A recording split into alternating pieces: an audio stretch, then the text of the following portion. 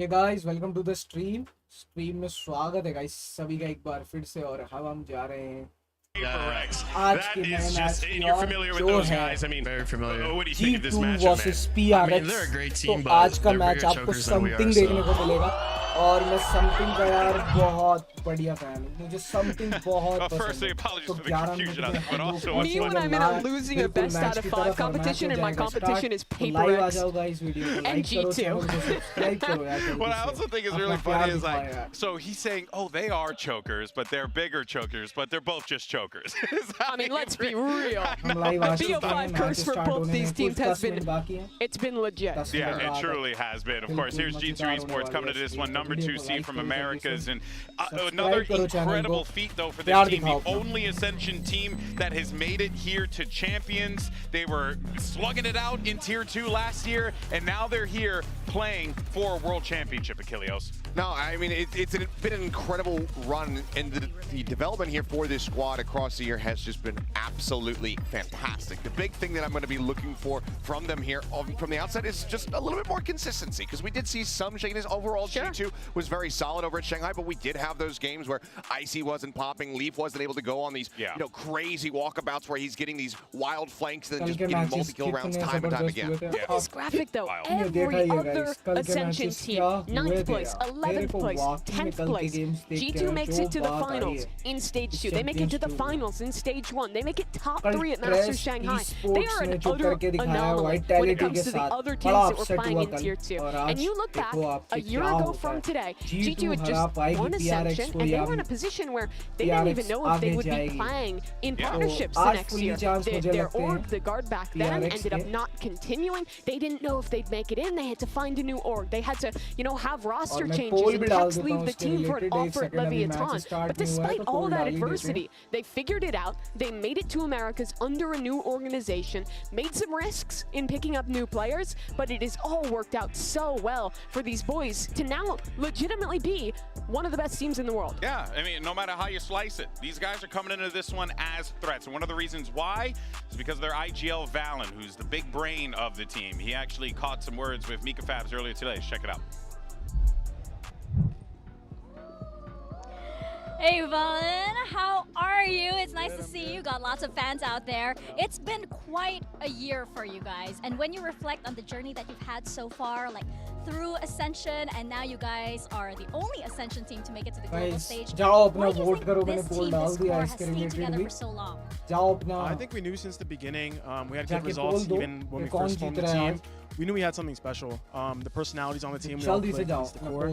And results kept coming, and we kept working hard, becoming better individuals in and out the server. So I think we understood that we made each other better every single year. And so it would be a foolish decision for us to kind of leave each other when we had the constant growth every year. And now that it all paid off, we're making international events. I'm so happy to do it with these guys, and hopefully we can take off with some more wins. Well, best of luck. That's really wholesome, and I love the fit. Thank you. बाकी जो अच्छा खेलेगा वो जीतेगा। Despite Valen's humbleness, I mean, this is a guy though who is a demon in the server sometimes. Absolute pop-off performances, not just clicking heads, but also with his strategy. I mean, the guy is doing so much on this team, and that's not to take anything away from the rest of G2. It just goes to show the strength of this player, what he brings to the table, the quality that he brings. It truly is impressive. He Controller of the Year and IGL of the Year voted, in MVP for Americans. Yeah, I mean, look, I've made some jokes on the Pacific broadcast about lack of fragging IGLs in comparison to Munchkin, but Valen kind of is that guy. He is that one that really can step up to the plate, but also is just a fantastic leader and can do a very good job of just keeping everybody's heads in the game. Because the biggest thing that I think about for G2 with their run in Shanghai is perseverance. Think about that, that Ascent, I think it was, that they had versus the amount Heretics. of comebacks was ridiculous. It was absolutely astounding. So many other squads would already just be like, okay, this one's a wash. Let's just get this out of our heads and focus up for the next one. No, they stuck in, they went to the grindstone, and they were able to close out that map. It's a tough team. And obviously you can never know how much an IGL or whatever is doing behind the scenes, but what we do know is when the players talk about Valen, they talk about what a fantastic leader he is, how much he brings to this roster. And when you talk to him, we've worked a lot with the guy. He is so mature, he is so responsible, and he is such just a student of the game in the way he's constantly VOD reviewing, constantly learning, and all of that is beyond his own ridiculous individual performance. performances. I think he's the best individual player on the team beyond just the external stuff he's doing as well. Yeah, the dude's a sponge. Genuinely, he's a sponge. When we worked with him, you know, he takes everything in so fast, and he's able to really understand it in a way that if he was a less good IGL, he'd take our jobs. Yeah, honestly, and I won't be mad. I'd be happy for him. Real talk. But in any case, though, let's go ahead and look at the other side of the stage, because you got FUTvsEDG. Now, this is a team finished 3rd in Pacific, and it was their worst placement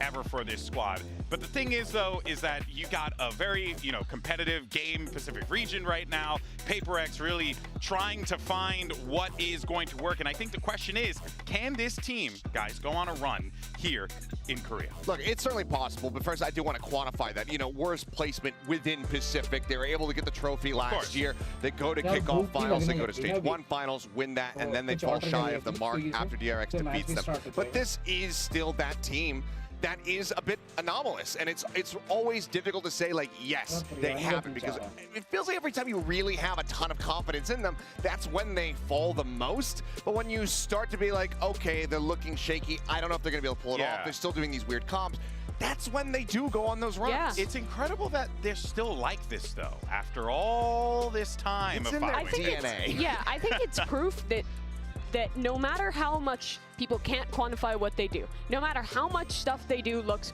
honestly dumb when you see it happen, they execute on things so well. They have such a strong conviction in the team's ideas, in the comps they want to play, and they have such talented players that no matter, I think you could random number generator a comp with at least some idea behind it, and these guys could execute it well. No matter what they're doing, they can catch you off guard. They have insane individuals, and that's why you can never count this team out, no matter if they're playing great or struggling back home. Yeah, it really is a testament to how this FUTvsEDG team has kept and maintained their identity for such a long time. But let's go ahead, though, and jump back over to Mika Fab. She's standing by with something.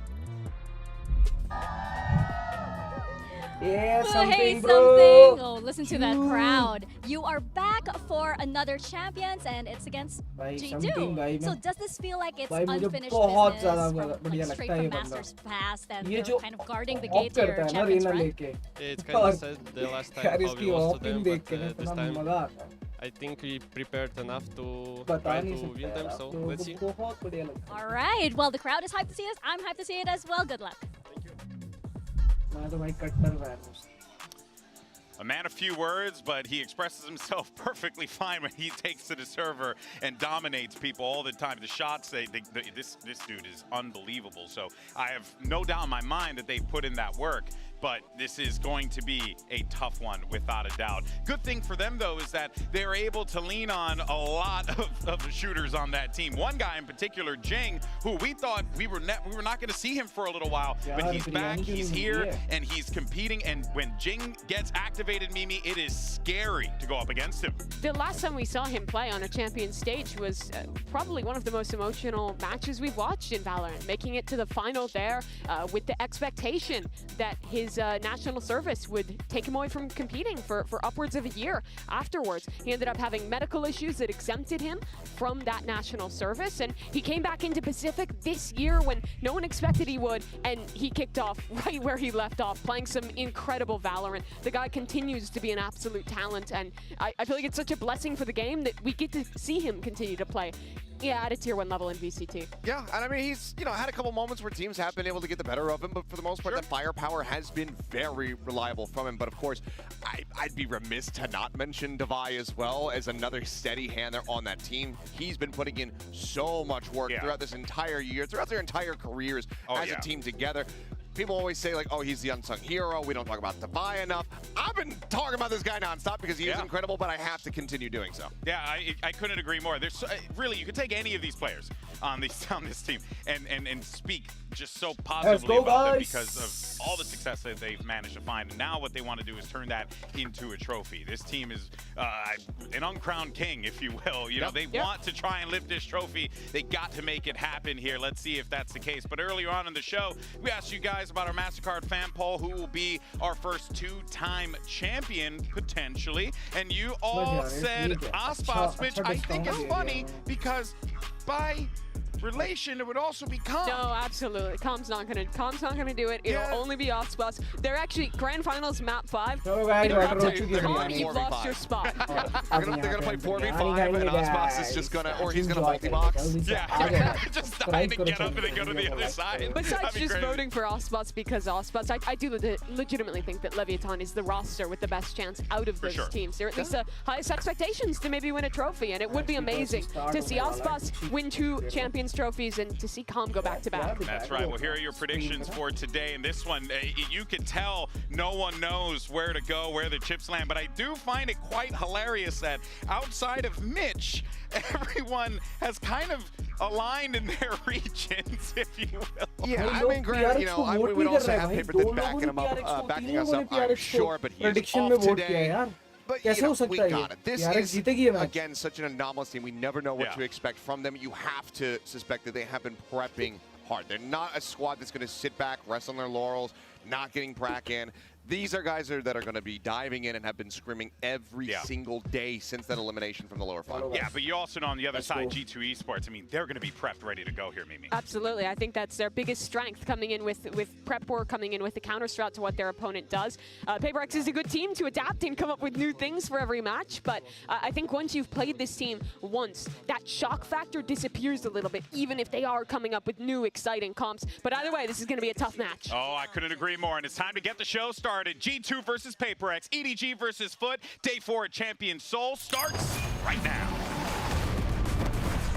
Let's go.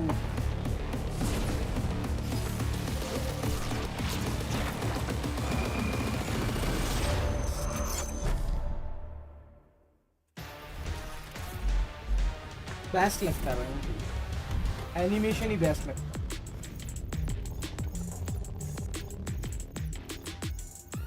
आज PRH को full support कर रहा हूँ मैं, और मैं चाहता हूँ कि समथिंग जिताए मैच टीम को, क्योंकि भाई समथिंग मुझे बहुत पसंद है, बहुत ज़्यादा पसंद है।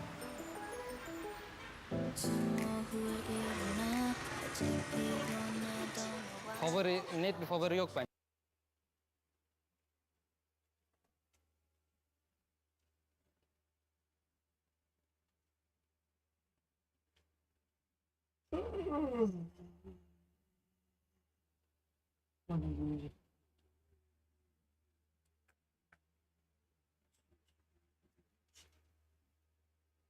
You know, big talkers, big things, so I don't want to talk about it.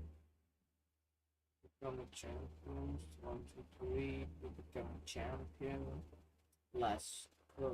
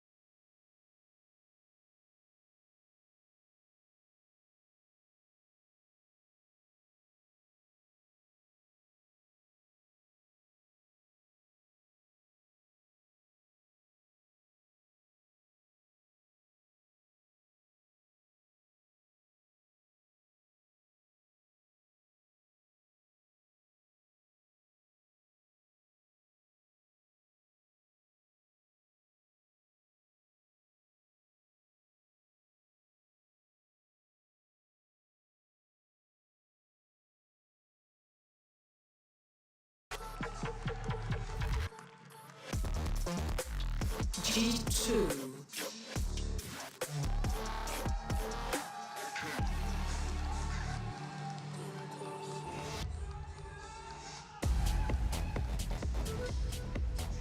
I hope you're all ready for a battle because these two teams are going to bring it. They've met each other before in competitions just like this in the past, and each and every time it's been a fireworks display, and I'm expecting the same thing this time around, Mimi. This is the game to settle the score. The first global event for this G2 core. They lost to PaperX, went home early. They got their revenge the last time we saw them at an international, and now here at Champions, it's the one that matters Rubber most. band match. You love to see it. Oof, and here is your series layout. Icebox, Lotus, and Bind. Icebox is an interesting one to me. I was a little surprised to see PaperX picking into that one, because it's been a solid map for them, but it's one of the most normal maps for them. They're just playing like kind of the old school Jet, Sage, KO look here. I think the other big surprising thing is it wasn't them picking the Lotus. That's something that they have felt very comfortable on, but G2 say, okay, you're gonna take Icebox. We're gonna go at you on Lotus, that map that you have been relying on so very much. And I'm gonna be real, not to lean back into the, oh, this comp isn't perfect and I'm gonna freak out thing, but the no Sentinel Lotus comp, I'm not that sold on it. I think these slow attack side teams with really good mid-rounding, like G2, can exploit a lot of the gaps in that composition, even if it has the fireworks with the neon, with the Jet kind of stuff there. When I look at this series layout, though, I do have to say it looks good for G2. I feel like Icebox, solid for that team. Lotus, solid for that team. Bind, I mean, Bind feels like a big advantage to them at the end there. Yeah, it really does. But Seth, I know you're going to give me the counter opinion. Look, there are some concerns to have here. Icebox, that was where the 100 Thieves incident happened over and over again, frankly, for the side of PaperX. Lotus was that second map, that first one rather, that G2 was able to take PaperX down on when they faced off against each other. But we see here that there are going to be some adjustments. Forsaken's going to be flipping over onto this Sova. Yeah, I'm a fan of it. I've never really seen the value of the KO over the Sova on this map. I think that drone is kind of an invaluable tool to have, although kind of playing exploitatively against the Harbor comp, I don't think it's bad, but overall, good adjustment here. G2 is one of the few teams sticking to the Harbor Viper ideas. They changed to that recently and beat Leviathan on this map. I think they look really good with it. I was impressed with how well Valen was playing on the Harbor. I'm curious to see how practice this Sova looks. It's not something Forsaken has played much of in his career, something around 20 games worth. That's right. Well, let's go ahead and jump into the action, shall we? And all that's left to do, send it over to your casters. Let's go guys, start हो गया match. From EMEA. Live आओ जल्दी से, video को like करो, channel को subscribe करो. Thank you, buddy. Yes, it's time to get on into this matchup. PaperX and G2. It's going to be hype. You've heard from the desk theories about it being a mismatch in style. What's your take on that, Tom? The thing is, I feel like you can go into so many games with PaperX and go, it really doesn't seem like their style's going to match up. And then they win 13-3 and you're going, okay then, like that's just how it is. They've come into this tournament, you kind of look at them and you're going, okay, they're not where they've been over the last year or so. Like you go back to last year, this was a team that was basically dominating Pacific, got to the finals of Champions, and it's been a slow, seemingly decline, but at any moment you always feel like this team can come back. For G2, it has been an accelerated rise. Like, you wouldn't think that this was a team coming in from Ascension, and now, well, they're one of the contenders. Well, they absolutely are. G2 have looked fantastic, and even within Americas, they made the whole run all the way to the grand finals without dropping a series. This is a squad that PaperX definitely can't underestimate, and well, if Mimi's right, and the matchup in style is going to be different, could give the edge over to that G2 squad. The attack side to start it out here on Icebox, and a slow push up to the A site. Spike waiting outside B. They're just taking space, contesting for some of those angles. PaperX yet to react. Well, that's the thing. The defensive side for PaperX, at least on A, it's that brawly old school style. You got the Sage, you got something. They're just looking for fights. They're looking to try and battle. And this ruse has already been sold. There was only one defender, more of a retake setup for PaperX, and I'll be honest with you, I think they're going to have to retake. Yeah, there's not much of a choice here. Even the spam's not going to yield much if they were to go for them. Instead, grouping up the blob play, just leaving something to go through the kitchen, while the rest look for the site control. Now G2 have their post plans. Nobody sent out to mid just yet, but I see Valen checking the flank, and perhaps that'll be late flank indeed. He's on his way. The timer starts ticking now for FUTvsEDG to get on that spike and start the defuse. Back yellow fight is the main point of contention, still being held onto by Leaf, getting closer to block that defuse around the wall, and they're dropping bodies all over the place, only left to Divide, and he's quickly shut down. Valorant's made it through on the flank, but the time's already gone. It's 1-0 for G2. Yeah, it's not the greatest start either. When you look at it from FUTvsEDG, like this is a composition for G2 that you really don't want to allow them to get into those post plants. Like the whole setup is you don't have that duelist because you have tons of utility to get you in and then plenty to get you out. And obviously the idea from FUTvsEDG is try and use the wall to your advantage, but you can see G2 are more than happy to reaggress. And this is a round where they're low on utility as well. Like you're not going to have those major investments as you'll see in future rounds. It's only going to get more and more difficult for the side of FUTvsEDG, the more economy advantage we see for G2. Early days though, I'm going to see some investment back into a few pistols. Again, a stack up on the A site, expecting the pressure to be there, and well, I think Divide might have been inspired by the Giant. Yeah, he popped up on the mini-map, nice and easy. Leafs even managed to find Jing, but at the cost of his life, still just a pistol lost, while they take control on the other side of the map and get the plant down. Again, we're going to see the post-plant setup, and the dangers of this round. Often you will see a bit of a danger if someone like Jing is still alive to put the wall down. Potentially, they can get a decent amount of ground on the defuse. We've certainly seen that in EMEA a couple of times. Yeah, yeah, Natonk. On or under the wall, he's just as effective. But for FUTvsEDG, they don't have that option. And so it's going to be a pretty difficult time trying to do anything in the way of damage. Something's made it up behind, though, and he might be able to drop a few weapons. A few nice shots with Trent down, and another to Jonah P. This is getting quite costly for G2. And something didn't look to be stopped anytime soon, but Valen steps in. Nice one. Still, 2 rifles carried forward. That's decent damage for FUTvsEDG. Yeah, no, that's really not bad, especially out of so little. Him being able to do that much damage. He's a couple away from a Blade Storm, immediately going to invest straight into the Outlaw, which, again, I think if there's going to be win conditions, you're always going to look at the individuals on FUTvsEDG. Like, they're a team that a lot of the time is talking about the idea of rolling without an idea. Like, you know that it's going to come down to those individual fights. If this man can start off strong, there's been so many highlights. Like, I think of even like the first week he played Jet on this map. He had one of the craziest like Blade Storm plays you've ever seen in your entire life. So you always have to watch out. And for G2 in this round, there is going to be a piece missing. Of course, it's the 3 rifles. If you lose one, you're only going to have those extra couple brought back up. Not going to overinvest. But they do have themselves Thrash, the only ultimate that will be available in this round, unless, as said, something gets a couple of extra kills.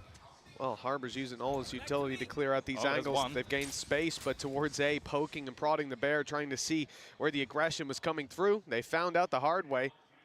The Outlaw was posted up. Mid-push from FUTvsEDG. A very late flank attempt by Jonah P. Better find value because Valen's gone down through the spams. Now, FUTvsEDG gearing up for a retake. Just 2 players defending around that angle. Still the Killjoy utility on, so it's not like Jonah P is going to get a free fight onto these guys unaware. That goes too far. Yeah, might just be out of range right about now. But the problem is there's no one else left to draw their eye. It's only Jonah P. And, well, his chances of stopping this diffuse are anyway. 0. Like, even though the utility had gone offline, when you have 5 players alive and only 1 on the other side, you start to make the realization of where that player is. For G2, okay, you would have wanted to do a little bit of extra damage, but they can hold the rifle and they're going to be able to buy into this next round. That is the thing, though. You go towards the A site, as long as something's there, which you will be in most rounds, you're going to have to challenge him. You're going to have to fight him, and I believe that was just low shields in this round for Leaf, so something that, again, they're going to have to keep in mind for future. But I don't mind what FUTvsEDG are doing at the moment. Even though, as said, it's always going to be tough to play those retakes. Really, to have all their utility. They're basically just relying on, okay, can we spam someone down? Because they aren't really using much to sort of protect. Well, early game plan's going to be a little bit of scouting coming in from Thrash, gone back around to the back of Yellow, so nice and easy to retrieve that. How far up they are. Yeah, big push from FUTvsEDG. They've gone through A main, starting to make that flank come through, and there could be a fight in the moment with Leaf. He's gone back to put his trap in play, and his alarm bot does cover all the angles. He's sticking around as well to try to execute. It's going to be a tough fight, though. Something and Jing hot on his tail. And now they know. Immediately. Thrash is going to be utilized, and you can see something almost trying to bait it out, but instead it's going to be Jing caught. Can he try and defend him? No, he can't. Both players eliminated. And now the rest trying to wrap around the site. Jonah P, good position, tries to use the timing, but goes down. But again, those trades are immediate from the G2 side. The fundamentals looking strong, and Valen looking even stronger. 3-1, immediate response. And I feel like FUTvsEDG is going to have to change things up because they are allowing that plant down every round on B. Yeah, I mean, the idea here, you're trading out the early plant for the early flank. It's not a bad trade-off just for the fact that there's a Thrash available and that they use it so quickly and get it right into the correct position. The player up close is the one caught, and the fight initiated on the one further back. And once you eliminate something in Jing, well, the round gets a whole lot easier. 3-1 for G2, a solid start. Now a big challenge though. Round 5 sees FUTvsEDG still investing, and with no shields, something's pulled out the operator.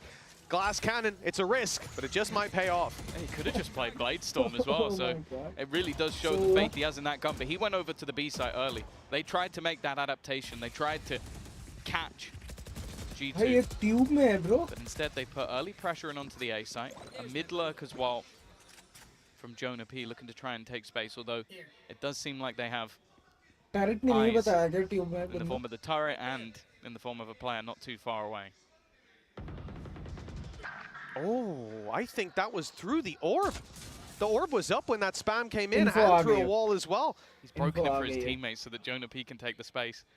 Like, maybe they consider that someone could have already crossed, but you can see that on the other side, FUTvsEDG is watching mid. He's keeping an eye on it, but he has no idea that somebody's already in kitchen. Yeah, you're expecting that cross to be the player that was further back, breaking the turret. Now Jing taking down Icy. A good start. Spike on the floor, but there's Jonah P's flank coming into fruition. Devi tries to hold the space. Spike down, and they want to keep that control. Jing's coming in to support up top. It's a big swing and one that works out, leaving Jonah P, the flanker, to do it all. Something gets a second lease of life, and with the op, that might be all he needs, but Jonah P really starting to take a bite out of this round. 20 seconds left, though. Spike quite far away, defended by Devi, and an op on the rotation. A near impossible situation. Maybe a little bit of an overextension from Jing. There is still a chance if he can quickly find this kill, but I think it's patient from Devi. He actually gets away. Now, there is a chance for him to plant at the back of the site. It's only going to be the sprint straight away, just trying to deny him. While Devi, great round from him. He's going to make sure that does not happen. Got a little bit scary. It really did. He had the opportunities, and there was a moment where something went down, right? 26 HP. One more bullet landed precisely. He could have been out of the game, and then that 1v1 might have even been taken on the spike. But the round ultimately falls into the hands of FUTvsEDG 3-2. Wow, Jing was lucky to avoid that in the first place. Yeah, I think good ultimate from Forsaken, managing to cause sort of some disruption while Jing goes to swing, and then also the fact that he escapes, because I think Jing is almost immediately traded out from that mid lurk, and that is, again, something that G2 are doing very well, is just selling false information, like breaking that turret from a player further back, a clear plan to give space. Turret up top. Did it see him? Oh, it doesn't matter. Something's got the kill anyways. It was broken from further back. A nice setup for FUTvsEDG. And then they fill in the space. You know they're not likely to challenge that a second time. The push-up, though, it's going to be a little risky. Something's being surrounded on all sides. Jing's kept control over main, but they've lost the site itself. A nice kill by Mindfreak makes this a little bit more competitive. G2 down and out. Icy's the last man standing. 1v4, 5 HP on Mindfreak. That's probably the only thing we can look to as a positive. He's got some utility. That'll buy him some time. The wraparound up towards heaven. And they still think that he's pretty close. The alarm bells should be ringing, and now, well, now they've got the information on exactly where he is. Got to deal with this guy, but a double swing should put him in the ground. It's a little early for Mindfreak, but he hits the shot. This guy is popping up in this round again.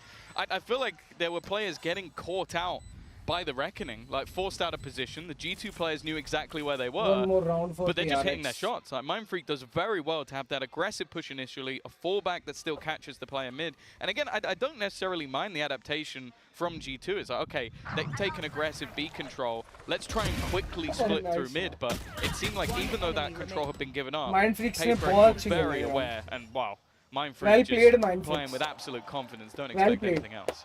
Well, yeah, at this stage especially. Something as well with the early picks. He's been up there. You can see the reality behind that operator buy, why they wanted to go for it so early on with the light shields. Good setup in the last towards B. Now an opportunity for him on the A side. Early aggression coming out. Op pushing up, covered by Jing yet again. Always has that second man behind him, but the wall's going to concede the space. They fall back, set up for another pick. Good space taking. The guns, it has to be a faster pace take. Yeah, Jonah P's the only one that actually has a rifle. They haven't spotted him. He's got way too far, but it's only going to be the one. And now the rest, well, an immediate res to bring another back from the fray. Now the surety kill as well. Something farming them up. It's Icy left alone. Again, a 1v5 this time, and not one he'll find.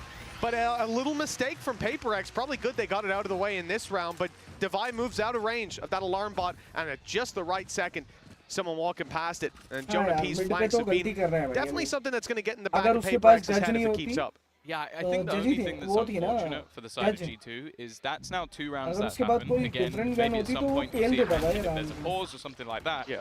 But they've not won either of the rounds. Yeah. Like, and that's going to be frustrating because you've had the right timing, you've had the moment to get the space, but the reactions of FUTvsEDG are so fast. You get one kill and it's instant, the response each time. 4-3. Lead taken by FUTvsEDG. Something, as said, if this guy's online, it's terrifying. And wow, Jing's going to push over the top of the poison orb. It's a double push, yeah. They've got something as well, straight down the tube. We saw him sprinting right at the start of the round. They might be ready for the man up top, but will they wall off something? Yes, they will. Sending it out. Ops blocked, rotations are in, they're crossing that angle for free. Also, Jing and something are like a package deal. So a lot of the time, if you've seen Jing, then you go, all right, there's probably an operator here. Let's be careful with it. The early rotation, though, from FUTvsEDG is great. 3 players on this side of the map. Again, they haven't spotted any sort of cross back, and with Thrash about to clear out some of the closer angles, but that's irretrievable now. Can't be utilized again. Yeah, they've got to get the kills to take the space if that's going to be a factor in the late round, and by then you won't really need it. Mind Freak tucked up close, orb goes up, blocking off that avenue. They're going to go back to the yellow push, and Viper's Pit, yeah, there it is. It's activated, so it's online for both squads. Curious to see if Jonah P is going to decide to activate his with a lockdown in play to push them out of the 30 pit. seconds left. Take the space. Now he's out of here, and I think the pit's going to drop because of it. Yeah, I don't think there shouldn't be enough time for him to get back into that, so that's actually huge. Removing that from play. There's a lockdown on the other side. This is just what I like to call an observer's nightmare. Ultimates being used all over the shop. We're going to get the third persons now. They do what was done to them, but I do believe just with the corner, you might be able to hold on to this ultimate, and I feel like G2 are going to try and do that. They are, but you could see the pings from FUTvsEDG. They want to compete for that back angle. Haven't had any success. Jing, something, Forsaken, all falling. Icy's having a round, and now with the pit still standing, there's no chance. Surely, FUTvsEDG likely to head for the hills.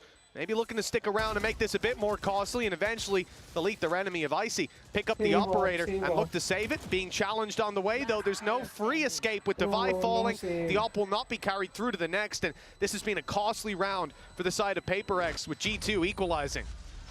Yeah, I like the way that was played by G2. I feel like that was a game of chicken.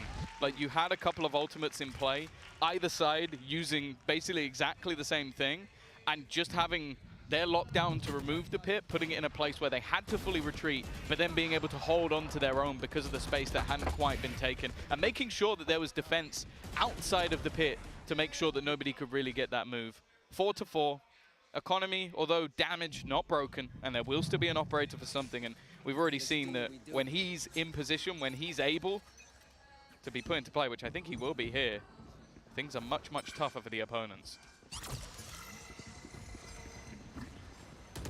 Well, G2 are wasting no time in the A main control, sending Jonah P out to the B site. No surprise, he's on the lurk.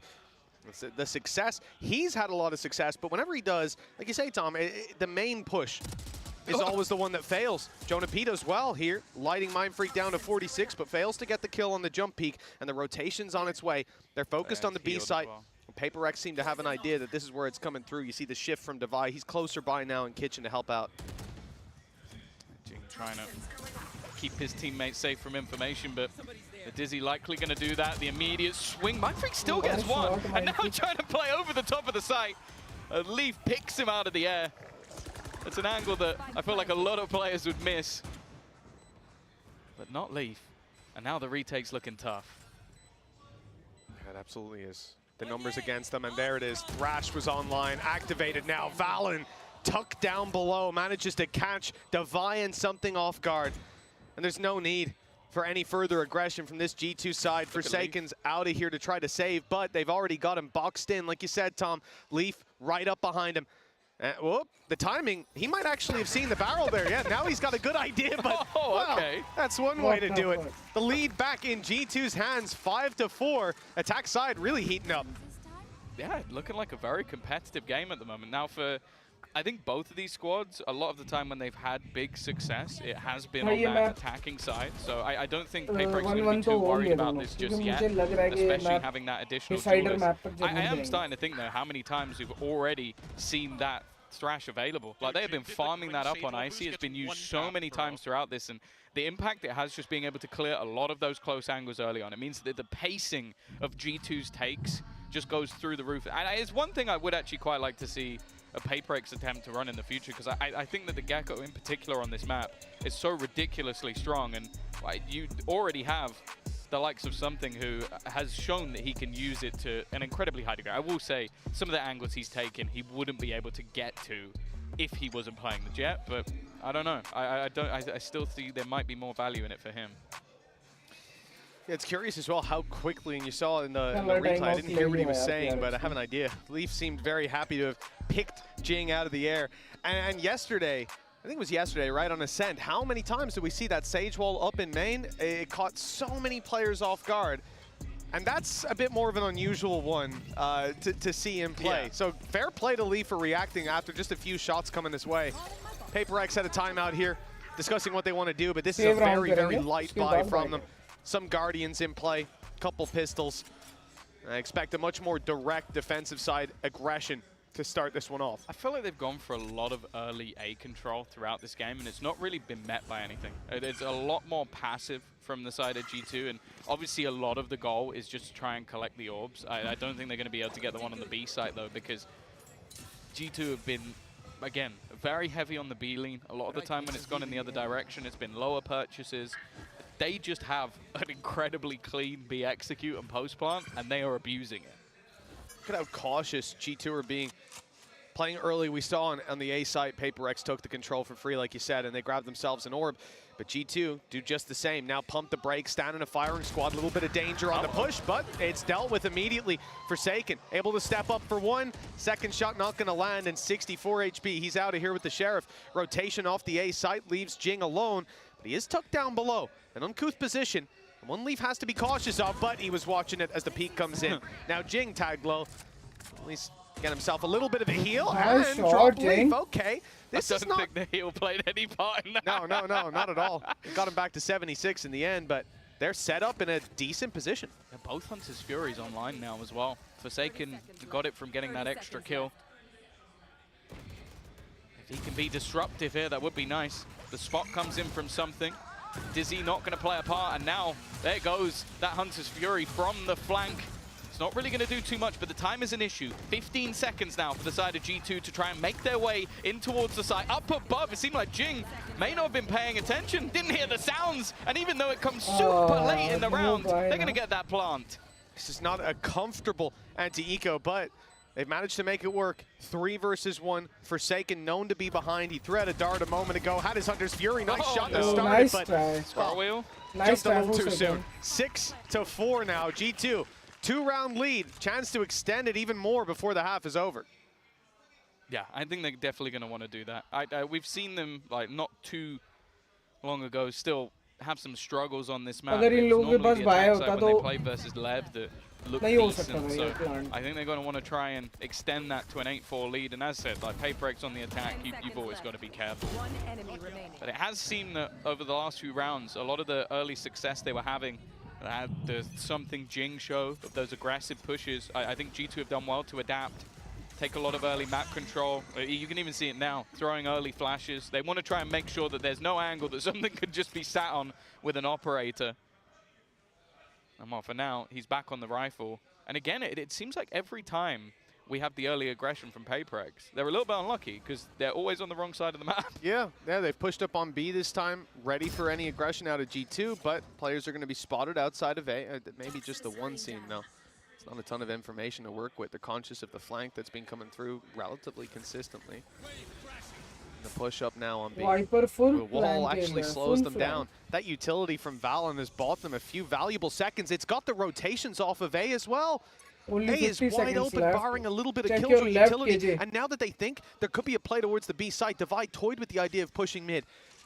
Luckily he didn't, because Jonah P was waiting as always. Also, it would have taken us a bomb bot down if we went too far. So at least they'll get that extra little piece of information. Now have the players in at the right time. Something though, again, it seemed like he was caught off guard, maybe waiting for a slightly later push off the back of the Reckoning instead. Another easy post plant. And Jonah P's just waiting, watching, knows that right now the flank is clear, even has support from Trent. It's going to be a very one-dimensional retake from FUTvsEDG. He's heard the steps, but he knows that turret's still online. That's going to be a problem. Has to break it and give it away, but in comes the Hunter's Fury, taking down Forsaken. Divide falls too. They eventually deal with the flank they knew was coming, but there's still so many more to drop. There's Jing onto Icy. A chance now. Life breathed back into the side of FUTvsEDG, but look, right down below, a sneaky spot from Leaf that gets his third of the round. That may well be the final nail in the coffin of this. With Jing left alive, time ticking away, and he just has to save that weapon, run for the hills, and concede a 7th to G2. Last round a strong lead for the attacking side, but it isn't over yet. Yeah, and also even just the casualties are meaningless. There's so much economy left for G2 that they can toy with their opponents in the late round.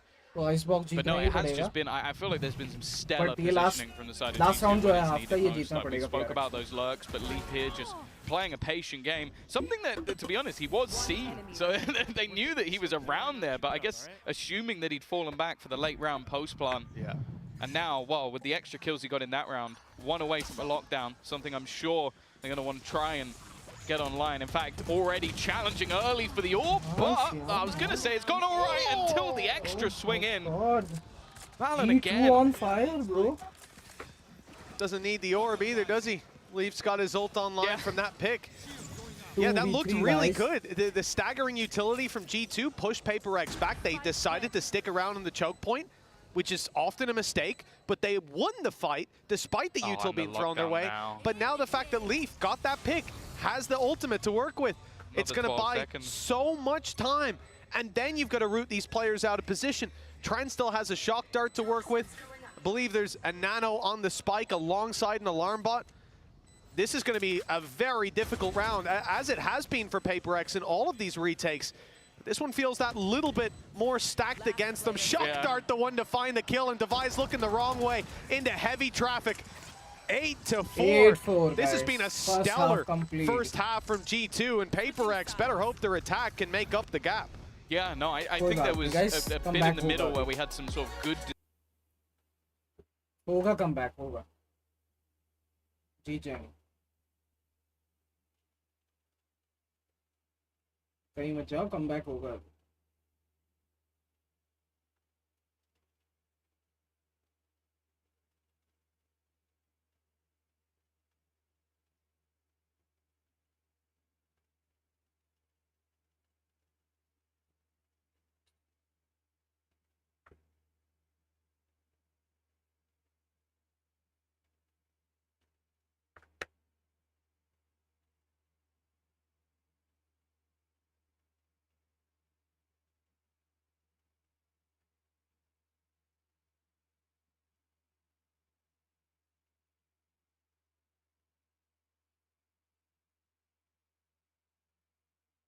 यार बहुत time लगा दिया भाई इसने. Sunday के दिन वहां से क्यों आ रहा है, समझ नहीं आ रहा.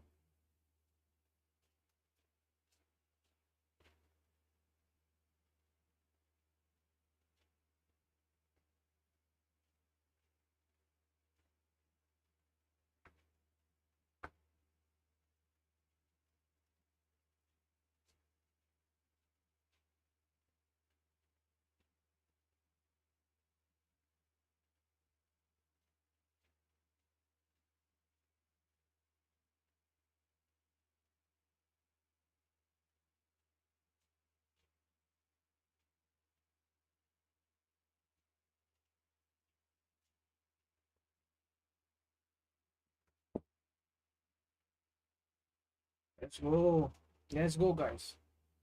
Welcome back. Well, if you weren't with us before the break, you missed 5 straight rounds from G2 on the attack. FUTvsEDG trying their best to disrupt, but it's them that have been left in the dirt. Now for G2, a defensive side start. to the second half, and well, they've got ये quite a match lead. जीतना Pistol PRX को here, बहुत जरूरी है क्योंकि it इन्होंने may just be select into the किया है home ये मैच stretch. This तो the हम pressure's next on map if you're a Paper की X तरफ fan. नहीं जा सकते जो कि लोटस है तो PRX को यहाँ पे सेफ प्ले करना I पड़ेगा don't think they'll feel too uncomfortable going और into अटैक करके ये मैच Lotus, like जीतना it's been a पड़ेगा strong map for them recently. एक ड्यूलिस्ट है उन्होंने बिना ड्यूलिस्ट के जाके always पुश किया है तो enjoyable यहाँ to watch, ड्यूलिस्ट के but साथ तो ultimately एंट्री you're not आराम going to से want to हो lose सकती है your own map choice at the beginning of the day.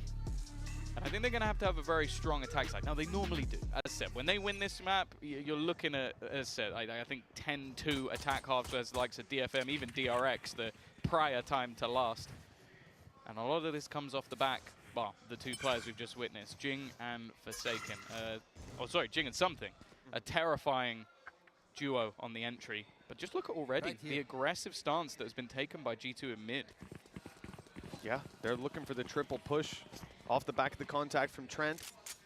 And they're even hearing some of the steps that went around towards A main. Some information there. खेला See something how भी अच्छा quickly they खेला get on but that थोड़ा fight. The timing retake difference setup though certainly in play. You can see Leaf is just backing off, conceding this space.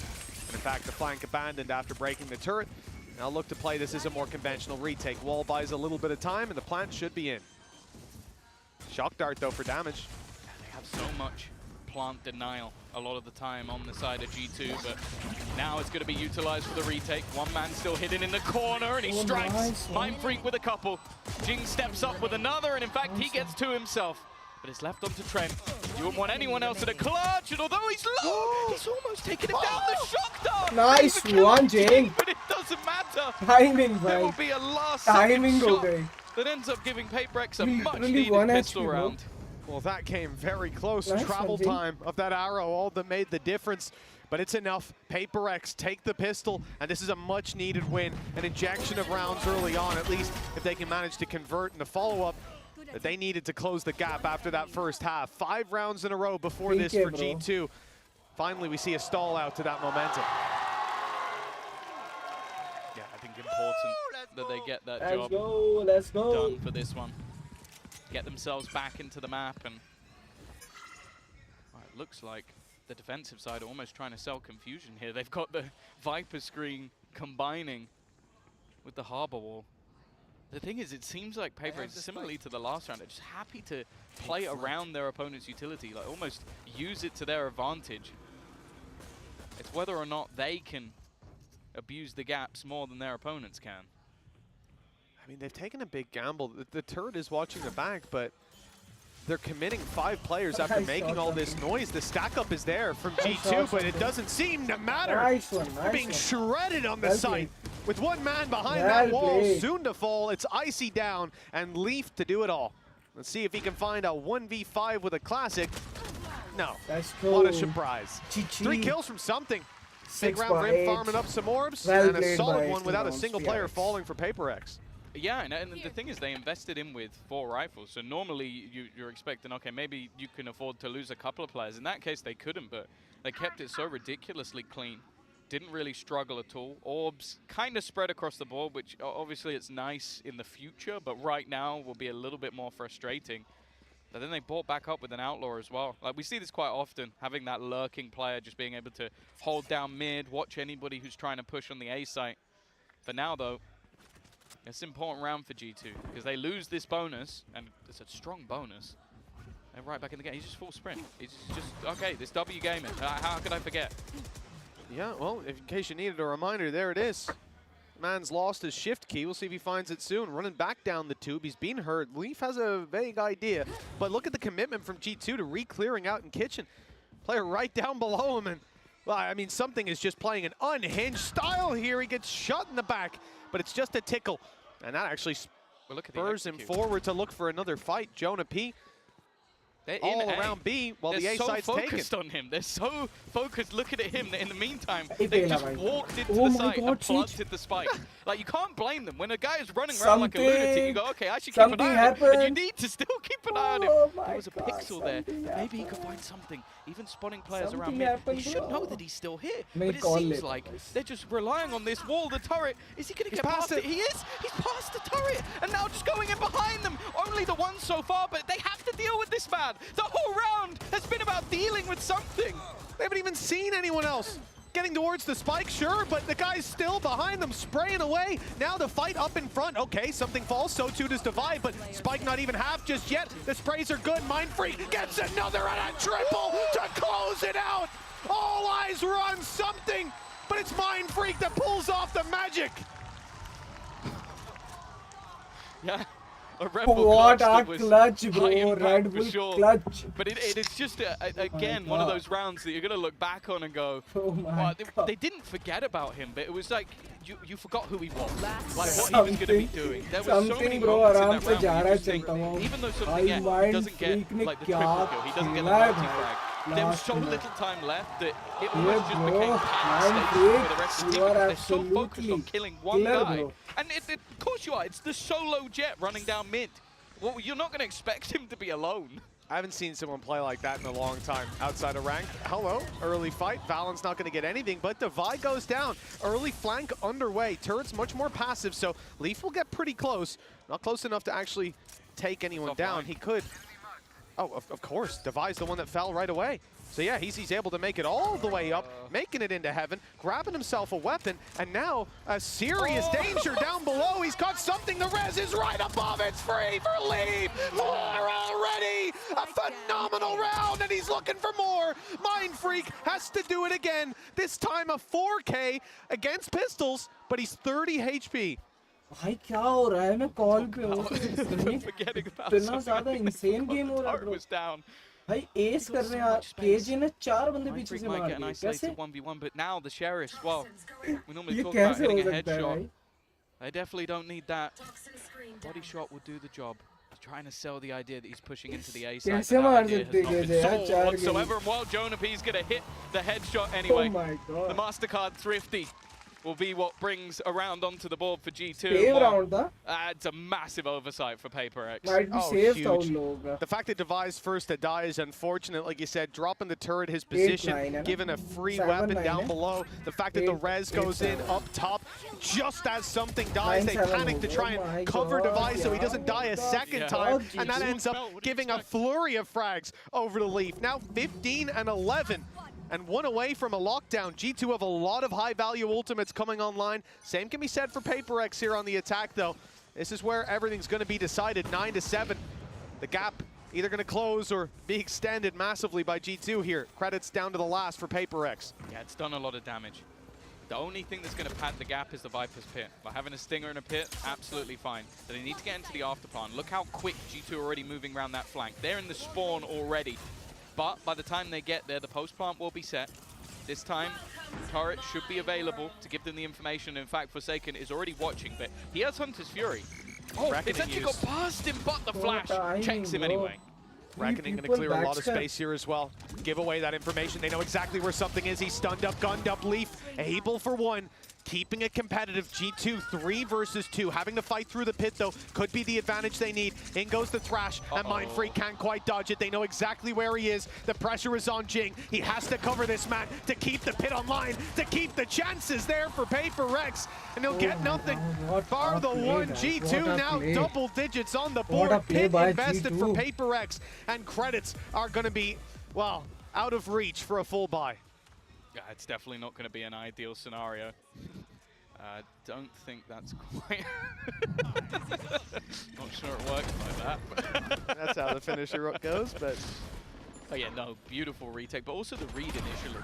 Like, the flank came through so fast that, although I was a little bit worried, this is the thing that's great about G2 is they're so methodical. They put the Reckoning through and I go, okay, there's a gap. And that gap is where Forsaken is. Flash, just around the corner, just to make sure. It's so clean with making sure that there isn't those gaps left. And while put them into a great position. Still though, Bladestorm, something, mentioned it in the first half. We know what this guy can do with it. Already going to take a lot of early space. They also have the Hunter's Fury as well, so if this can get into the late round, it could get dangerous, but that lockdown's available for the other side. PaperX are so fast. Usually that drone will slow you down a bit, but they just sprint straight at it, taking control over the site, and that gets the lockdown into play. Shock darts to harass the planter, and they're back out of there. Flank was attempted for a moment. G2, though, seemed to have fallen back. Maybe assuming that the lockdown's going to send them in the other direction, but they might not know PaperX. This is a team that isn't keen to give up on the A game. Still looking for, well, the A side. now that flank starts to adjust again. Clearing in middle, getting all the information. It's going to be enabled, and something is desperately looking for someone to give him a fight, because the weaponry's such a huge disadvantage for the rest of the team. Divide at least has a gun, but everything else is going to be those stingers. He just wants to try and get something out of it revealed. But does have support. Well, that flash sends all the support backwards. Jing's caught, still blinded up. Hunter's Fury goes through, though. Forsaken able to trade out onto Icy. Gets the push out of Divide. Back and forth the kills go, but it's still G2 with the advantage. If they catch Mind Freak for free, it could be something, but he's freaking out, gliding Leaf down. The defuse already halfway. He's sticking it all the way, and Forsaken oh my god, on a sliver of health gets it across the line with plenty of time left. It's 11-7. The lead for G2 cemented, and they're in the home stretch now. He's never going to get to use it. He's trying so hard to do the finisher, but never quite gets it done. Boy, he's so low on the time, but this must have been just the biggest jump scare ever. 20 HP. It wasn't far away for Forsaken. Well, Alex, and he needs to breathe, needs to get the frustration out, because he's about to talk to the boys. That's what he always says. He's like, I get the frustration out, then I talk to them in a calm manner. Well, they've lost 3 rounds in a row. They're 2 away from losing their own map choice. And he's got to try and come up with something here, because there's been quite a few of these rounds, Mitch, where they haven't been far away. It's just right at the last moment, there's like a really solid flash or some great utility. I think every ultimate that's been used by G2 has been high impact. So I just think they're utilizing what they have slightly better. And I think a lot of that especially comes down to that Gecko. I think Icy has been incredible. Like, his flashes have ruined so many players over on the FUTvsEDG side. Like, even just think about the beginning of the last retake. I think 3 people were blind by that first flash. Yeah, you know, I expect to be looking at players like VALORANT coming in. Even Leaf, we've seen it in his heyday, but Icy really impressed me in that first half as well. He was putting up numbers, winning out his fights. His supportive utility's been up there as well. And on the side of FUTvsEDG, like you say, they've been close, and that's the most frustrating part about it. Having it within your grasp and then feeling it slip away with a 4-round gap. It's now or never. They've got to step it up. And no ultimates online. A res and a lockdown just one away, but G2 come in with the advantage. They have not only the Viper's Pit, but a Hunter's Fury as well. And those ults have been finding impact. Yeah, as said, I think most of, if not all their ultimates have been super high impact whenever they've put them into play. Immediately. I'm going to see that Viper's Pit. Try and funnel them in a different direction. Drone yet to be put into play for Forsaken. It also has the dart, so they could opt to try and fight him, but there's always a massive gamble, especially with the position that Jonah P is playing. I also love the super deep alarm bot that they put in. The shock darts went through to try and deny that utility, assuming that you would be playing that little bit more passive, that it'd be around the choke point, but instead it's further up, just covering Jonah P's left side, if you think about it that way, and he can cover the right. A really nice setup. It's going to leave him in a very favorable fight either way, and if someone touches the alarm bot, Nano goes up, and Jonah can just fall back a little bit and play more passive. Feels like they're doing exactly what G2 want them to do. Yeah. They're fighting for mid control just to make sure they can't split back towards the B site. You got the Hunter's Fury for an attempted plant denial, or to even clear something out on the retake. FUTvsEDG are doing what they want, but it's whether or not, as always, this team can make it work anyway. It's going to be something looking for those aggressive fights, but I feel like G2 haven't given any of them away. They've been so good at making sure that doesn't happen, and already there's the man advantage. Almost extended on. That shot just swinging Flank through players, but with Mind Freak down, yeah. Flank is now wide open. FUTvsEDG don't have any ground to fall back to. They have to fight forward. That's exactly what they're going to try to do. Something in Forsaken, the sprays just avoided. Then G2 go on the push. Forsaken good for 1, but Device fall and the trades are there. Forsaken keeping it alive on the site, but he can't do much from that corner. And the spray, close as it was to a collat, it won't get it done. 12 rounds on the board for G2. 5 chances to close this one out. Lotus up next, and Bind if they need to go all the way. That's a really good safety net for them. Yeah, but again, you're going into your map choice, and with the preparation that's clearly there for G2. As I said, this round, it looks like they orchestrated it. It literally looked like they handed them a script and said, this is what you're going to do, and FUTvsEDG went, yeah, all right. But he fired a shock dart for default, immediately popped the ult, and then fired it through so it covers as they run away from the shock. So no matter what, you're taking the damage. Yeah. You don't have a choice. And that was all really the goal was. Get an opener, play the retake. They've had such stellar retakes. भाई यार क्या PRX 3 को यार retakes in a row now for G2, and they haven't, other than the one with the classic. Bad हुआ भाई, bad. बहुत bad Had map. too many problems. Here we go though. The battle for B. I think the expectation was after Lotus the जीतना 8 पड़ेगा hits, PRX it's going to को. कुछ भी eventually करके fall back उनका in this है नहीं direction. selected Valen map, is but in जीतना तो a पड़ेगा. great spot, if not cleared. Oh It's my not been God, cleared. It's a what bit the of a mistake. fuck, bro? And now he gets to just pounce on the remaining players. Even still, Paperex are keeping this one close, and the res actually Bro, puts it in their favor. Close check Yeah, I क्यों like नहीं the किया? Valens just Drone falling उड़ाया था back, उसने. giving up that space. He'll use his wall to hopefully slow them down. Time won't be bought for the flank. Leaf still alive. Device still alive. 4v3 ये round You got the hopefully turret आएगा. up. Leaf wants to ये flank. round hopefully They'll be आएगा. giving away that PRX के लिए. information soon. Lockdown in play. Gets them the space on the site. Advantage there. Damage done to Valen. This seems to certainly be a favored round for Paperex. Perhaps the start of the comeback. Shock Dart's good for some damage. A few of these players now lit up. Ooh, okay, one for Leaf, but again, no chance with the trade. 3v2. Jin gonna heal himself back up and leaves just a couple standing. Valen trying to bait them in, but they've put him into a tunnel. And it is a solid round. Forsaken Finally with won 3. back here. And Paperex, well, they need 4 more. 4 in a row. It's doable. We saw G2 close out the half in just the same fashion. They can hit their stride. अगर यहाँ पे But for G2, the Jeet other गए ना thing ये is, दो you round, take a look at those credits. कुछ They're starting to run a हो little जाता है dry. यार The इनके squad does have comeback में. Reckoning to work with. भाई No वो other भी जाएगा. ultimates close to being online. It बता रहा looks हूँ, like अगर a ये दो light round buy जीत गए थे, based Parex, around the Outlaw. तो Big जाएगा. fan of this kind of setup. Question is where it's going to be used. And for Leaf, seems to be a middle peak. He'll have his turret covering it. And they are moving towards him. We'll see if that Outlaw can have the impact. We hear the shots round fire, चाहिए but इनको. they don't find their mark. Nope, not going to be anything. And it's the same again. Whoa. Okay, nice shot. Oh my God. Someone's been Something doing their यार aim बहुत train, जल्दी that's pick for कर sure. रहा है. And even Oh, the no. trade's not looking बहुत good. जल्दी Not pick like हो रही है this. इसकी. This would be the worst way to Oh let a my map God, slip easy हो away. गया. In fact, it's even... What? It's It's a just, misclick. Is he just fat fingered He's misclicked it. He meant to drone. Oh, that's just... Oh, it's they've gone not seen horrifically. those. But Mind Freak just Oh comes my out with 3 in a second. This round was looking like it was falling apart, but maybe in the most uncharacteristic way, they might take it anyway. Flank coming in. That's the major danger. And now it's left all onto Jing. It's not been a great round. And now he's under real pressure. The spike going to take some serious damage. And he's, well, I think he's just got lost in the source. Leaf is going to be there to close out the round. Around the Paperex are definitely going to want to forget. Yeah, I think that's going to be a hard one to forget, though. We'll be talking about that for a while. And MasterCard Thrifty closing out the map 13-8. And G2, they look very strong. That was Paperex's map pick, and they had them outclassed. भाई ये बात तो है. Every step G2 ने of the बहुत way. अच्छा खेला. Now we look forward to Lotus, forward to Bind, and think, will they have a chance? Well, we're going to find out after the break.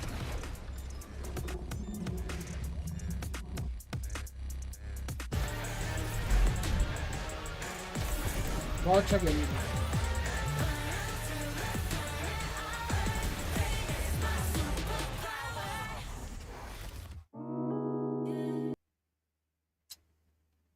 भाई दूसरे map के लिए ready हो जाओ. दूसरा मैप है लोटस. होप करते हैं कि PRX जीतेगी.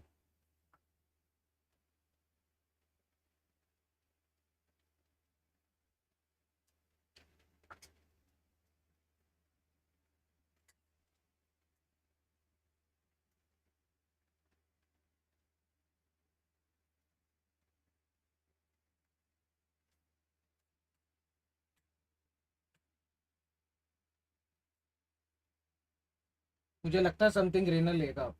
मुझे लगता है लेगा रेना.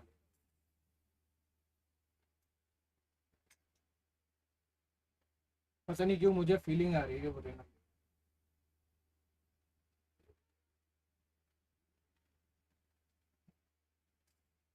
क्योंकि लोटस में Raina good.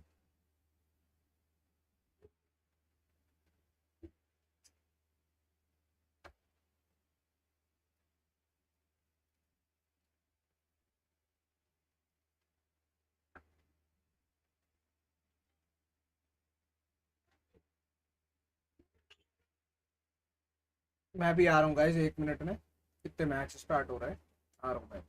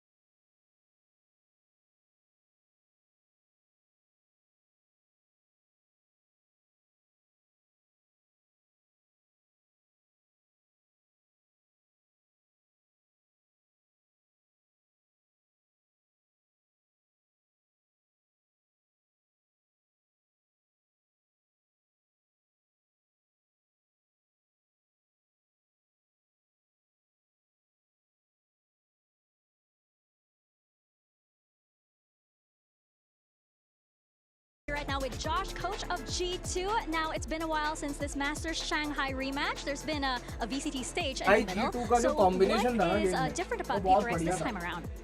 I think fundamentally, तीन बंदों के साथ बैकस्टेप करा wiper department. I feel like they were a little bit sloppy when we first played them, and we Gekko ने used फ्लैश that किया fact.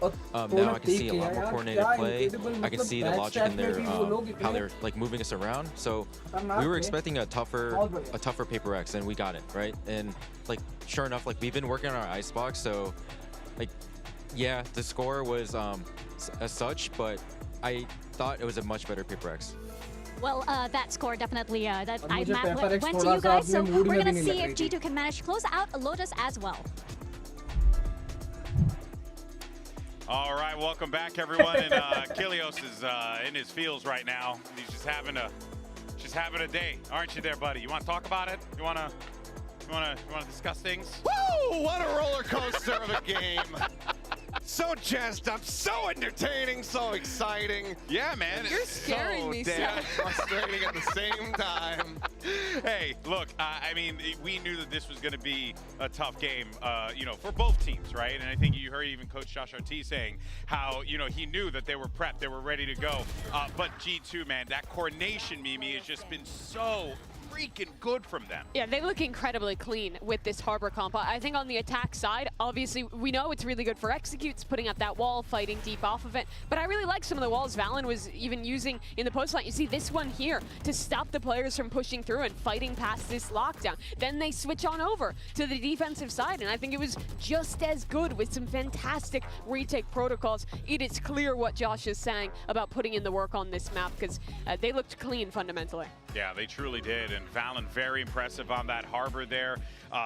Just, again, this G2 lineup, man, every single time you think that maybe they're going to be a little bit weaker, maybe they're not going to be playing up to the caliber that we would expect them to, but then they shut up all the doubters every single time, and it's so freaking cool to see them do this. Yeah, I mean, this could just be, you know, I think this is going to be the proving grounds for it, but just prove to be one of those teams that just gets to an international and then just locks in and says, okay, right, now we're in this mindset, now we're in this grind set, and we're just going to go ahead and just run away with this tournament. For sure, and for all the credit Josh is giving for Paper X to make some improvements, I think we did still see some fundamental errors in that game. Players going off. I think Jing had a couple rounds where he was kind of taking some individual swings, taking some liberties, and I think G2 is always going to be good to punish that. And those small mistakes will really snowball in a match that should be as close as this one. Yeah, well, look, while the day may not have belonged, for at least for map 1 for Paper X, so they do get the Verizon high-speed moment courtesy of Mindfreak's clutch in round 15.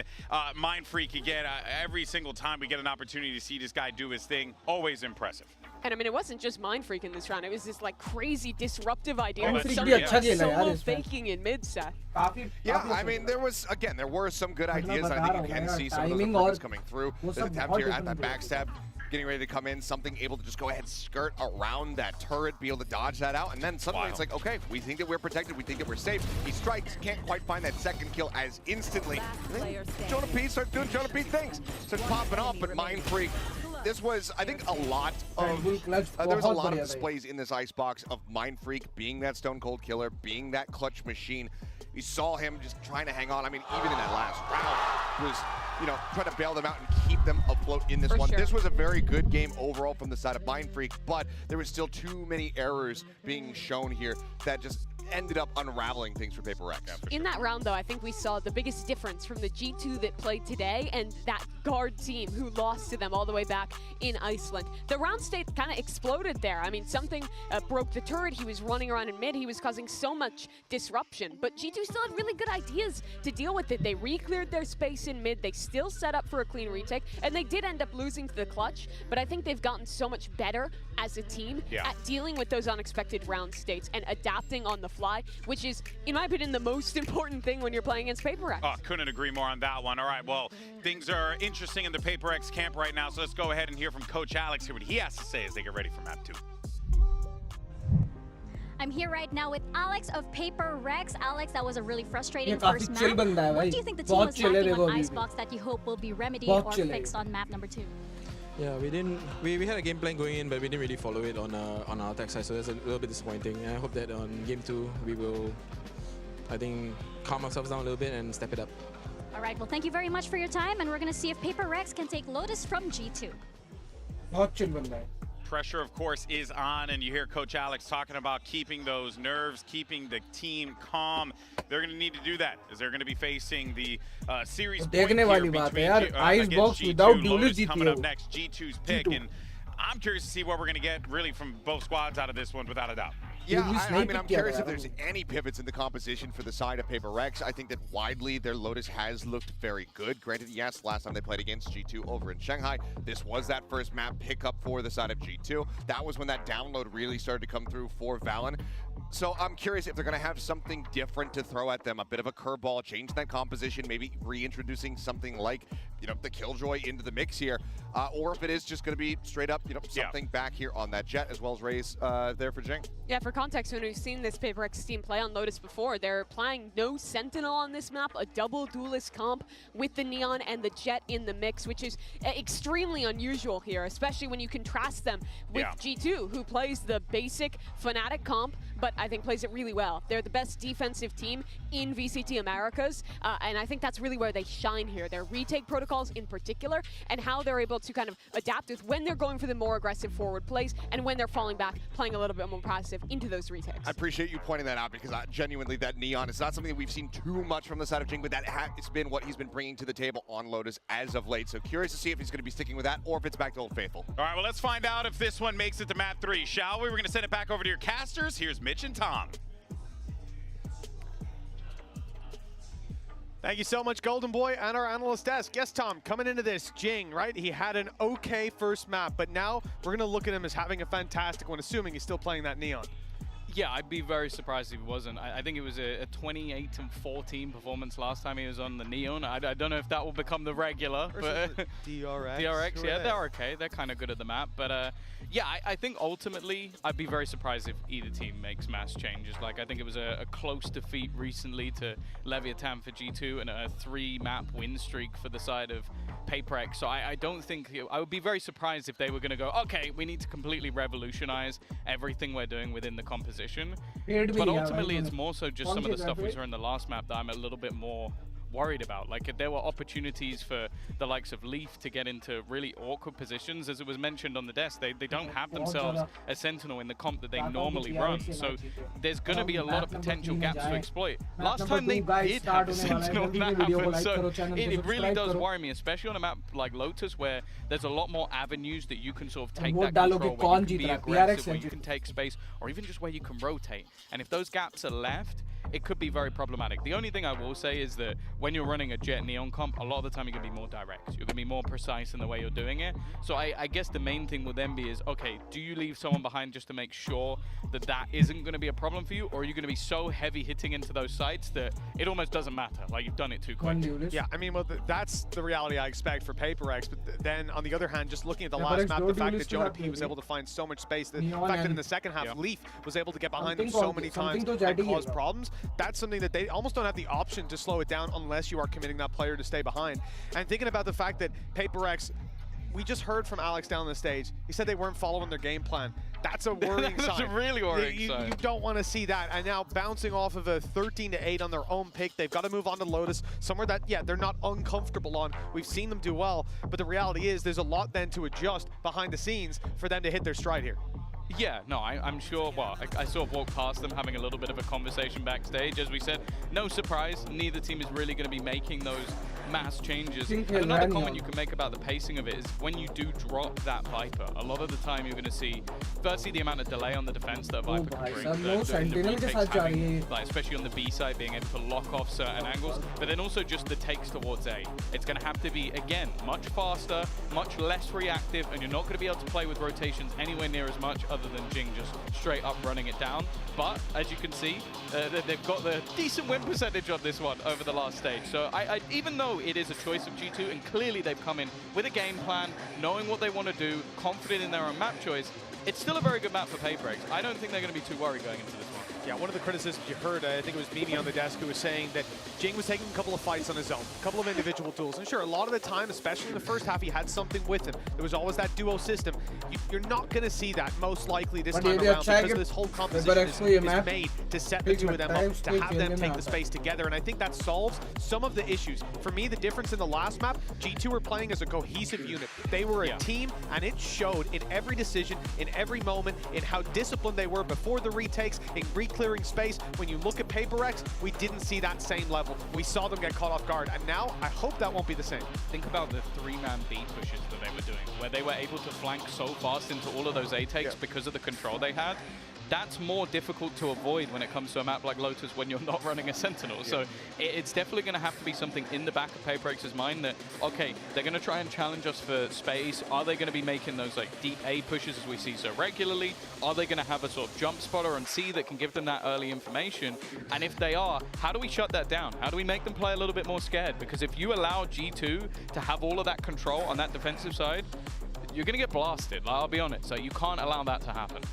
No, you really can't. For FUTvsEDG, the pressure is most certainly on. This map and the next need to go their way, and G2, well, they seem to be the more refined team, at least on the first map. We'll see if that changes as we're about to get into Lotus. G2's map pick, and they'll start this one out on the defense. Yeah, I'm ready to get into this one. I think, especially for FUTvsEDG, after having that map sort of slip away from them, starting on the attack is going to be good. Like, having the ability to set the pace, and that pace is going to be high tempo. For now, though, it's more of a spot. Jonah P's just looking for information, but he's taken the head clean off the Vike. Not the man I expected to be going first, I'll be honest with you. Yeah, I mean, last map, we saw him go first, and it was a disastrous round with Leaf finding a 4K. The A site taken by FUTvsEDG, so at least they'll trade out the life of a man for the site control. Losing out on that Fade utility hasn't stopped them putting boots on the ground. But the retake from G2, quite quick. Paranoia is absolutely perfect. Something still gets away with one, and the nade is slowing them down. Nice disruption from FUTvsEDG to start this off. Jonah P! He's just taken over! 3 headshots already, that Sheriff in his hand. It's looking like it has aim lock, looking for a little bit more, but the trade backs are still good. It might be all on Jonah P. Nice in the round, and finally he's put down. God. But Leaf is there to pick up the pieces. What a pistol round. Now I know what the P stands for. Precision. 1-0 for G2, and my goodness, yeah, we talked about Leaf, we talked about Jonah P, more so in their ability to get behind you and find those free kills when you ain't looking, but it seems Jonah P's stepped it up a little bit. Look at this, gorgeous first shot, and then these follow-ups are absolutely clinical. Even grabbing another to make it doable for Leaf in the end. Might have come close, down to 7 HP, but it's not close enough. It's literally only because Leaf has shields. That's the difference maker. It's unfortunate because, yeah, a hero that saves them, because FUTvsEDG actually did very well, and they forced. They're going straight into the B site. They have got guns to play with, looking for those SMGs, and well, already speak about the pistols, but the trade from Trent gives them the advantage, and he backs away. He's doubled up, still has a Prowler to work with. Icy needs to keep control over Heaven. He's under pressure. Something already up close. They know that he's there, and the swing in from Leaf closes this one out. A double on the Stinger to put 2-0 on the board. Weapons upgraded as well. Same thing as last map. It's a decent follow-up round from FUTvsEDG, but they force bought. That's the real problem. Like, round 2, that kind of damage, usually great, but now you haven't got the credits to capitalize on it. Yeah, it means that likely into the next round they'll come in with a full buy with everything they could ever need. Like, there won't be maybe light shields or something like you might normally see, but it also gives another round for economy to be built up. So you can see a slightly better buy than what they had in the last round for G2. I guess there's also just the thought process of it is FUTvsEDG. Maybe they do it again. And well, one of the only investments other than pistols is that Marshall. They've still gone for the Sheriffs, though. You know, even though things haven't been going their way, FUTvsEDG are not going to lose their mojo. Still coming in. An opening pick towards the A site. Weapon on the floor. I actually think that was a Phantom, too, because there was a lot more upgrades than you might have thought in the last couple seconds before the barriers went up. Trent does well to manage the numbers of FUTvsEDG. The Prowlers cleared out a lot of close space. They'll get back towards the stairs, but they're conscious that someone could already be close.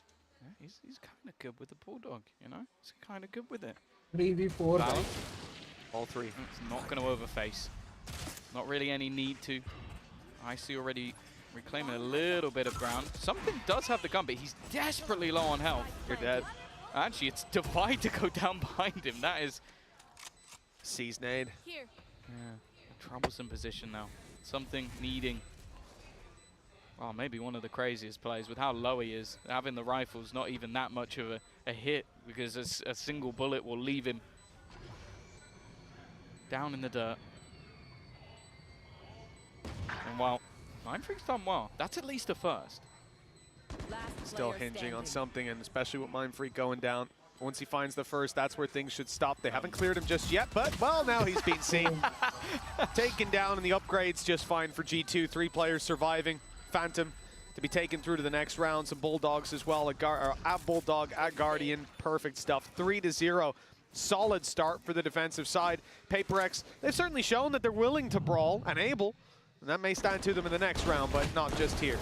Yeah, the problem is, although they've kept the economy relatively honest, you're still going to have 5 rifles. You're still going to have enough to probably invest into the next round anyway. And you got a 3-0 start. So it really does just put them on the back foot almost immediately. I think if FUTvsEDG don't find a response here, this could very quickly get out of control. Oh yeah, it could spiral. Trent, well, I liked his Bulldog. Let's see how much I like his Odin. Sat inside of tree, spam already, gonna light up Jing a little bit and slow down the rest of the squad and clearing out that space. Slowing down FUTvsEDG is something not a lot of players can do. He's just getting all the walls lit up, turning them into Swiss cheese, but FUTvsEDG have waited out the spams. And in fact, they're gonna fall back off it. Maybe just wanting to set up Mindfreak, but no, it's in fact just a ruse. No aggression on the other side.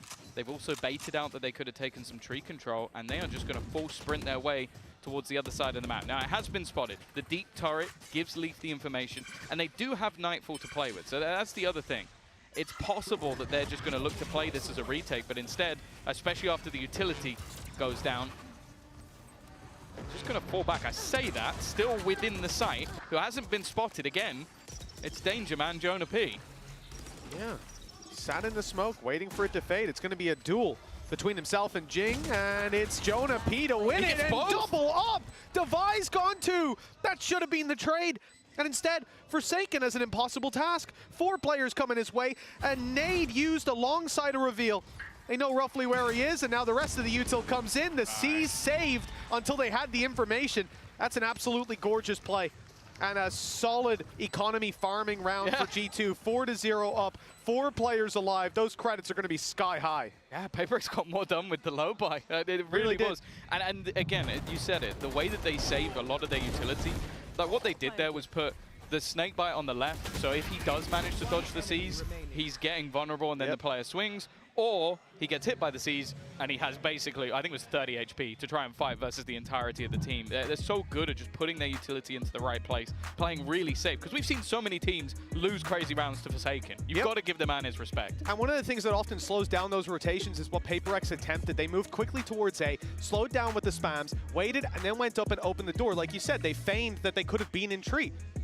But then once the door was closed, they just put a Prowler in on G2 and went, oh, no one's there. I think they might be going somewhere else.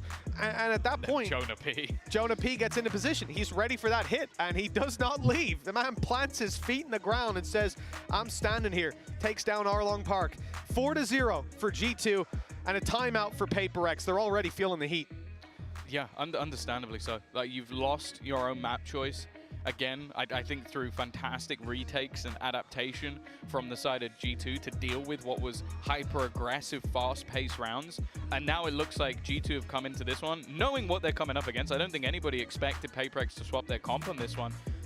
And they look very comfortable. Right? Again, like you're seeing, whether it's the early rounds where they just seem to be so good at grouping up for the late round retakes and playing as a squad, or even just in that round where you had a surprise player that actually caught FUTvsEDG off guard, which was the whole idea when we talk about FUTvsEDG potentially winning this one, is can you beat them with the pacing? And as Mimi said on the desk, she thinks it's a great matchup for G2. Right now it is looking that way. There needs to be some sort of response. And while, with how many rounds they've lost in a row, the loss bonus is there. Bladestorm available for something. Let's hope this is the start of something. Trent opening the door? He's trying to spot how many players are outside. And now he hears the steps up close, so a little bit late. But that could have been something. Still something to be afraid of on the side of FUTvsEDG. You can see them taking their time and closing the distance. They've heard the reload. They know there's another wave of spams about to go, and they think they've bypassed it, but there's still someone covering it on the walk through. They've seen that one man of something has already crossed. Nightfall to be used, but something's around the back. He's gotten closer than expected. Icy covering it from up top, though. Now they maintain their control, slow the push from FUTvsEDG, send them in the other direction, but Jonah P waiting as usual on a sliver of HP, and he triples up. Devi, the last man standing. Another unbelievable round from G2. They barely break a sweat unless Devi can turn up the heat, and he doesn't know that there's a player sneaking right around behind him.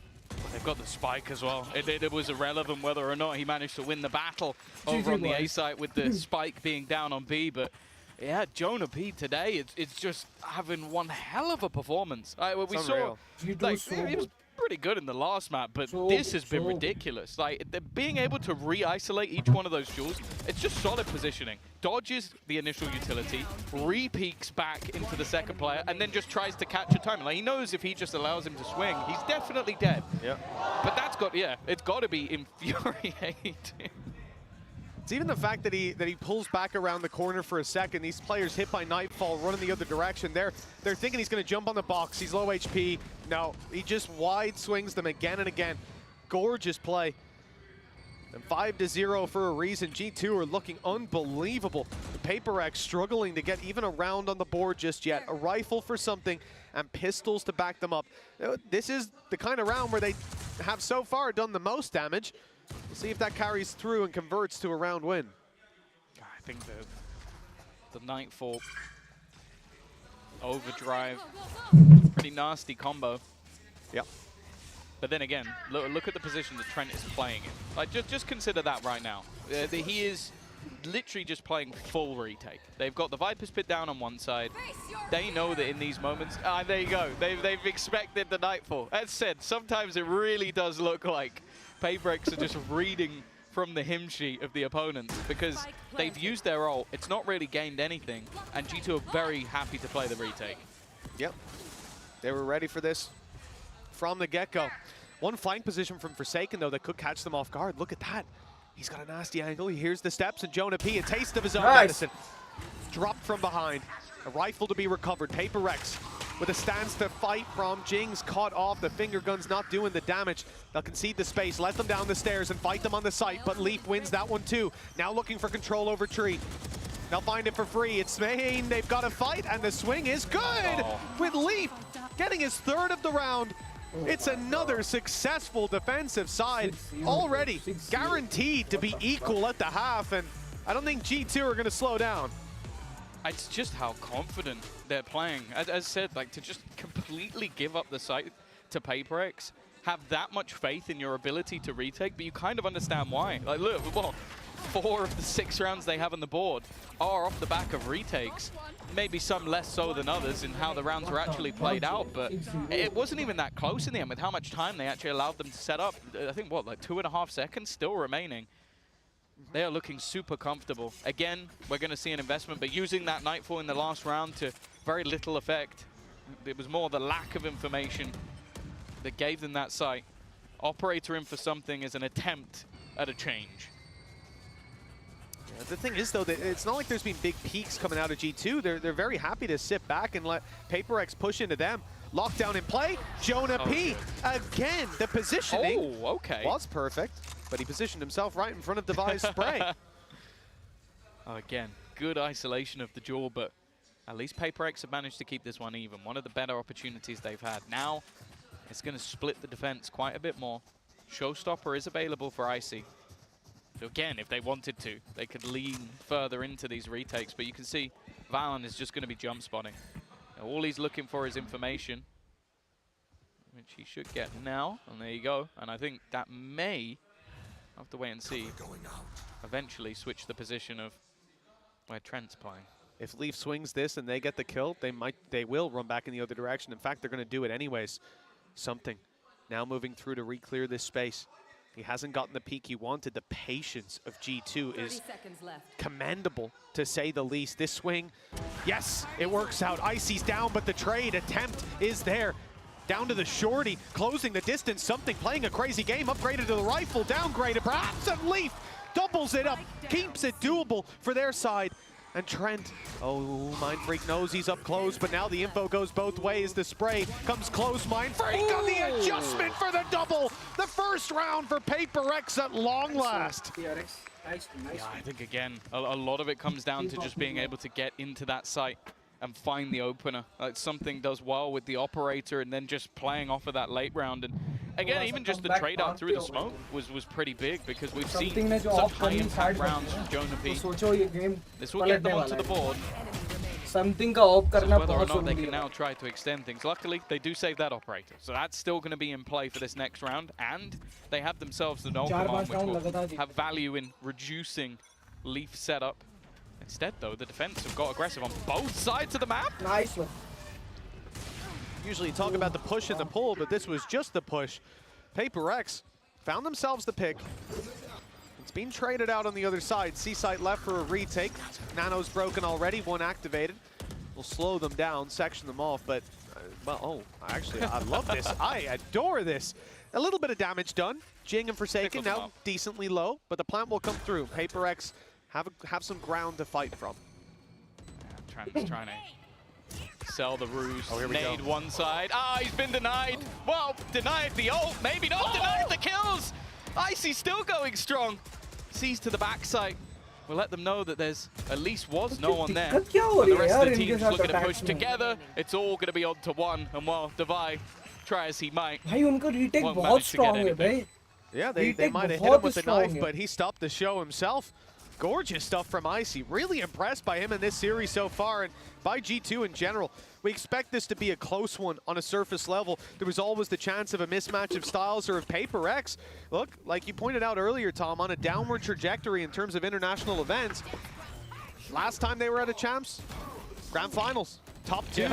Now, they're being challenged in the first round. It's not a good look, but it's a fantastic look for G2. Coming from the challengers section of Valorant, the heights they've reached already, unbelievable. They may just be about to 2-0 FUTvsEDG, certainly if it keeps going this way. Even a bit back before they made it into the VCT, there was conversations about could this team just beat them anyway. Yeah. I think that was answered fairly quick. FUTvsEDG again down to a shoddy by 3 pistols, a couple of guardians. We haven't quite seen those same hero plays that we've wanted to, at least. There was 1 or 2 on the previous map, but I guess Mindfreak's double is about the best we've had so far. He did get them their first round. Now an attempt to just walk through, and well, that's going to be revealed. Solid utility, maybe not the gun for it, or maybe it is. Maybe I'm wrong. I take it back. Somehow Trent's made that work. God. Well, he's finally put down. Too little, too late. Spam, bro. Well, you say that. Maybe don't count Devi out just yet. 45 seconds. He's got himself a rifle now. His HP quite low. The chance for a big play. FUTvsEDG needs something. I think they'll take any chance they can get, but look at G2. We talk about the discipline. Good attempt by Devi. Baits out the first fight, knows there'll be a swing back sight because they've played enough rounds against G2. This isn't a squad that's going to send individual after individual to fight you. They group up, they play it together, and their reward is an 8-1 lead. But this man felt my heart skip a beat. It's the moment of realization. I think he sees the little bit of like smoke from the dash and goes, wait, what? Oh! Still manages to get the kill. Had a little bit of support from his friends. 8-1.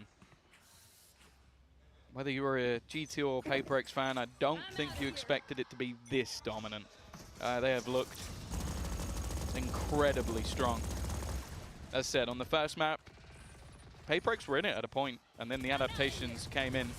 At this point, it seems like G2 have been ready from the get-go. And G2 are adapting again. Aggressive push up on B. They hear that A main control, and they realize it's just going to be the same old playbook. They're taking control, taking tree, and fighting sight. And that early flank is catching them off. No one's ready for it.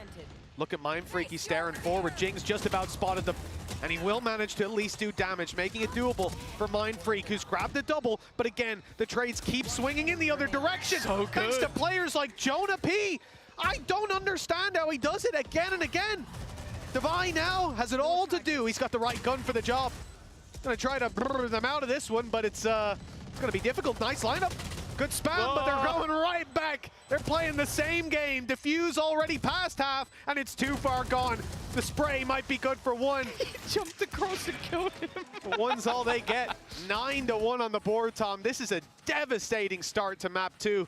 And well, G2's map pick for a reason, I suppose. Yeah, even still, like it's been a solid map for Paperix. Dominating map, I said last time they played Jing, I think it was 28-14. He's 2-10. Like, he's not been in the game at all. I don't remember saying his name once. Like, it really, and that never happens. That never happens. He's one of the best individually skilled players we have in Valorant, but right now it seems like individual skill doesn't matter. Whoever they face off against, they're getting destroyed. Like, this is a pure team performance. The reads are impeccable. Like, every time that Nightfall is online for Trent, he is out of the site, and then he's going back in. Yep. And they are so happy to do that. We mentioned the flanks. I think this is the first time the flank has really been a big issue because they haven't needed to. They've had the read so often to get players in the right place, so they haven't needed to go around the flank. They throw it in here, and it does catch players. They also have fights from the broken door. Like, there's so much cohesion from this G2 roster, and that is the difference. Is it individual skill winning them all of these rounds? No. It is the cohesion between the players that they'll be supportive utility. Okay, Jonah P has won them a couple of rounds with straight BS. Yep. Like, just 100%. like unbelievable 100%. From positioning and skill, but like, other than that, they're just outclassing. Oh, 100%. Like, at this point, Tom, you know, people have been telling me for a while, Americas is so far ahead of EMEA. This is their number 2. I mean, they're playing a damn clean game. I'm getting worried. I'm starting to sweat a little bit, and I don't think it's just the temperature here.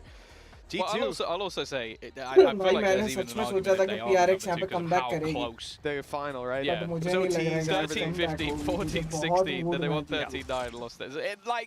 Yep. This team is number 2 on a technicality. Yeah, and after their performance at the last international, yep, even less so. They have looked incredibly good. But this is just every single round, man. It's just clean. The ideas, the executions. Nobody is greedy on this squad. Everyone's just playing it for the numbers to win the game, and that's all you can ask for. Valen starts it off. Will be a trade, but he's taken a lot of damage. A more direct approach this time from Paperix, but I'm going to sound like a broken record. These retakes have been stellar. Something's trying to get ahead of it. I really don't mind him pushing up, trying to fight more aggressively. They haven't been able to hold, but again, an impactful double from Jonah P. He's left to fight this alone. Oh, it's a bit of a wide swing, but they will peek it together. Forsaken puts the second round onto the board with 3 kills. At least something. Maybe they can start looking at curses. Now, we're going to definitely hope that the 9-3 exists still. That curse. Well, it used to be a big thing, and Paperix gonna have to perform a ritual to bring it back. I'll need to find this round at least, and Tom, maybe so Paper far, can do it. I've heard he's pretty good at rituals. I've seen him with the DRX jersey. He's not in the building, so he'll have to. I don't know. It means he can go out in the street and do it. In fact, that's what I want to see. You want to see Paper Thin in the street doing a ritual? Yes, that's what it is. All right, we'll see if we can arrange that. That's the content I desire. All right, well, I think you might be the only one. No way he's going straight through it. There's no way. Jonah P's positioning has been unbelievable. Trent, I love you, man. Okay, he got gorgeous play. Yes, he did, but look at the position of Leaf at this point. No, he's going to get revealed. Okay, he's revealed. He's revealed. He has to break it. Now they know. Now the flash goes through. Good. Gorgeous. Nice, Okay, there's nice. the reaction from Paperix Well the follow-up from Forsaken and Defy. Now they're hitting their stride. It might be a little late in the half, but they've got the foundations laid. A pistol to bridge the gap, but they're going to need it. 9-3. We finally saw some life Yeah, in the ये squad, curse होगा. reading what was going to be done by Jonah P. I think that's जीतेगी the G2. first time that he's actually पहला been caught. complete And then हो also चुका है, guys. Forsaken. Last couple of rounds really stepping up to the plate. It's a mountain to climb, but luckily there's a second half after the break. मिलते हैं 1 minute के break के बाद What a map. भाई PRX को धो दिया इन लोगों ने, मगर जो 2 राउंड जीते ना PRX ने, अगर ऐसा ही स्टार्टिंग से खेलती तो भाई स्कोर लाइन थोड़ा डिफरेंट रहता, सिमिलर रहता, बट अभी ये क्या सिचुएशन रहती है ये पता नहीं। बट यार PRX को ये मैप जीतना होगा कुछ भी करके। बट देखने वाली बात है कि उनके पास डिफेंडिंग में कोई सेंटिनल नहीं है। बट पिछले मैप में जो आइस बॉक्स हुआ था उसमें G2 के पास कोई ड्यूलिस्ट नहीं था, बट उन्होंने बहुत अच्छा पुश किया था। तो मे बी PRX भी कुछ कर सकती है, बट मैं चाहूंगा कि जीते और ये हम डिसाइडर मैप में जाएं बाइंड में, क्योंकि काफी डोमिनेशन दिखाई है यहाँ G2 ने। क्या खेला है यार वाइपर लेके बंदा जोनाथन। जोनाथन क्या नाम है उसका, मैं नहीं जानता भाई G2 के बंदों को, पहली बार ही देख रहा हूँ। मतलब मैंने देखा है। 2 of map number 2. What could be the last of the series. G2 leading by 6 coming into the second half, Tom. And it has been a masterclass from this squad. Although PaperX started to wake up towards the end of that last half. See if they can carry through that momentum here. But they have to. Again, this is a group where there's PRX जो है वो अपने दोनों time out use कर चुकी है already, तो उसके पास टाइम आउट नहीं है। Okay, maybe it has been an impressive level on the other side, but I do question whether or not we're going to sit there and go, can they beat either of the teams we'll see play later on? Well, that's it. If they have a flat performance like this to start it out, but 2 rounds to close out the last half, it's a little injection of hope. The pistol round carries most of it on its back. If PaperX don't win this one, again, the home stretch for G2, and we saw it. It was just too far out of reach on Icebox for PaperX to come back into. G2 didn't slow down.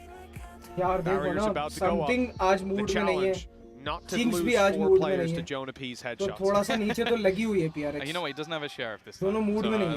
I'm not a believer. Already though. Well, yeah, see, it's not a sheriff. Not quite as controlled. Nice. From the defensive side. They've met them outside B, and well, just about going to be the retreat. Keeps things even, but neither team is shying away from this. They want to fight. Well, maybe I was wrong. Jonah P with a double. It's not going to be 4, you know, not possible. Jonah P, what but it's still pretty good. Last man standing something. क्या हो गया भाई? आज पेल दिया उनने सबको. Wow. I believed in the post plants of G2 throughout the entirety of these series, and I don't think I'm going to start to not believe now. No, I don't really care what the number is for Jonah P. He needs a raise. He's putting in the goddamn work at this point. Trent with a Bulldog, Trent with an Odin, didn't matter. I'm becoming a fan of this team very quickly. Are you just trying to get the whole team a raise? Is that the goal? At this point, Tom, you disagree? It's been unbelievable, and although something grabs one, that is all she wrote. G2 managers going, shut up! Shut up! 10-3, double digits found in the first round of the second half. G2 certainly seemed to be in the home stretch. We saw a force buy from PaperX on their attack. It didn't work. I'm not sure that we'll see it here, but if they do it on defense, then I think Prey's almost hesitate है peak लेने में. You're not going to have that extra injection of having the plant. So it's not. The last time out, it was one player standing and they got बहुत hesitate हो रही है. It wasn't even close. So you're basically just going to go in with sheriffs or stingers with no shields or light shields. It's just not worth it. So it is just going to have to be the hard eco. Jing, a solo sheriff. And although, yeah, if they do lose this round, it will be a massive jinx. The way that G2 have been playing, I would be gobsmacked if they lose this round. Absolutely. Yeah, they have been so disciplined. The teams that lose these rounds tend to be much more loosey-goosey, taking risks. Now you can see that on the side of PaperX, they're willing to group up and do a little exec play. All the util thrown outside of A at Rubble. All the dashes used, the space taken, and there's no one here. Now they've got to go to the other side of the map, which is wide open. Typically, you'll have your Sentinel on this side when you go for those big gamble plays, at least getting you the information early. PaperX will struggle with that, as they don't have one. Already. They're just set up, watching for the door. Well, something. He's going to be met by Leaf. It's only a pistol player, so not the end of the world, but we'll garner him an extra orb at least. For the rest, yeah, they've dropped a couple of players. This really is Oh my god, nice. Where did that come from? Well Again, played, bro. Forsaken. Giving them at least a lot. Play together, bro. Like, they're going to have to move quickly, and they're desperately low. Valen, a safe pair of hands. Nice, something. All right, well then. played, bro. Maybe the caster Let's curse go. does exist because somehow they managed to Let's win go, that let's round. go. Unbelievable, 42 HP between them as well. Oh my god, something. MasterCard Thrifty pulled out of absolutely nowhere. Typically when we see those, there's at least a भाई small bit of something से investment. यही But चाहिए 5-6 round. this really came out of the blue. बहुत ज़्यादा Double चाहिए. digits for G2, sure, but that lead not extended on, and now the economy in a tough spot. Hey, of all the ways to start this half out, this may well end up being one of the best for PaperX, surprisingly. Yeah, I wouldn't recommend it as something you should attempt. That's not a foolproof strategy, that's for sure. It's funny as well because the time they invested into round number 2 as a force buy, it failed miserably. And the time they didn't, they win with 2 players standing. It's the most PaperX thing on the planet. And here goes Jing, continuing well played, bro. that train of thought. He's looking to Nice, Oman. brawl, maybe get some confidence back. He's definitely had a bit of a rough map so far, but I ज़रूरी है don't think भाई. anybody's doubting that he can turn it around. Yeah, that was his 3rd kill so far. Push up from something, good space taken. Timing. Turno watching this angle, and it's left open for a moment. Timing, bro. He has the timing. He has it perfectly. And he's not greedy. Just taking the one and backing off, holding the position now. Trent and Icy, the last 2 standing. And it looks like PaperX have really found themselves a way back into this series. Back into this map, more importantly. 5th soon to come on the board with this firing squad waiting for them. And it's nice and easy. Just leaving Trent, just a Sheriff. And if he wins this one, PaperX may just walk off the stage. 10-5. बस 5 round जीतने और. Let's go. It's still a long road to go, and I think we know Winnable that है the अभी final यार. rounds is PaperX जीत सकती है. the बिल्कुल जीत expectation सकती है. changes, but I do think that just boost of confidence, like winning a round like that, gets everybody hyped up, gets the blood pumping. Also just proves, you know, we can take these rounds away from them. We can still get away with the stuff that we've been attempting and that has failed. I think Forsaken, a lot of the time, puts the world on his back when things are going bad. We saw that in Madrid as well, one of the craziest shotgun plays. No, the craziest shotgun play I've ever seen. Question now is, how far does that go? Forsaken certainly not afraid. And you mentioned about the confidence. It's a big factor. Something certainly has it. Already going up aggressive on A. He's got backup. Prowler coming around, spotting a player close left, and he decides to back off. Yeah, this is a wise choice, knowing there could be a swing coming out from both directions. Can't see someone like Jing slow it down, even after a couple of bad rounds. Well, more than a couple. This Neon, he needs to be taking space, and he's done just that. Now they can start to rotate to the other side of the map. They'll be a little bit late. Mind Freak seems to be just conceding the control. Forsaken's knife not yet back online. He's put the fragment in, but it's only going to deny them the close corner. I think they're going to have to give this one up. Again, looking to play the retake. Plant. Not going to be denied just yet, as they wait patiently for everybody to arrive. 5v5 है, retake हो सकता है. Taking a leaf out of G2's book.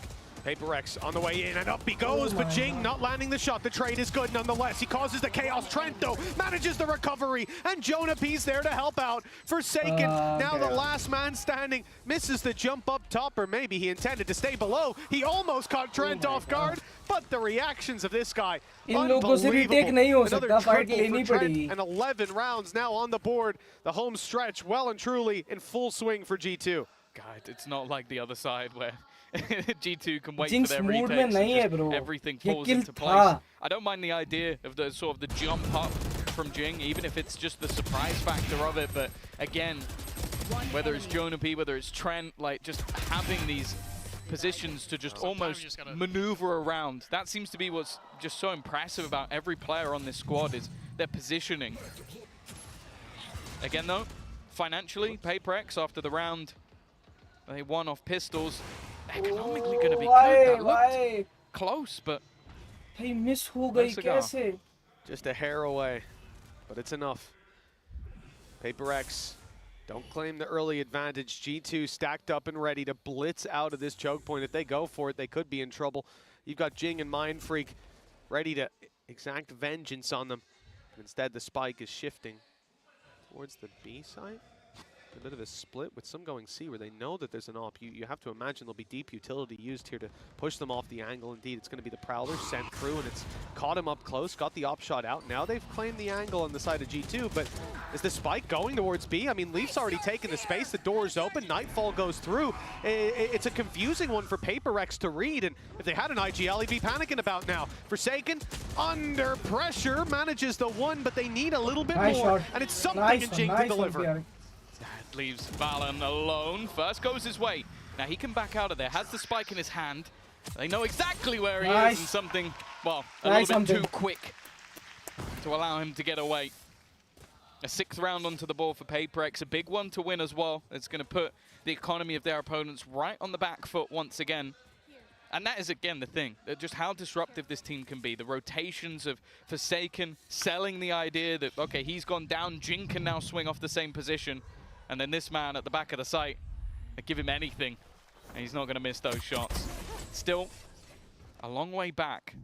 But these sort of back and forth rounds, well, at least winning one and then losing it straight back, it's probably the best thing that could have happened for FUTvsEDG, because it means that financially, again, G2 are in trouble. Op reposition this time, playing on the A site to allow FUTvsEDG to push up on C and take that space.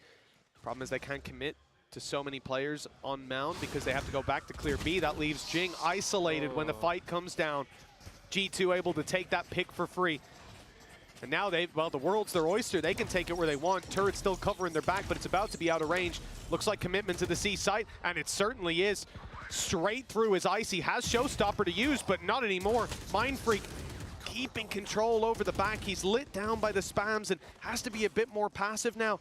The rest of his team on the rotation. 2 stack up on B and 1 further, but they don't know. The snake in the grass yet again. The Viper down below is on his way, and he's just wrapping for free. It could be an easy kill. He's gone into the smoke, though. A moment of solace for Mindfreak, but he doesn't expect there to be a player there. Forsaken's blindsided, and Mindfreak low on the site will struggle to stop this plant. He's trying his best. 30 seconds At least one comes up for Divine. Now the time is ticking. This brings things back to even. It's whether or not they want to try and use the Viper's pit, but it might make it tougher to plant. Another one for Mindfreak. Leaf tagged desperately low. It has to be Trent. It needs to be him to try and get something done. And what, 15 seconds left. Plenty of players to find, and in fact, it's a man that started it all. Mindfreak with 3. Reason to have this man's jersey at home. Well played, FUTvsEDG. Phenomenal player, and a big round from him. Dodging the spams at first, his timing on the shrouded step was unbelievable. Forsaken was unfortunate to get caught blindsided as he walked back through, but the spams here, absolutely gorgeous. Not just taking down Valen, not just taking down Jonah P. I believe it was there. You see it in the kill feed. Leaf as well. 3 players going down through the wall. The play cam there is quite funny. It looks like he's celebrating before he got the kill. He's gonna peek me, watch this. 11-7. FUTvsEDG are on that road to recovery. Now, the ultimates weren't used by G2, so they still have them going into this round. Viper's Pit, Showstopper, but they built up on the other side as well. A matchup that, if FUTvsEDG can win, they really are getting to the point where they're back in the game. An immediate teleport. I was about to say, if he sticks that, that's a bold attempt. Instead, though, it was just used to give them the information. Nightfall used very early, but Jonah P's lurk caught by something. Yeah, who could have guessed Jonah P would be lurking in this game? Seems something certainly hit the nail on the head. Now the steps are heard leaving the B site, although, okay, the knife gets thrown through, so Forsaken knows there's someone outside B. He'll stick in position. C site, 3 players just outside it. They had success, 3 kills in the last round off just spamming the wall and denying the plant. Looks like they're not going for that this time. Instead, it's Jing running around the nade for Forsaken, and Jing steps right into it. He is farming them up. And on 9 HP, Brave to use this ult through a smoke. And Leaf now has a real chance. 1v1 against the op. This round was looking done. It looked like it was already in the bag, and instead, there is going to be a challenge. The op not going to be the best for spamming through that wall.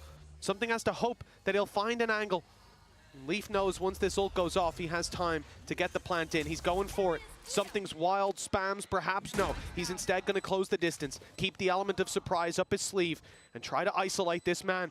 Caught scoping in. It's a big danger, but he's picked the right angle. Something, you are incredible, bro. They pushed up to 8. It's just a back and forth. Oh, It feels like they've pulled G2 into the mania that is PaperX, with battles and brawls, a 3v1 that Leaf almost manages to turn. But nice one, bro. again, a safe pair of hands is something with that operator. Jing, though, they're just the fact he's playing. Again, we've seen this earlier in the tournament, just playing through the fragments. And that is filthy. Just couldn't quite get it done on the last. G2, after losing 5 of the last 6 rounds, are going to take themselves a pause. I think a necessary one as well, because momentum break the last map they were able to weather the storm. They were around able to G2, play but momentum up break against PaperX's style with them taking aggressive mid control, them running it down. They were playing it perfectly in those retakes. But ये time है PRX के पास कि अपनी strategy को ऐसे maintain करके ये 3 round और जीत गए ना, 2 round भी जीत गए अभी, क्योंकि अगला राउंड भी जीतना पड़ेगा, उससे अगला भी जीत गया अगर बाइंग राउंड, तो फिर उनका इको आएगा और इको के बाद एक और अगर राउंड जीतते हैं तो 12 कर लेंगे और PRX का भी विनेबल चांस है अगर ये राउंड जीतने के बाद अगर वो next Jeet This could have been over like 10 minutes ago. In fact, with most teams, with most games, it would have been over. Yeah. But PaperX have started to find themselves a little bit, and with 3 rounds in between them, it is definitely the time for G2 to touch base with the coaching staff. This round, not likely to be the one that they win. They've got pistols. They're very light investing, no heavy shields whatsoever, a few ultimates online, but again, unless you see Jonah P headshot 3 people, or 2 maybe, you're not likely to see that showstopper pulled into effect, unless there's a big mistake from PaperX. Yeah, same for his Viper's pit as well. It's like you've got a stinger in case that eventuality comes about, but a lot more is needed. It's so aggressive. Already, immediately taking control towards that C site. It's left something alone. This could actually be the bigger problem for them. He's going to manage to dodge, but they're trying to pressure with a low buy, looking to get as close as they can. He's repositioned, but the shots are missed. He's now somewhat stuck in the mud, and they're waiting for that rotation to come back in. Shots connecting. Icy found another one, and he goes for even more. And not even needing that showstopper when he's got the pistol in hand. Trent's behind as well. He was biding his time on B, and there's no way they expect him to be here at this stage. He's recovered a rifle, and it's the freest kill of his life with Jing down and out. What a way to push up to 12 from G2, a round that seemed like they wouldn't have a chance in. They had nothing but pistols for the most part, and here they are. Just Devi, 1 against 4. A Viper's pit to fight through. Icy, who's popping off everyone on rifles, bar Jonah P, who doesn't give a damn inside his pit, and a showstopper just for good measure. This is a disastrous outcome. And sure, he takes down 1, but that matters little to G2 right now. A 3K for Icy, a MasterCard Thrifty, and with that, 4 chances to take the series with a G2-0. It's going to be the thorn in their side. A slip up, match and one that it's unfortunate. Like, you put your operator on one side, and I thought that was going to be the main problem of the round, but it's mainly just the fact that Icy's able to wrap back in, and then I think he spots, that's it, it's just the shrouded step. He sees just a tiny bit of information and is completely ready for anything Mind Freak is going to do. 12-8, operator now gone as well. Can't be back on the board for PaperX in this round. It's been a huge part of what they have. Jing, he's gone as well. And the showstopper's active, but Mind Freak's up top. No one was close enough to trade him out. Big swing from Devi as well. They'll double up on it. PaperX now with the advantage. They punish the early rubble control. And the response seems to be to take it the other direction. The steps are heard as Valen moves up towards B main. They know that he's on his way here, and something is more than ready to execute him. But Valen starts to run back. Timing for something isn't great because the turret's still there. It's going to catch him and give the information. They know that push has come through, but it does get the rotation to the C site. But that's the thing. If he doesn't peek that, it will have actually been a perfect stack up for them on the C site. Now G2 can call into question, okay, if he's pushed up, they know it's not B. They know the fake that we sold isn't going to be there. Forsaken under pressure, but he can't afford to give the game away here. And well, but now already they've lost 1. This is an awkward fight to take. He's just about going to make it around the corner. Trent is so smart. He throws the reveal and then just swings it, knowing that they're probably going to go for the peak. Nightfall goes through in the back of that. Forsaken catches Valen, though. A huge kill. But with the Nightfall hitting, Trent takes his moment to go for the flank, moving around through heaven, sees that it's clear. Now you know that the defender spawn is not where they're coming from. It refocuses Leaf. He's now looking towards the water, where he's already heard Mind Freak, TP across, waiting for the steps, and he's turned at the wrong moment, a free kill. Trent now has to do it all. He's pulled out multi-kills so many times in the past, and the first is his, but he's got to swing in and deny that defuse. Not this time. 12-9, 3 more chances for G2. Yeah, then, well, again, it's going to be a break back immediately after we see that pistol round victory. You got yourself what was a nice attempt to turn back around after the early battles. It was looking rough, especially with the information that something was able to get with such a deep position. But even still, once Leaf went down, the position for the retake or the clutch for Trent just wasn't a good one. From the depths of hell again. Neon, Paper X looked to rise. Economically, though, again, they're still almost fighting off the back of that pistol, and it's given them enough to purchase once more. And no surprise, we're seeing a push-up on A. Yeah, they've had success taking it. Mind Freak alongside Jing. Forsaken early knife for info on C. And the aggression from something successful, at least in the last round for the information. First fight doesn't go their way. Mound control given over to the side of G2. Orb to be taken.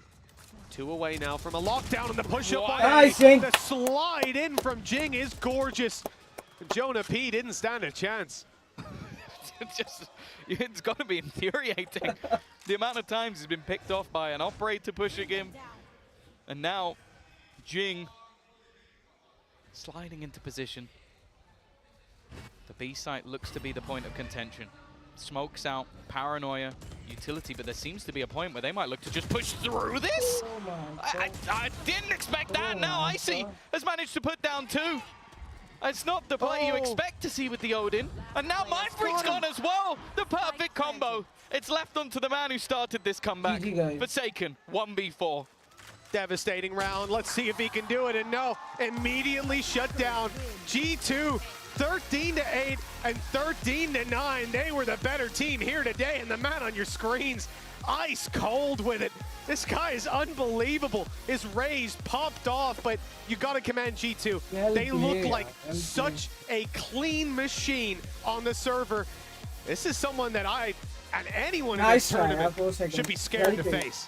Oh yeah, for sure. I think coming into this group, there was a lot of doubt about who would be making it through, but I think most, if not everyone, should have looked at G2 as the favorites. This team has been on an upward trajectory all the way through the year, ever since making it in.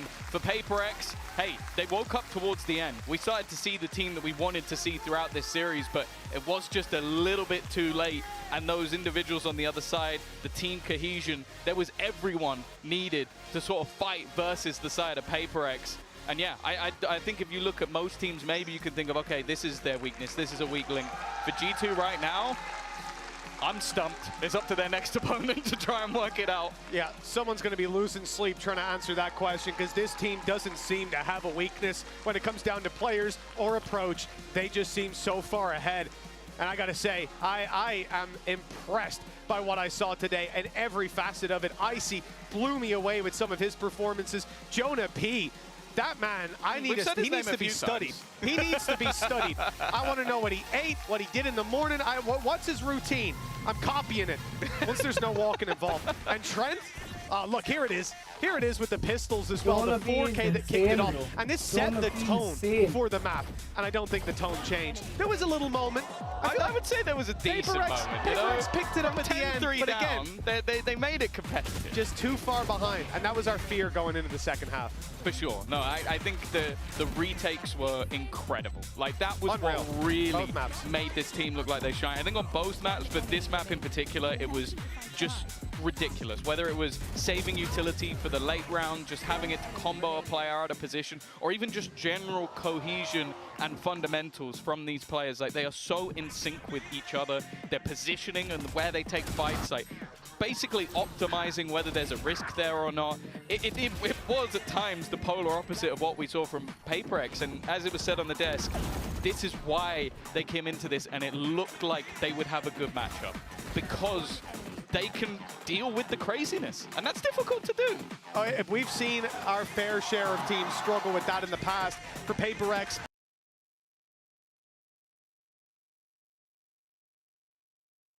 go down to the stage though and hear from VALORANT with our good friend Bella.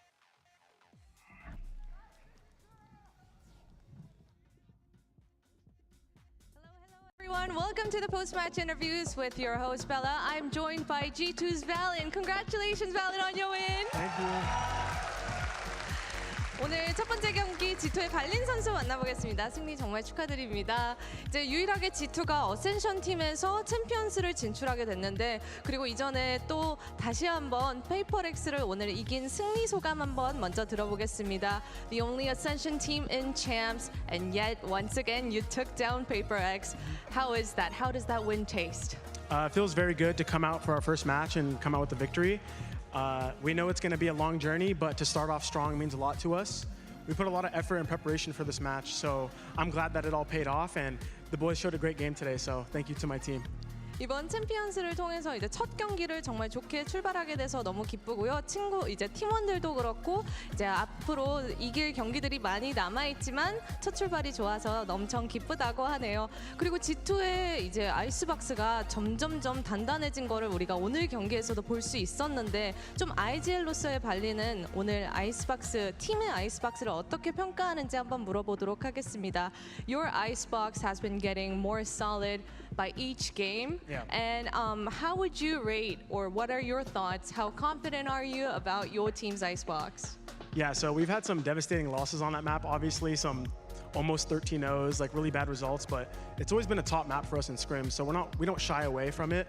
We know it's a good map for us, and we just have to look back at the VODs when we lose and iron out some little details, because it always comes down to the tiny things for us. Right. And from there, you know, we just took it match by match, and now it feels really confident, so I kind of dare teams to pick it.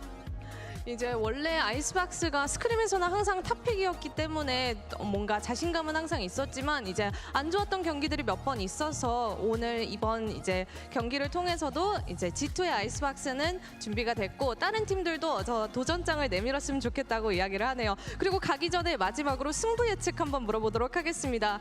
One last thing before you go, EDG or FUTvsEDG? I want EDG. EDG? Yeah. All right. All right, good luck to you for the rest of the tournament. Thank you for the interview. 감사합니다. And that was G2's Valen, and we'll have to see if he's right, because we have EDG versus FUTvsEDG coming up after the break. Bye-bye. चलो guys, second match start होने वाला है आज का, तो बने रहो live. Video को लाइक करो, चैनल को सब्सक्राइब करो। Let's go.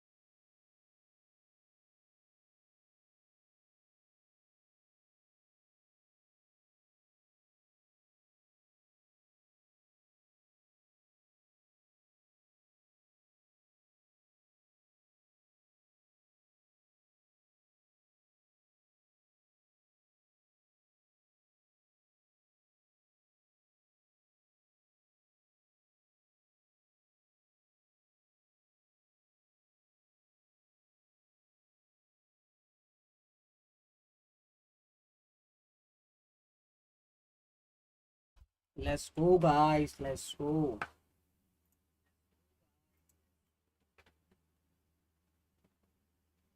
तो मैच स्टार्ट होने ही वाला है, तो 2 मिनट अभी मैच स्टार्ट होने में टाइम है थोड़ा, थोड़ा टाइम है।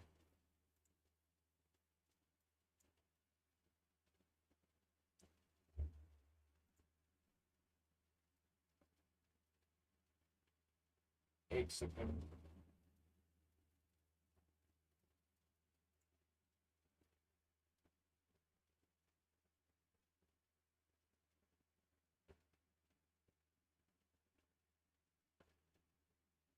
कुछ इशू चल रहा है क्या यूट्यूब में? अरे लाइक्स भी रजिस्टर्ड नहीं हो रहे हैं।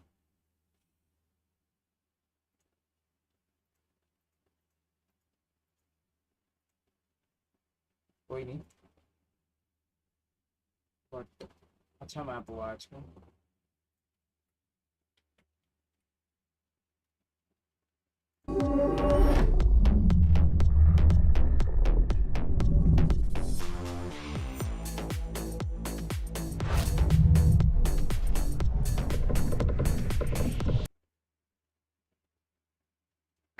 Oh my god.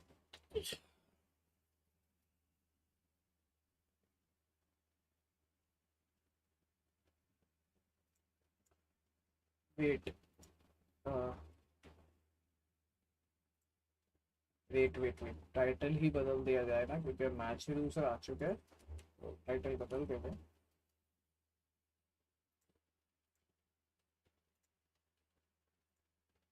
पोल एक और डाल दूं क्या?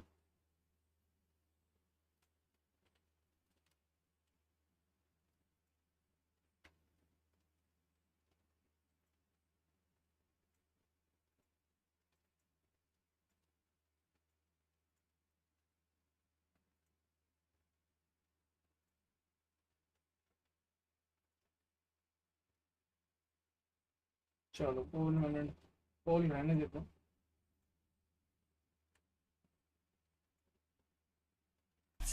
But you know that the talent is there, Mimi. Top 6 is the limit for both these teams. EDG has been to 6 global events, FUT to 4, and I think they're really parallel in their story. Both a team that fully represents one country, EDG for China, and on the other side, FUT for Turkey, that have been the best from their respective regions at making deeper runs. But for EDG, after having their breakout year last year, I think this year it's been a bit more disappointment. Going home early in that first round at Masters Shanghai in front of their home crowd was a heartbreak for the squad. No, it really was. And I mean, it was a year of elation last year, as you're saying. This year has been a bit of a rockier road. And I'm curious to see how they look, because there's additional pressures that are kind of getting stacked on EDG, because they have seen success, more relative success from the likes of FPX on the international stage, but they themselves still remain at the top here regionally. But now we saw with that matchup from Trace, the bar continues to get set higher and higher for these Chinese squads, and for EDG in particular. Yeah, no, of course. It goes without saying that you have a team in this situation that they found themselves with a ton of success, and it's only natural that when you're top of the mountain for such a long time, things are going to start to fall apart a little bit. This is where we start to see the resiliency we've seen from teams like G2. Let's see that from teams like EDG. And EDG, I mean, they did more than that. They made changes coming into this event for the first time in forever. EDG has always been the same core, but after their first game in Stage 2, they benched their IGL Haodong. He's now filling into somewhat of an assistant coach role, still helping out with this team. They also had coaching changes. After is gone, Muggle is up now as their head coach, and a new player, Simon, has been added to the mix. And I think from watching their games, really reinvigorated EDG. They're back to dominating in China, and while they're still playing a similar style, they're showing a lot of new comps and ideas, at least regionally, and Simon has been a big part of that. Yeah, and I think we've seen that time and time again for a multitude of different rosters, and how long that stretch, how long that reinvigoration can last is a different question, but I mean, it's very much the likes of, something joining onto the side of Paper Rex and then being able to take over Pacific last year. Simon comes in, EDG maintaining their spot at the top over in China. How does this look, though, on that global stage is the big question. I think he looks solid regionally. He's playing, he has a really wide initiator pool, and he does fill in pretty much 1-for-1 for Haodong's roles. But what he's not doing is IGLing. Nobody who has been on this team for ages, since basically the dawn of VDG, is now picking up that mantle, which I feel like is a little surprising because he was so often known as a player who was making some of the more crazy, wild plays, running around on Sky for this team. But he's really locked in and I think evolved as a player to now take on that mantle from Haodong of the in-game leadership. That's what you need to do when you want to compete at this level. The best of the world are here in Seoul, South Korea, so you need to take it to that next step. But let's go ahead and hear what Simon says as we have Mika Fab standing by with him. Hi, Simon. Hello. Can we pull you for a quick question? Now, this is not only your first, hi, Kaka. This is not only your first Champions, but this is your first global event ever. So I'm wondering what's going through your head right now. How did you prepare for this day? We have Luna here to help with some translation. 那这不仅仅是你第一次的冠军赛，这更加是你的第一次世界赛嘛？那你现在脑海当中在想着些什么呢？以及是怎么准备今天的比赛的呢？在想什么？就是有点紧张，然后就想着努力拿下吧。A little bit nervous, and we'll try our best to win today's matchup. Well, I'm sure you guys are going to do great. Thank you very much for your time. Okay, not what I was expecting. A little bit nervous, but you know what? I mean, maybe a little nerves might not be the worst thing in the world to have, right? You know, trying to spin that. I think it's really expected, and I think that, frankly, it's better to just be honest about it rather than maybe trying to lie to yourself and say, like, no, everything's going well, I'm going to do fine, you know, the team's going to do great, whatever. Sometimes just accepting that you have that nervousness is going to, you know, just help you be able to overcome it. The team knows what you're dealing with. They've been there in that position before, so he's got a good support group around him. Should be leaning on them. And I also don't think he's alone in those feelings. Nobody in an interview was talking about the fact that he, having to pick up the IGL mantle, was feeling anxious himself about it, was honestly feeling overwhelmed by the new responsibilities, the new role at times. But I still think that the team has looked good. They looked comfortable when they were playing in their own region. They played a similar style, but the calling was solid. And I think that Simon, well, he wasn't a superstar. This isn't a player that we're going to expect to go out there and light the world on fire. He was really solid. And he's in a good team of very experienced players on this international scene. Remember, 6 times they've been to global events before who can make him feel comfortable on this stage. Yeah, well, look, I mean, when you're nervous or you're not sure how to feel in those moments, you lean on the rest of your teammates there. And who better to lean on than a guy who loves living in that spotlight? It's Kong. And this is a guy who we have always known to step up in those clutch moments. He's had many incredible moments on the global stage. But this is certainly going to be a tough challenge for Kong. And for the rest of VDG, as we had alluded before, Seth, because they are kind of figuring it out right now. And Kong, well, he's still Kong, so. He is still Kong, but we haven't gotten those highs from him this year compared to what we've been used to seeing in the past. You see how he's been comparing regionally against, up against CNET. The main thing that I want to see is just operators in both of these guys' hands. I think that's the big thing about the matchup. Both these guys are some of the players who like upping the most in their respective regions. For both these teams on their defensive side, getting that star player set up. They'll both call a lot of the rotations around leaving their opera alone on the line, and both of them definitely have that experience taking over games. Kong before on the international stage, and CNED, one of the 4 players who has won a champions before. He's been a world champ, so big pressure for both these guys, I think, to show their best here at Champs 24. Hey, well, you know, pressure makes diamonds, right? So we'll see what ends up happening with this. But ahead of Champs, we sat down with Kong to talk about his return to the global stage, who maybe hoists a trophy over his head. Let's go ahead and check it out. Hey guys, we have a very special guest joining me today for a quick interview. We have Kong of EDG, and we have Luna to help with some translation. So nice to see you guys. Now, Kong, you've been at every global event since Champions 2022. How different is it being here at Champions 2024 from the first time that you stepped onto that global stage? 会有一些感觉吧，就以前可能会觉得一切都是很未知的，然后现在可能就是只需要准备好我们自己该做的那些东西，然后去尽力的去面对下一场比赛就行了。I think there's there's a difference because previously we just felt that everything is unknown, but now you just have to prepare your own thing just to try your best. Yeah, well, we know, of course, that we're going to expect the very best from EDG. But now the team looks a little bit different. You have Simon now in the roster. You have Muggle now as the head coach. And Haodong is now assistant coach. So with your top seed finish in VCT China, how would you say they impacted preparations going into this event and on that global stage? 我觉得就更专项一点，然后现在更做东西更基础，然后只是构建一下团队的道具跟协同吧，然后其他就可能风格有一些转变，然后跟之前训练的东西跟针对的东西不太一样了。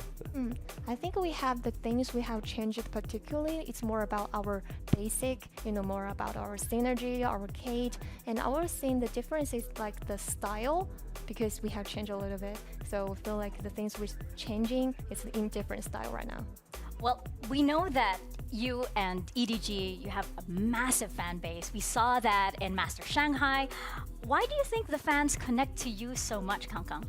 我觉得可能更多的是活力吧。我觉得我们一直以来就备受关注的一点就是我们充满活力，对，所以说怎么说呢？其实。然后再加上可能是舞台上或者赛场上我们的发挥，然后跟表现吧。I think the first thing is about our energetic. I think this is one of the most important reason, and also plus on our performance on the stage or in the server. I think that's why. I think it's also your epic poses, right? You who can forget that. We're eager to see more of it on that stage. So thank you so much for this interview and best of luck.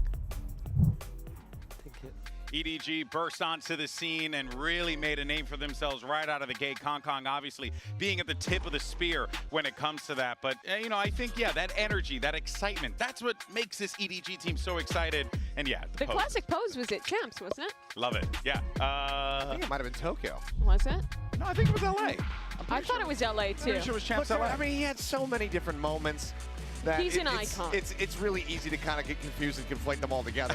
Either way, for me, after last year, Kong Kong was that guy. He was the one I feel like everybody should have been looking at. Yeah, for sure. But then on the other side, his counterpart there is going to be CNET and the rest of this FUT lineup here. And this is a squad that, again, another team similar to EDG who have not been able to break past that glass ceiling, and they're right there to be able to do so. But the last event was their breakout. They finally beat one of their demons in Fnatic and made it into the top 6 at Masters Shanghai. It was their best appearance ever at a global event. And these guys have come back in, honestly, looking solid. They did end up losing to Fnatic again and went down in the EMEA playoffs, but I think they stuck to their guns. They're still a team with a lot of somewhat unique but really well executed ideas.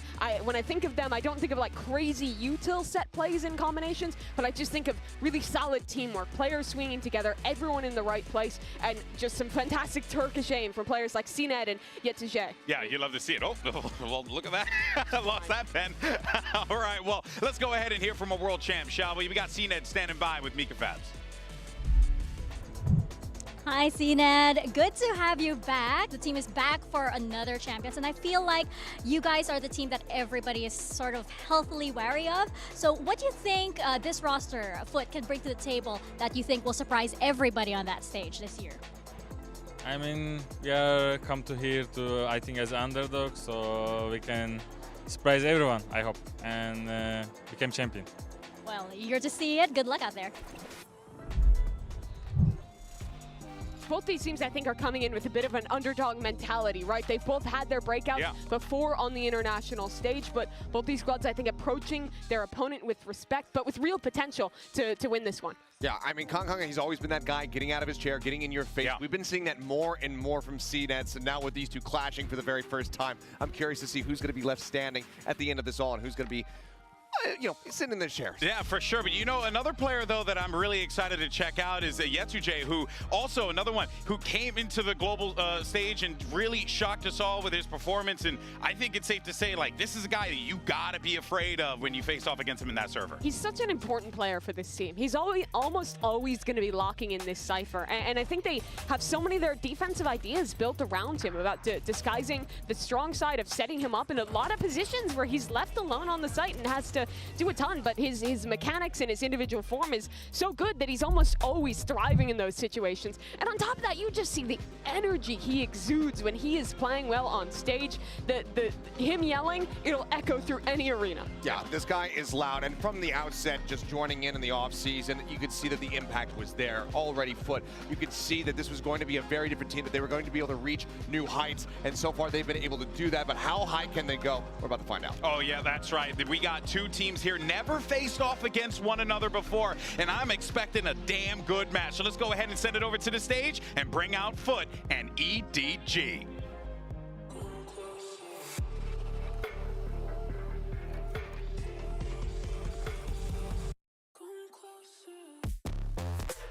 Footy Sports.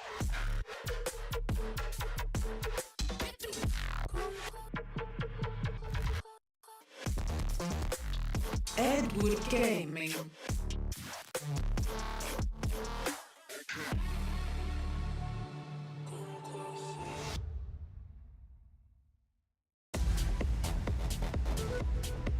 Favorite thing about Valorant at the global level is you get to see matches that you never thought you'd be able to see. You're getting an all-Turkish team going up against an all-Chinese team, a truly international battle, and it is going to be fantastic. Both these teams are the icons of their region for a reason, looking to break out here at Valorant Champions. As we look at the map veto, we're starting things off with, I think, a pretty good one for Foot. They've played a lot of their Lotus in EMEA. It seems like almost every EMEA team favoring that map quite a lot.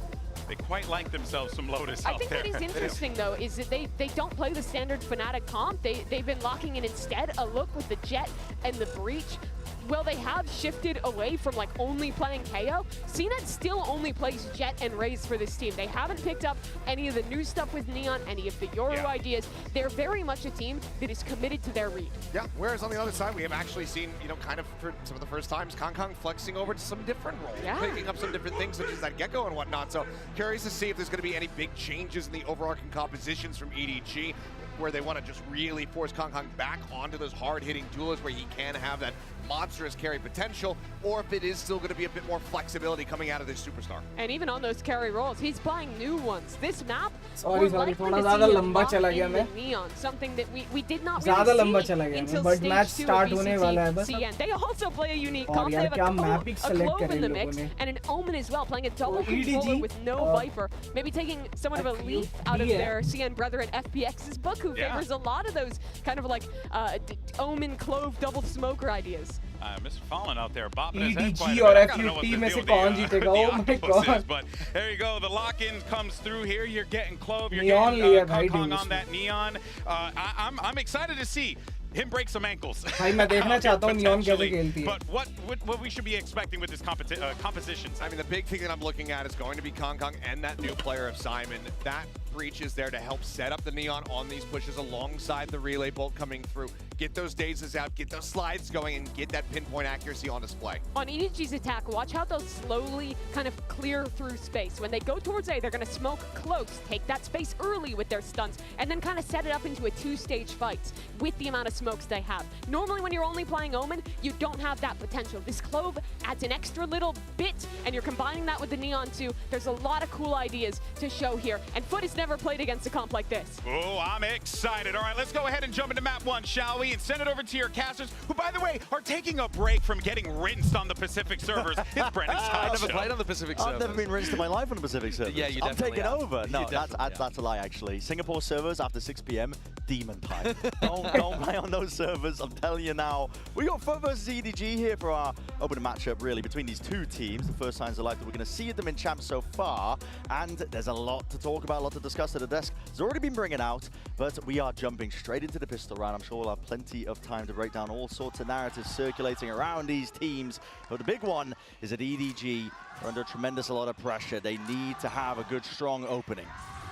They absolutely do. Those Chinese fans can be brutal, and EDG have seen so many other squads from China have success recently. They want a taste of that themselves again. Foot was stacking up over towards C at the start of this pistol round, and it looks like they're playing A towards a bit of a retake setup. Both teams playing a breach, seeing Cracks hold the fault line. Yeah, just in cases here, Simon's going to go for that plant. Full stick, nothing to push that away as well. Plant against the backside of the wall, holding the flash as well for backside fight, with Kang already in that spot and position. EDG love to get aggressive on these Lotus post plants. Let's see if they've got anything clear in the one-way fault line. And the paranoia, right clicks, a bit of panic settling in. G2 trying to cover it just over the shoulder as well. Kang still alive. It's off to the side here, making sure that he can hold this one back, but already getting overwhelmed and swarmed by the Foot players with that front side control. And they've taken out almost everybody. Smoggy, last one to be alive here, and Crack sticking at the fuse. No way! God, EDG. That's a lead by Smoggy, and what an opener that this EDG team needed. Great play there towards the end. He got enough chip damage on the first try of going at things. Both of those players super weak. It made the frenzy very useful in that spot. Nice Red Bull clutch that Smoggy pulls out early on. Like you said, very needed. Other than that, their post-plant aggression didn't really work. It looked like Foot's coordination on the retake was working as well. EDG needed someone to come up huge. Smoggy was the man for the job. I'll tell you in general, Foot love contacting around places. It's not a high utility composition that they're running here. You don't have the raise, you don't have the fade, you just got a breach. Yeah. And they normally save that utility for like big retakes or big executes, depending on what side they're on. So there's going to be a lot of raw gunfights happening. And when you have that kind of clash between teams like this, form is crazy important.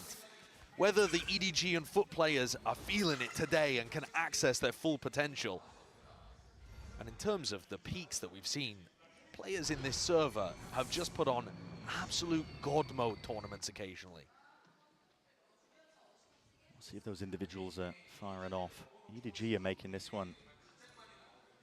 It's quite cautious at the beginning into this eco round. Of course, they don't want to give away any lives unnecessarily. Cnade gets at least 2 chances there to potentially rip off some heads, but he's back at the site here, and with only the Sheriff in hand.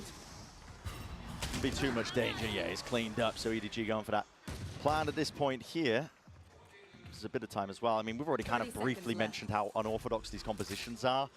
These teams, you know, Foot and EDG, they have been playing it in their regions. It's not like we've seen this for the first time. No, but we haven't seen them clash against each other. Yeah. EDG's comp, in my opinion, is really attack-sided. Crazy attack-sided. And then when EDG go onto defense, they try to save up, get an operator into Kang's hand, and they're like, would you mind winning us a few rounds with the op? Because the actual compositional setups are not that great on the defense. So I'm expecting EDG here to run up the scoreline at least to a comfortable level for them. And if they don't, they might be in a bit of trouble. FUTvsEDG just going to be going down to the spike here. So another one followed up by EDG, putting that second round on the board. I also think it's really remarkable that, I mean, maybe it's not remarkable because they've got G2 and FUTvsEDG in their group, but the community had both of these teams as like 25%ers, 3rd and 4th in the group. Only 25% of people thought that they were going to exit the group, basically, right, for both of these teams. I think this group could be rife for upsets. FUTvsEDG is waiting. Whoever loses this, I don't think FUTvsEDG has an enormous edge over either of these two teams, but neither of them are going to want to be in that position. Yeah, looking to grab a win nice and early in their group here. Bonus round for EDG. There's definitely a lot of danger towards it. Big stack and group up by the Foot players. A fault line and a paranoia gives them access to that A-Robble control. Might be looking to cement it, but already you're seeing a fast pivot, and EDG just trying to play off of that. A lot of util being used. FUTvsEDG barely alive, but a stun still applying, and he's able to trade out these kills. Kill trip played off of this guy is electric right now. FUTvsEDG, anchoring player, stalwart defender. And EDG now going to be licking their wounds, I think, looking for options and ways back into this round. Already I can tell that FUT have been watching the VODs. That aftershock comes out from Simon every time, and FUTvsEDG made sure his trips did not get broken by it. That was massive. Now FUT just hold, waiting for it. Signs of life contact, the head's just peeking up and over. Ripped clean off. Such a clean round, and so important for FUT to showcase early on in this defense half that they can hold on to a site when there's only one player and, you know, a flood coming through. It was just FUTvsEDG there. Ada Captain comes to try to reinforce. To be honest, Kangkang should probably be favored in that kind of situation, but if FUTvsEDG is hitting, I guess the stun is cosmetic. But yeah, pay attention to where these trips are, because Simon's aftershock is supposed to break those trips. And FUTvsEDG is putting them down in spots that'll avoid that. And they're opted into the skirmish, both of these teams, but nobody considering that G2 could have already got past that line with the TP, with CNED removed. Rubble control going to be made that much more easier here for FUTvsEDG. I think it's going to be a mistake for FUT to opt into these Rubble fights. FUTvsEDG's composition is much better in those spots. Yeah. Like we were already talking about, I mean, the utility that FUT have to work with, it's pretty low. In terms of if you're trying to go, you know, pound for pound against this composition that FUTvsEDG have, you know, the double initiator, the duelist. Neon stuns are just brutal for trying to find that one early. And a contact reclear is called here by FUT. Had a captain just hold into one line. FUTvsEDG. He's got a good idea. Very good idea. Just sees the jiggle as well, but already gives it up, doesn't he? Spoiler. And already stands up, gliding forwards. Kangkang can't follow up. Out from Mounds and ducking, weaving, dodging FUTvsEDG only with the 2 before the trade comes through. Still, 2 left to stand here for FUT, and that does give them chances and opportunities, but they want to make their way back over towards A now. FUTvsEDG. Chichu didn't give up that position earlier, so just holding on to that A control for most of the round gives them that option. It's a nice call. Coming back over to Chichu, who was inserted there. Mr. Fallen might have an opportunity. Shut down. Yeah, crosshair placement just wasn't quite there, already adjusting. And that should secure the round up. We'll have to be keeping an eye on these kind of mid-round calls that are going on for FUTvsEDG. I feel like a lot of the time things are extremely hectic in the FUTvsEDG camp, especially since they've decided to bench Haodong, put him into the 6th man assistant coach kind of vibe, and bring nobody in to make a lot of the calls for them. Rax is trying to make a go at this. I don't really understand the logic behind it. Probably needs his weapon. Yeah, he really does. He's got no money to buy another one. The rest of his team does, so he's going to get out of there. Not going to get punished for the hubris of trying to make that attempt. But you're right, you know, FUTvsEDG, there's been even comments from Nosage. You know, I was talking about Yinsu ahead of this match as well, just trying to get that extra information heading into it about FUTvsEDG. But, you know, even Kangkang was talking about how they get chaotic in the mid-round sometimes. They lose track of, you know, what decisions they should be making. Frankly, gets a little bit messy. That doesn't surprise me whatsoever when you put a player who's known for his unorthodox plays and strange read on the game and feast or famine play style, and you put him into an IGL position. But it feels like Edward Gaming are just trying to figure out what their mentality is, what their ethos is, their style of play. All right. CNED's going to pick up an operator. Go to look for an early pick out here towards C. Got to imagine there's util to push him back. Yeah, I mean, they have boatloads of it, but okay. Unscoped as well. That is so damn dangerous, near-sighted just by the Prowler. Was not broken up by FUTvsEDG. And gives it full sight over towards the C-mound angle. Door's going to be not even opened here, not even contested, at least with that Nightfall. Scatters its way across. There's no follow-up, though, with the wall in their face and the haunt. And the paranoia, plenty more where that came from. FUTvsEDG getting that access into the C site, but the question is, are they going to come out unscathed? Need to get this plant down. Plenty of shots and opportunities handed to CNED, but he's not quite grasping any of them. Damage done to Smoggy. Not quite the kill he was looking for, though. Still has the Blade Storm, so the retake potential is there. That was a hit. He's definitely making a decent go of it. Teams grouped up now. 5 versus 5 onto the retake. Backside control. Aim to be held. Kangkang. It's an off angle. Just down onto the ramp as well, but he needs to land it. Shot down with the rest of his team. It's Led just firing through and follow through with the kills. Beautiful work by FUTvsEDG. Very nicely done there. FUTvsEDG, when I was watching them in China on this map, they loved fighting aggressively in the post plant for waterfall control. This time, they planted, but they all stayed on site. They didn't push for an extra piece of map control, but they also didn't back off over to Mound, which means it's massively important that you stand your ground, hold crossfires with each other, and hit these important shots. Oh, nice shot, bro. It's a really crucial one to take down CNED, who had knives online. This is putting EDG well ahead now. Right there. Yeah, ults are starting to get generated already. See the rolling thunder. Simon holding on to it. And Captain's the only one to hold back this A approach. It's a weaker buy by Fut. Yeah, the attack side operator is now coming out as well. Kangkang picking that up.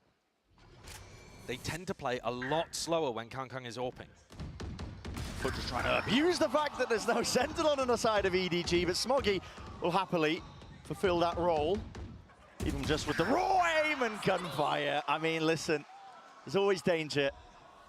The sheriffs are in the hands of these Fut players. They're demons with it, but it's all cleaned up. Safe pair of hands of Smoggy. It's pretty nice for the next round.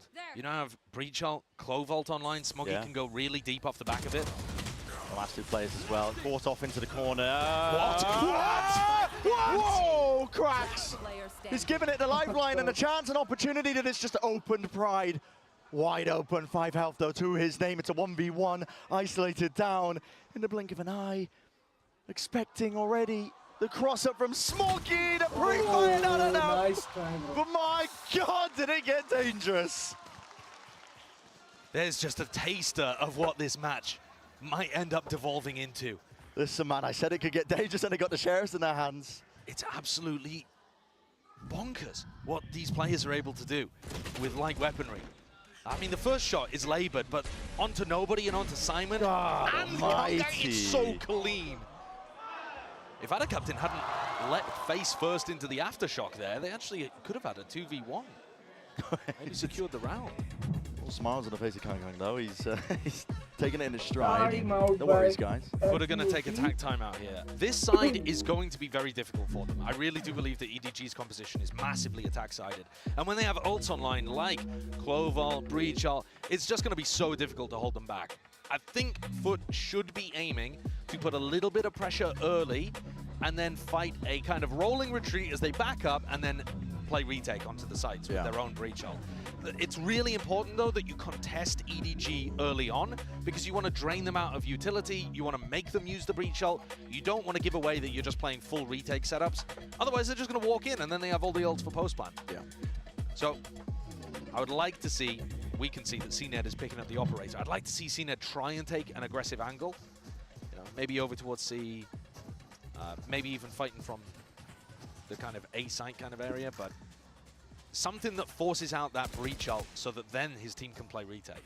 It's just so important that he at least creates pressure and then gets out alive. And that's the difficulty, I think, for Fut as well. Their composition is... It's hard to walk that tightrope of not over-investing into some of these fights. Seen it again. Operator already being just accosted off onto the corner. Stun already connecting. CNED just trying to get the hell out of there. VALORANT, he does cover it. Like you were mentioning, Josh, as well, that rolling retreat, they're just backing away. Now the rolling thunder of itself. Cracks, he lets it loose, lets it rip now. Everybody pushed up back into the corner, but cosmetic stuns is the nature of this game sometimes. Smoggy, not dead yet. Back into the fight, but Fallen from the side, instantly traded once more. The pause, scatter and running away. EDG, they want to try and make their mark. Moves over towards the A side. CNED, he's fast onto it, but players up into his face as well. Up and down the ropes. They're making this one dangerous and awkward. CNED's lucky to be alive. Spike planted. Bit of calm for once in the middle of the round. Fut sure to play this one together. Holding just in case.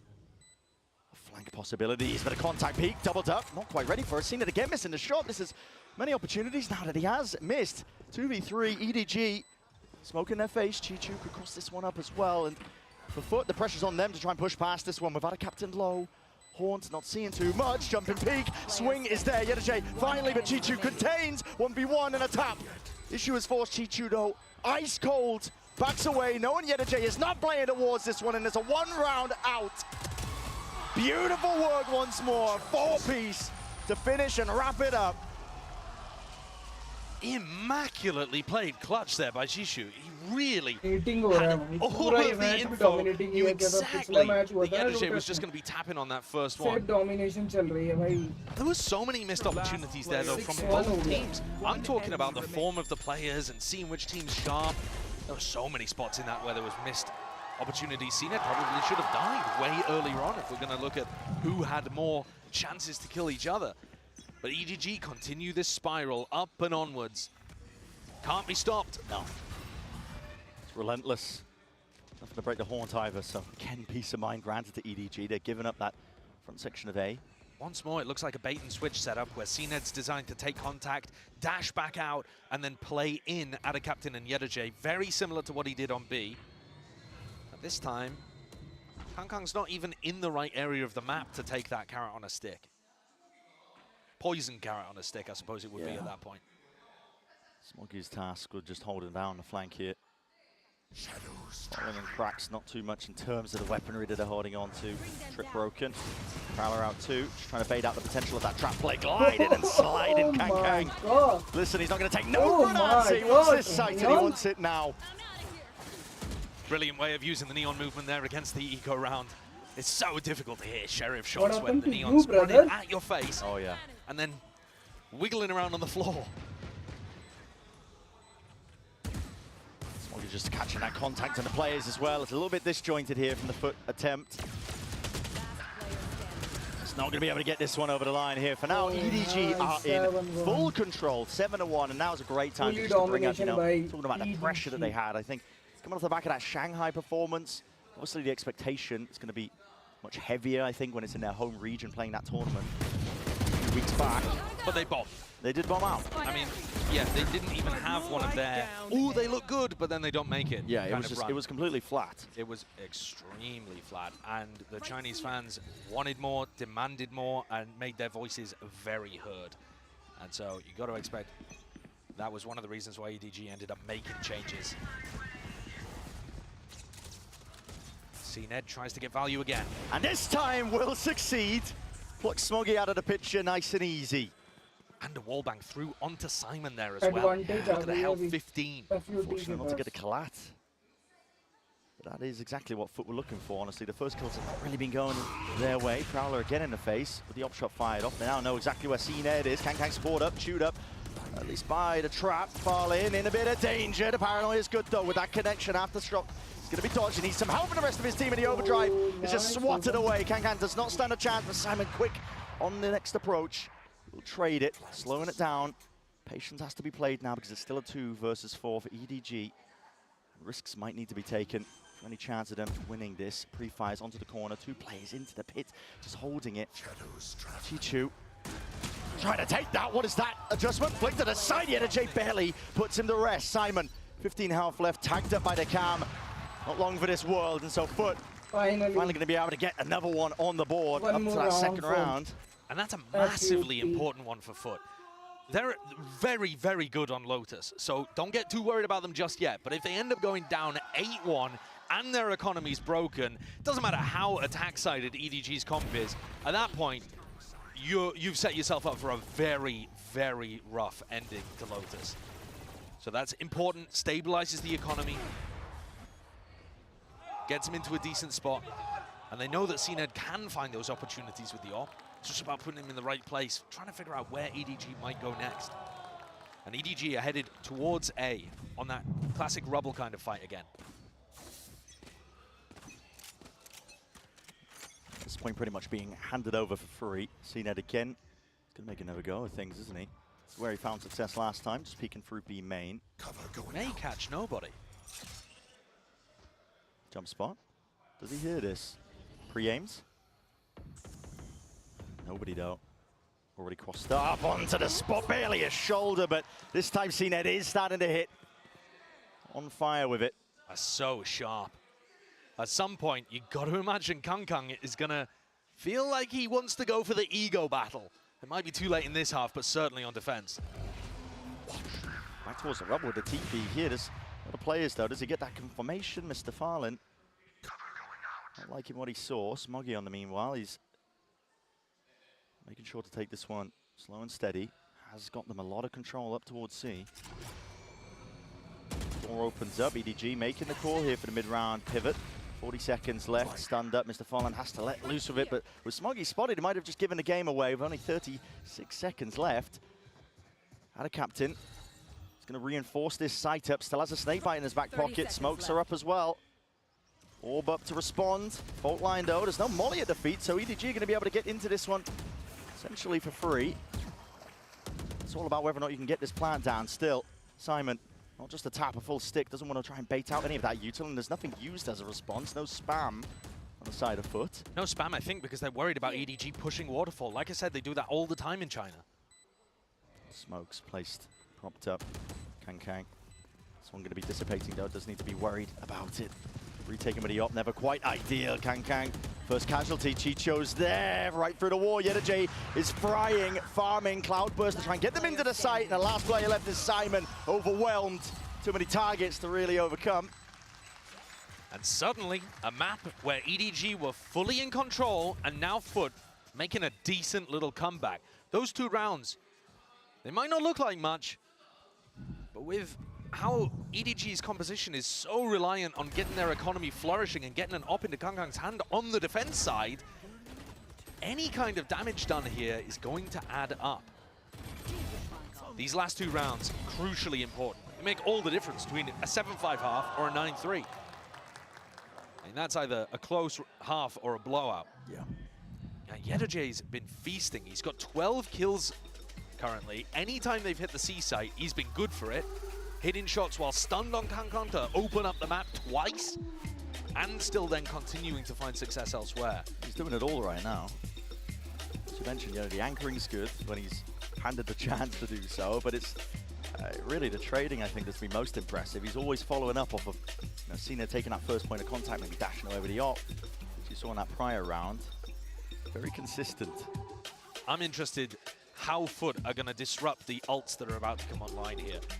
Quick peek for those of you at home. Nobody and Simon 1 away from Nightfall and Rolling Thunder, respectively.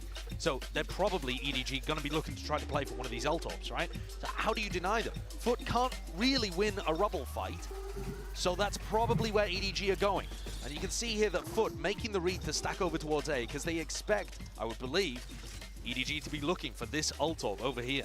It'll be a hard task trying to win it. Enormous hard read. Yeah, skirmish will be occurring. The question is who will be the winner. Now, last time Chichu TP'd back rubble and it did put the punish onto CNED. We'll see if that happens again, or Foot has something to counteract it. Paranoid looks like it's pre-aimed just for the middle uncenter piece of the choke point. Fault line slows them down. TP through the back again, up and around with the updraft. CNED barely alive here, still blinded up. Inside the Cloudburst, wants to play inside of it. Chichu running and gunning. Reign Supreme wins out the day. Cracks, you are hard committed into this spot, son, and there is really no escape. But the captain will help him out. Shot from the side and a follow-up again. He can't be denied. Foot just absolutely smashed them into dust. Can we have a look at the stage? Did Cena just jump into Krax's chair for a moment there? What happened there? Possess his body, take him over. What are those 2 up shots? Coming out from a player that I've only ever seen with a rifle in hand. That's nasty. Krax was completely stuck. The door had not been pre-fired, so he was trying to use a classic to get through it. He's like, please, let me escape. Get me through the B. And he decided to turn, stand, and fight. But now EDG have those ults online. Yep. Now in the final round of the half, they've got massive tools to work with. We're seeing again the same fight taking Valen. Oh my goodness, revealed up by the Horde as well. Needs to get the hell out of their door in his face.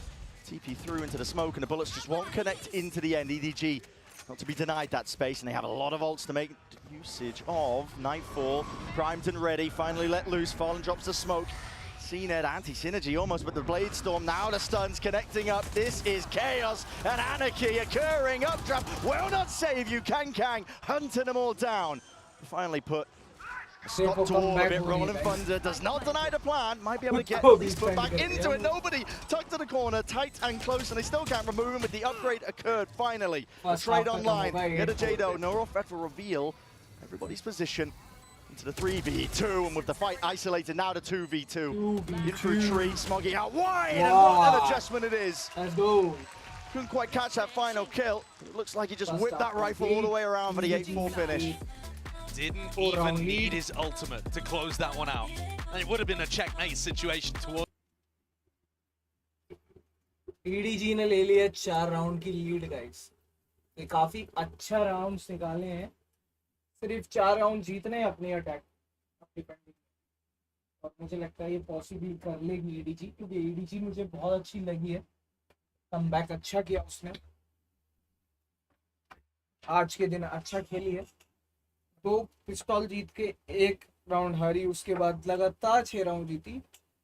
But FUT ने भी बहुत अच्छा comeback करा है कि 4 round जीत के वो भी इस गेम में बनी हुई है, और लाइनअप है 8-4। तो ये मैच भी थोड़ा कॉम्पिटिटिव हो सकता है अभी। तो देखो यार गाइस, जल्दी जल्दी लाइव आओ, वीडियो को लाइक करो, चैनल को सब्सक्राइब करो। हम बने हुए हैं इस मैच के साथ, जो मैं प्यार दिखाऊँ।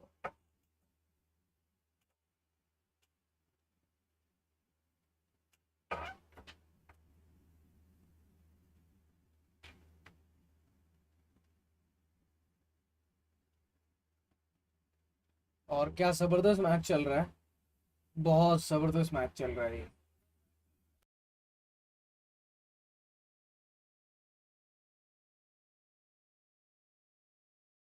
और आज हम कुछ प्रैक्टिस भी करेंगे वैलोरेंट में जाके। अभी इस मैच के बाद एक डेथ मैच खेलेंगे, तो बने रहो लाइन।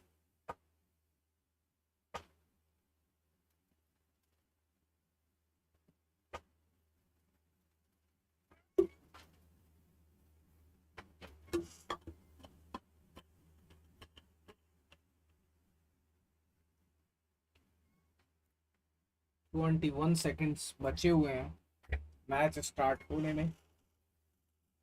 तो अब 10 second left.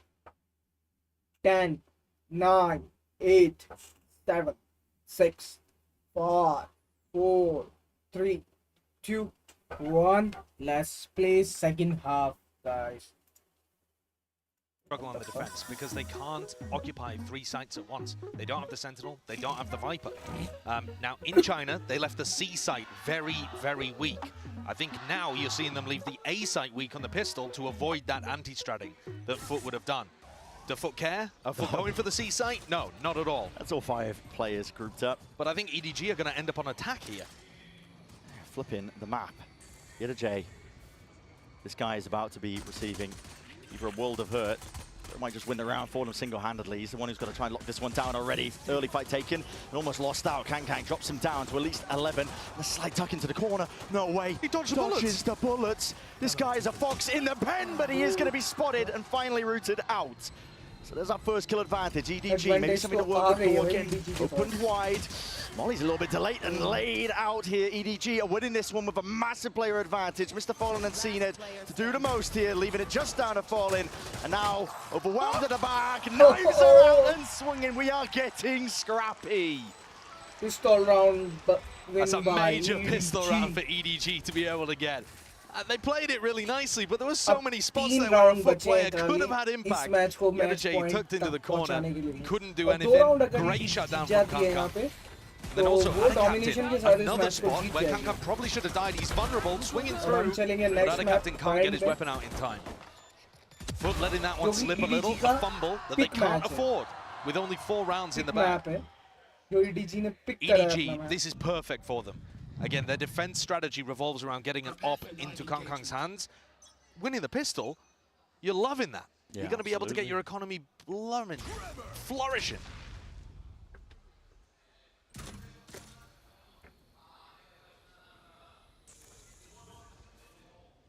But we'll make a go of things here. Slow spread default into the Rico. Maybe just aiming to hopefully farm up some ores. That's the trouble with their own composition as well. You can't even rely too much on the ultimates they've got available. Chichu, Paranoia, flies forwards. A couple of shots fired out as well. He's going to be blind himself. He needs some help and backup. Has arrived in the form of Kang, but he's swiftly dealt with. That was the rifle. Dropped down. Chichu, though, still a problem. And Smoggy happy to deliver the death blow from the side. FUTvsEDG Classic in hand. There's enough to dismiss them, even just repping loud in the process, I guess, because they couldn't make it themselves.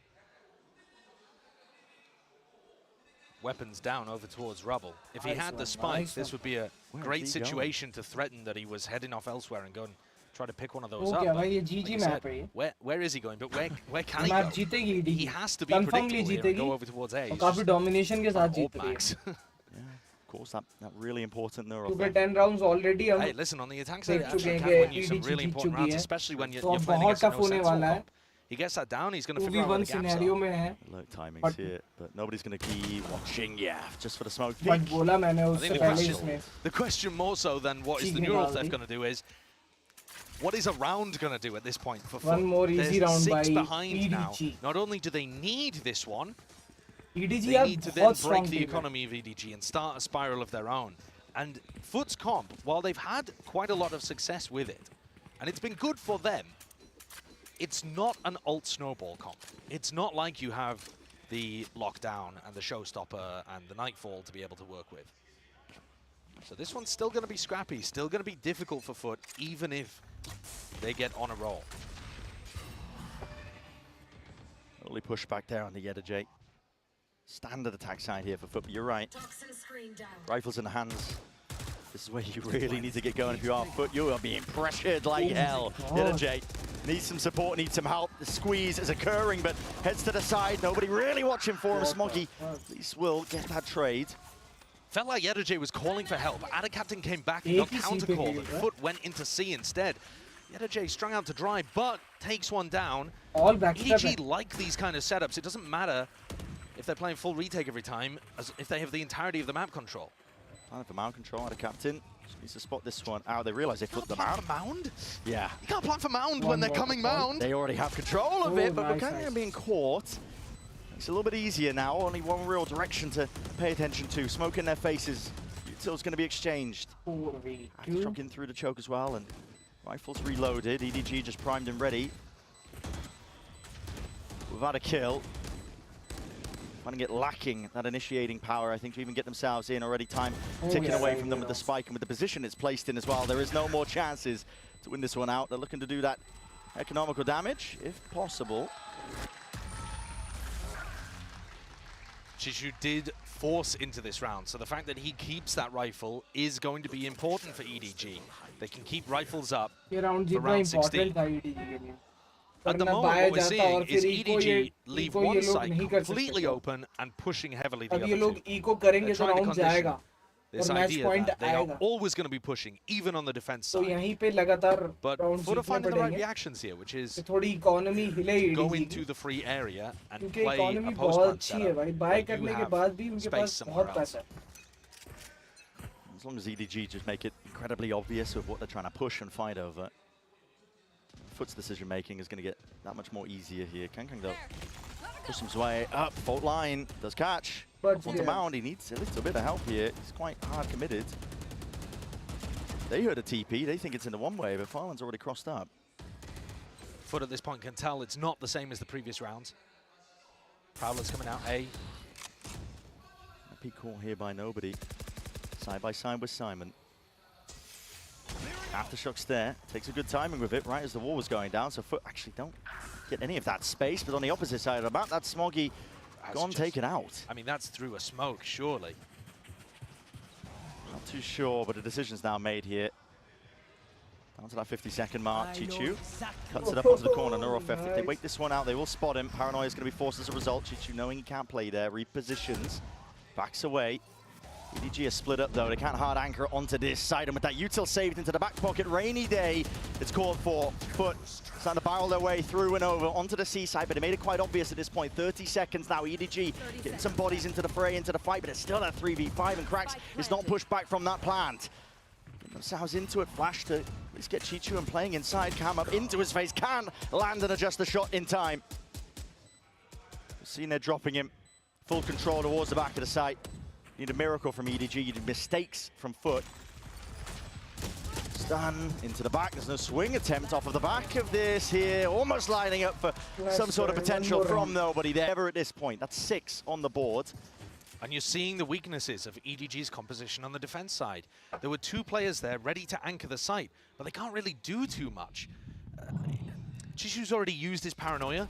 to try to get out of the really uncomfortable spot he's in. And that neural theft that you were poo-pooing earlier on came through fairly handy, didn't it? It did help, yeah. It also gave them an amazing paranoia that knew where both players were, and blinded both of them too. FUT are back into this game. Cage trigger. Interesting. That is real interesting.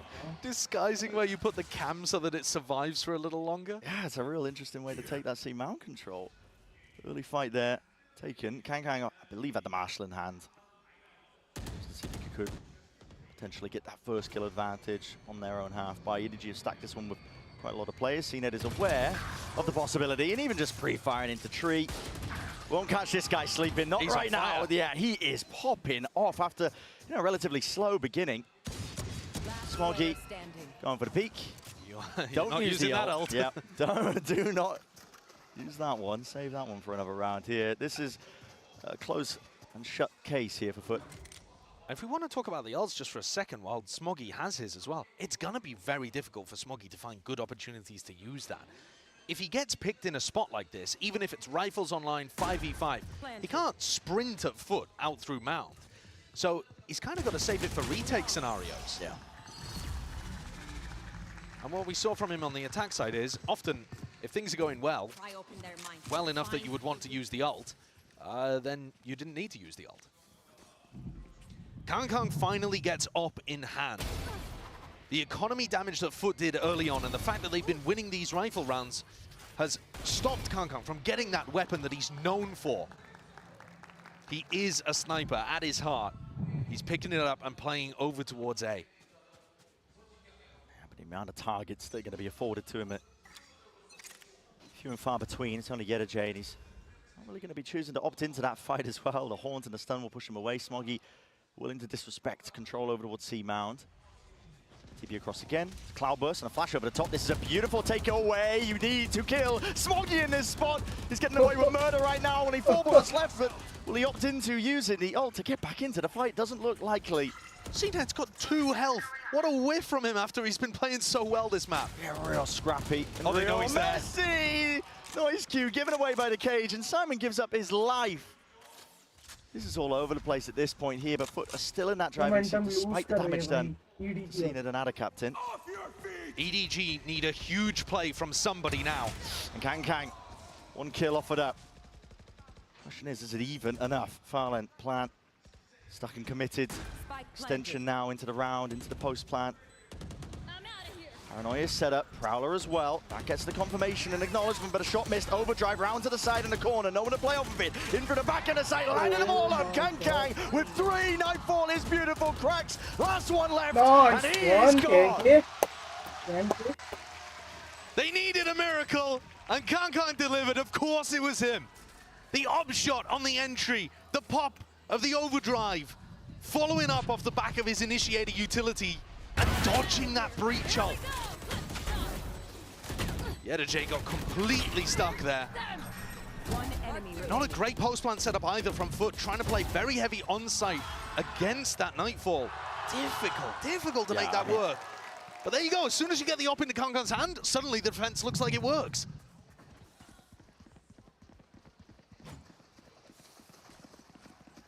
It's value earned. EDG stem the bleeding for just a little bit here, and they still, of course, hold the advantage in terms of rounds. This time, adjusting and moving up that positioning. Kang upping over towards C, wants to play in front of the Viper Orb. And the cage did not defend the cam this time. It was broken. FUT are also jump peeking this at the start every time. They do that jump peek from on top of the boxes where you can just get your head over the top and see if there's an opper playing C. In decided to go A. Yeah, full control over towards A, but the question is, can they clear Chichu? Cloudburst, it's an intelligent way to try and get your way and slip past into the side as well. Chichu still set up, still lands 2! Nice. My goodness, he was under a tremendous amount of pressure. For EDG now, that lifeline is delivered, and this could be that 12th round that they were looking for. TP, evacuation, back and away, pit into the post, and Smoggy's fast, rapid into it, ult, not dead yet, he's back into the fray, back into the fight, pressing forwards, that is absurd. Sees though, connects onto the feet, and Ada captain rooted to the side, needs that bailout fun, spraying and praying. Kang left alone now. In a 1v2, just the operator in his hands, you might have to call this one quits. If he goes for it, he won't be able to buy an op again. EDG are at 11. They're already in the lead. You don't need to take risks like this and potentially lose a weapon that's so important for making your defense function.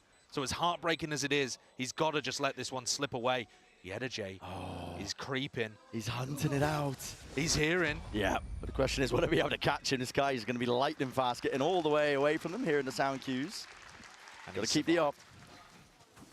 That is absolutely maniacal from Smoggy and Nobody. The lack of coordination on that play is baffling for a team that has otherwise been playing fairly well today. Yeah, I mean, this here. This push forwards, nobody's supposed to trade this, right? And yeah, instead, exactly. Nobody backs up and throws a seize. I mean, get on the same page, please, if you're going to be making a play like that. They're chuckling about it now, but this gap is lowered to 3, and they're on an eco. A little bit of bite towards the round, at least the Guardian, the rifle, the op, but as you said, Josh, the gap is narrowing. Odin spam away from Fallen just to cover the retreat. CNED dash expended nice and early. I think the reason that this composition works for EDG, though, is that they have good enough players. Someone gets them around. And in a situation like this, the economy doesn't look good, but Foot are going to be cautious, they're going to be slow, and EDG are going to be taking risks. You will often see Thrifties converted in high-pressure moments like this. EDG already trying to set themselves up to succeed. Looks like they wanted to commit to a push deep out here. Up onto the site, this is full committal occurring. Nobody right into the back of the site. Classic in hand, and Chichu, this position right here could do some damage and potentially cause some harm, but really no worse for the wear here from the Foot players. They do survive and get that plant down for them. Planted. EDG with a difficult task ahead. And a question of what they really want to commit into this one. With Simon's ult in the back pocket, do you save this one still with the gap closing? Swap around with the weaponry. Rifle now into the hands of Kang. Smoggy holds the approach. Perch stop gliding forwards, an attempt to play off of that util, but now the counter spam. How do you get the op out? And the counter play, how do you get the op out? It's hard committed, deep into the pit. Simon, where's this flash landing, man? Flicks it up to the side as well. Time is ticking away from it. Will collect at least the 1 kill, but the peak of the util is perfection. And right from behind with the wrap around, the op will not survive another day. Up to 9 now for Foot. The gap now just 2 rounds away from equalizing. That's the risk of taking a weapon like that, heavily committed into an eco situation. You're unlikely to win. One player's coming in there without a weapon in hand. You don't want to use your big ultimate on Simon because you want to save that for the future. The same logic should apply to the op. So all right, they don't have that to work with. Can they make the ult work for them? The gap closes to 2. C completely open. I mean, look at this. The defensive side has holes in it every single round. Insanely as well, this hard read. I don't know if it is a hard read, but Foot just already making a move over towards the C side. FUTvsEDG wants nothing to do with the A contestation. He can feel the pincer. They tried that move on him before. He's not going to fall prey for it this time. He survives and tries to play for his life. So last time, they also planted towards Mound, didn't take any spawn or waterfall control. Doing it again. This time trying to play for Mound. You hear so many footsteps, FUTvsEDG, you absolute madman. Paranoid up though, blinded, he needs some help, and bailout will be afforded and wrist played. Now as the squeeze is coming in, Rolling Thunder at least to relieve that pressure. Smoggy is ridiculous. Can't quite squeeze himself right through the doors. It just closes shut between him and the site. It's going to be flipped around once more. Foot though, only 2 of their players surviving. One ways, blooming and blossoming. Foot are scrambling now. Players rummaging and rumbling towards the site. This is just absolutely absurd for Fallen to deal with. Damage done. Dodging and weaving. Phantom in hand. CNED last one left, but not for much longer. I don't understand how Foot can have seen that exact idea come out from EDG before, recognize it in the first 10 seconds of the round, and decide to fight Mound control. It's perplexing. That's bonkers to me. Yeah. The door's going to get opened. You're going to get pushed from the back. Why not reactively yourself push forwards and plant for spawn? Go and take spawn control. Go and take waterfall. Plant for those positions that you can fight over. And instead, Foot are getting caught both times, planting for Mound and trying to control that area, playing exactly into EDG's hand. That was the round they needed to put them onto map point.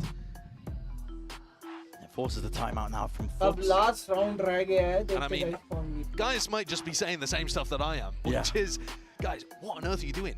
Flip the map, you know, go and take some of their territory.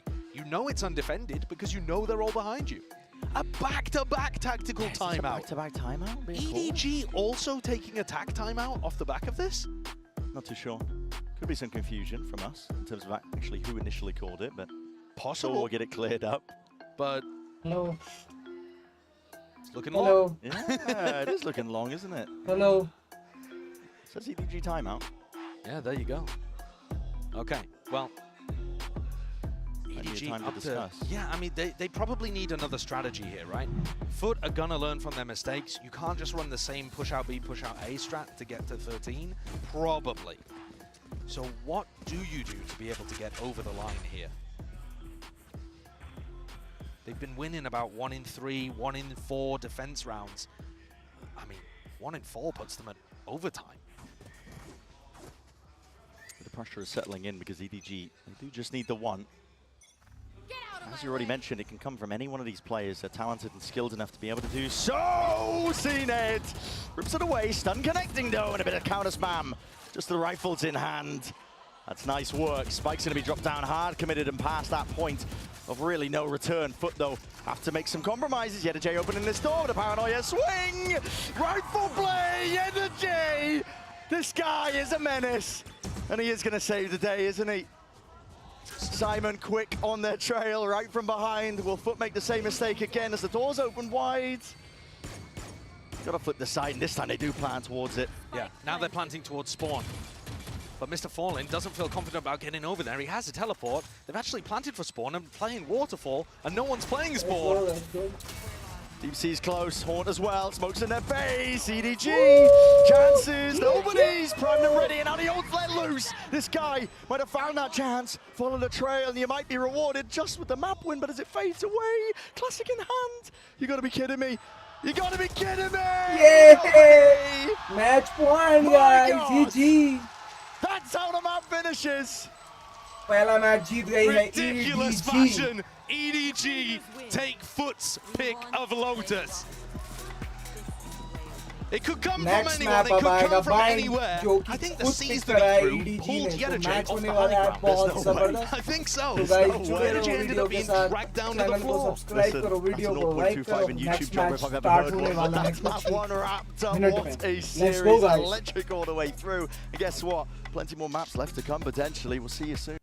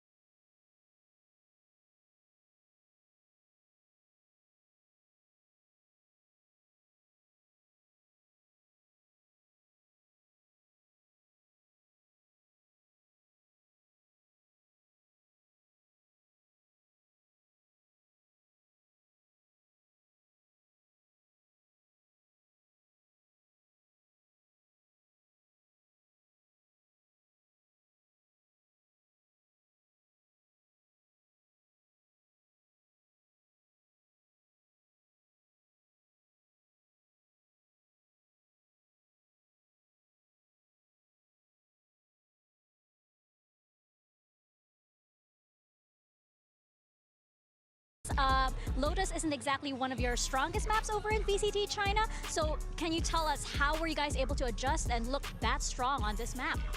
大家都非常的惊喜，因为大家很多人可能很多人都会觉得说，在新人赛区的时候，莲花古城并不是我们的强途之一。但是你们今天打得更好了，做得很棒。你们是做了哪些调整，能够做到这样的成就呢？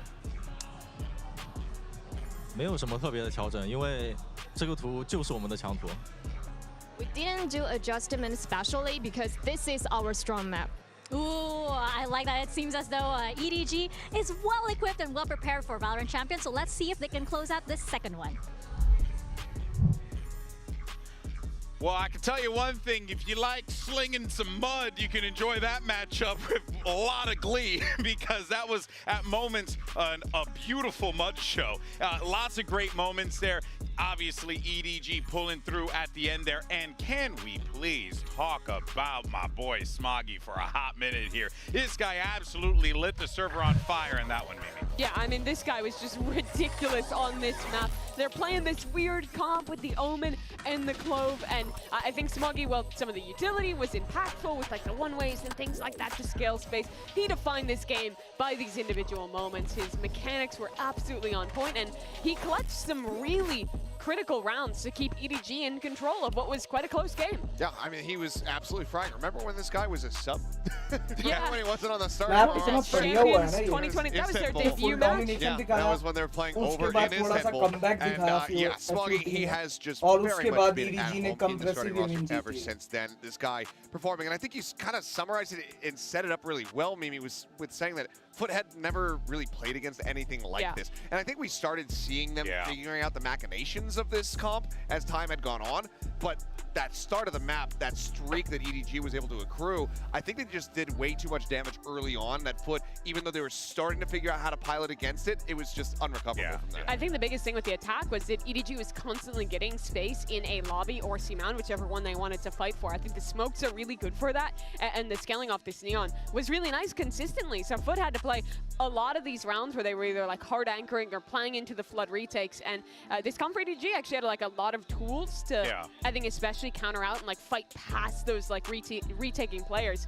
And honestly, I was really impressed. I thought the implementation was pretty good. It wasn't an insane game from Kong Kong, but I think he did his job on the Neon, and they played some real solid Valorant to get that map one. Yeah, for sure. Did have some pretty nutty moments. Oh yeah, 100%. Just triple sliding around that ace site, just hitting headshots. I just wanted to see him break some ankles, and that's what I got. He got a couple. He did a few, so to me, job done. But the thing is, though, there were some great moments there for FUT. Actually, one of them in particular, this is our HyperX Reflex moment of the day, round 11. Reason why I like this round in particular was because the way that it started prior to this incredible couple of shots from Cracks was really just some awesome aggression that we were seeing from FUT, really just not allowing EDG to get any kind of ground whatsoever. They were using their utility perfectly well, and then you had obviously those individual moments shine, and just Cracks just, well, was cracked here. I mean, we kind of, you know, we heard I'm so proud of myself for that. Sideshow saying it, just, you know, had seen it just change seats, had he just taken over his PC, and that moment had he possessed him,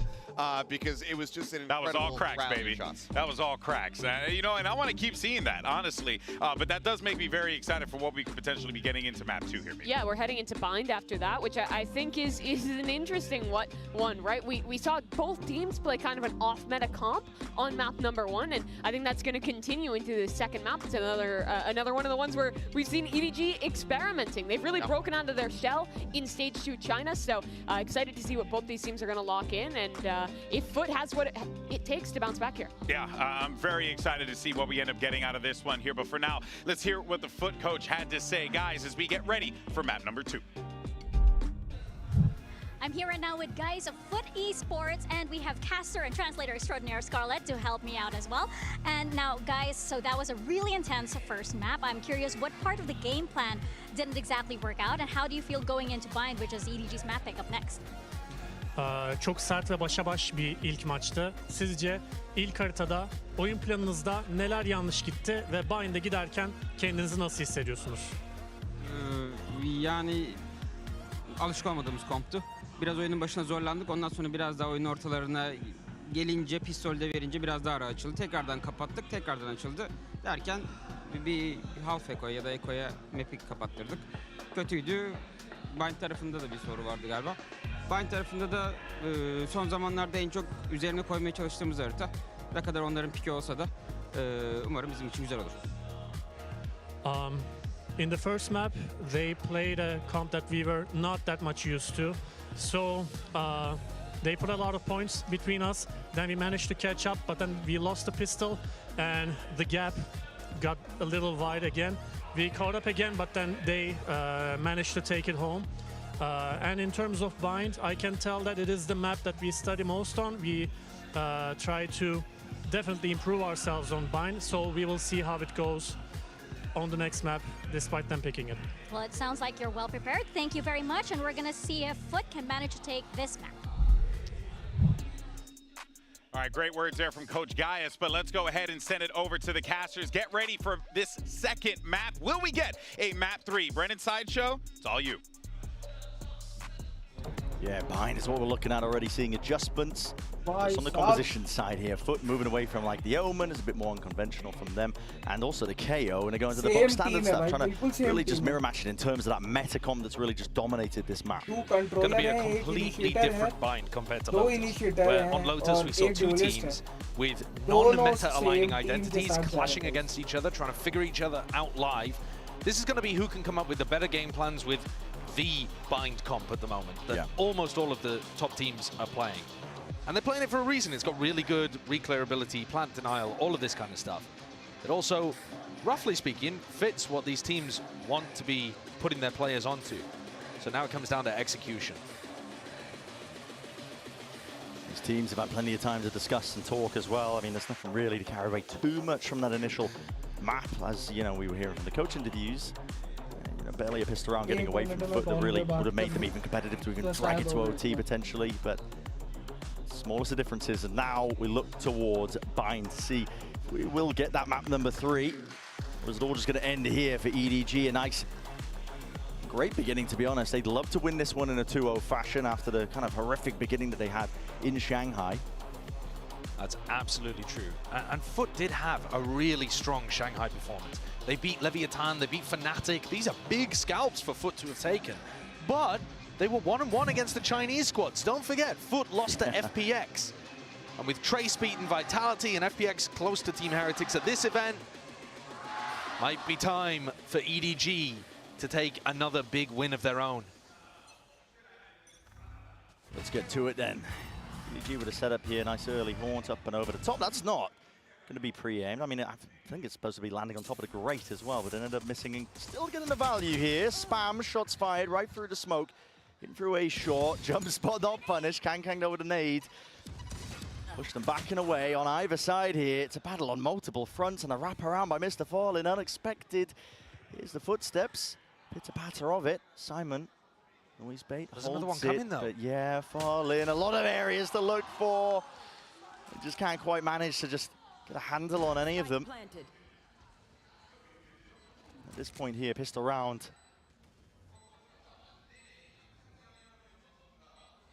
Distant dream for this Foot team. They got CNED and FUTvsEDG still holding on standby. Oh, with that fight lost, really no chance in hell. CNED would have to toggle. But the players' positions, EDG not giving anything away, just a slight jiggle, and Simon he squares up to it. Enough to deliver that final blow, bullet to the brain, and a pistol round again gained here for EDG. Nice one from EDG. They fairly simple. That whole lineup actually, that is where that's supposed to land. Simon throws that one all the time. It is weird because you can throw one on top of the grate. DRX kind of do. But the fact that Foot weren't ready for it, to me, is a bit of a worrying sign for the Turkish team. Because that's the one that Simon throws every single time on this map. And so if you're not ready to pre-aim that, you're probably not ready for a lot of the other stuff they're going to bring to bind. It's probably not a map that you've done a lot of anti on coming into this match. Because the middle of the map pools for both of these teams are very similar. It could have been Bind, Sunset, Icebox, any of those maps that EDG ended up picking. Nobody just needs to survive with this rifle into his hands as well. He's got plenty of players that are trying to bring him down with a horn, pointing him out. So offsets and hands that rifle. Here's the adjustment and reaction out of EDG. Chishu could go down here as well. Okay. It's already into their faces. Chichu could have gone down, but now he's going to be trying to sink this one up. CNED running them down with a shorty. Kang, quick to respond, dropping all of them.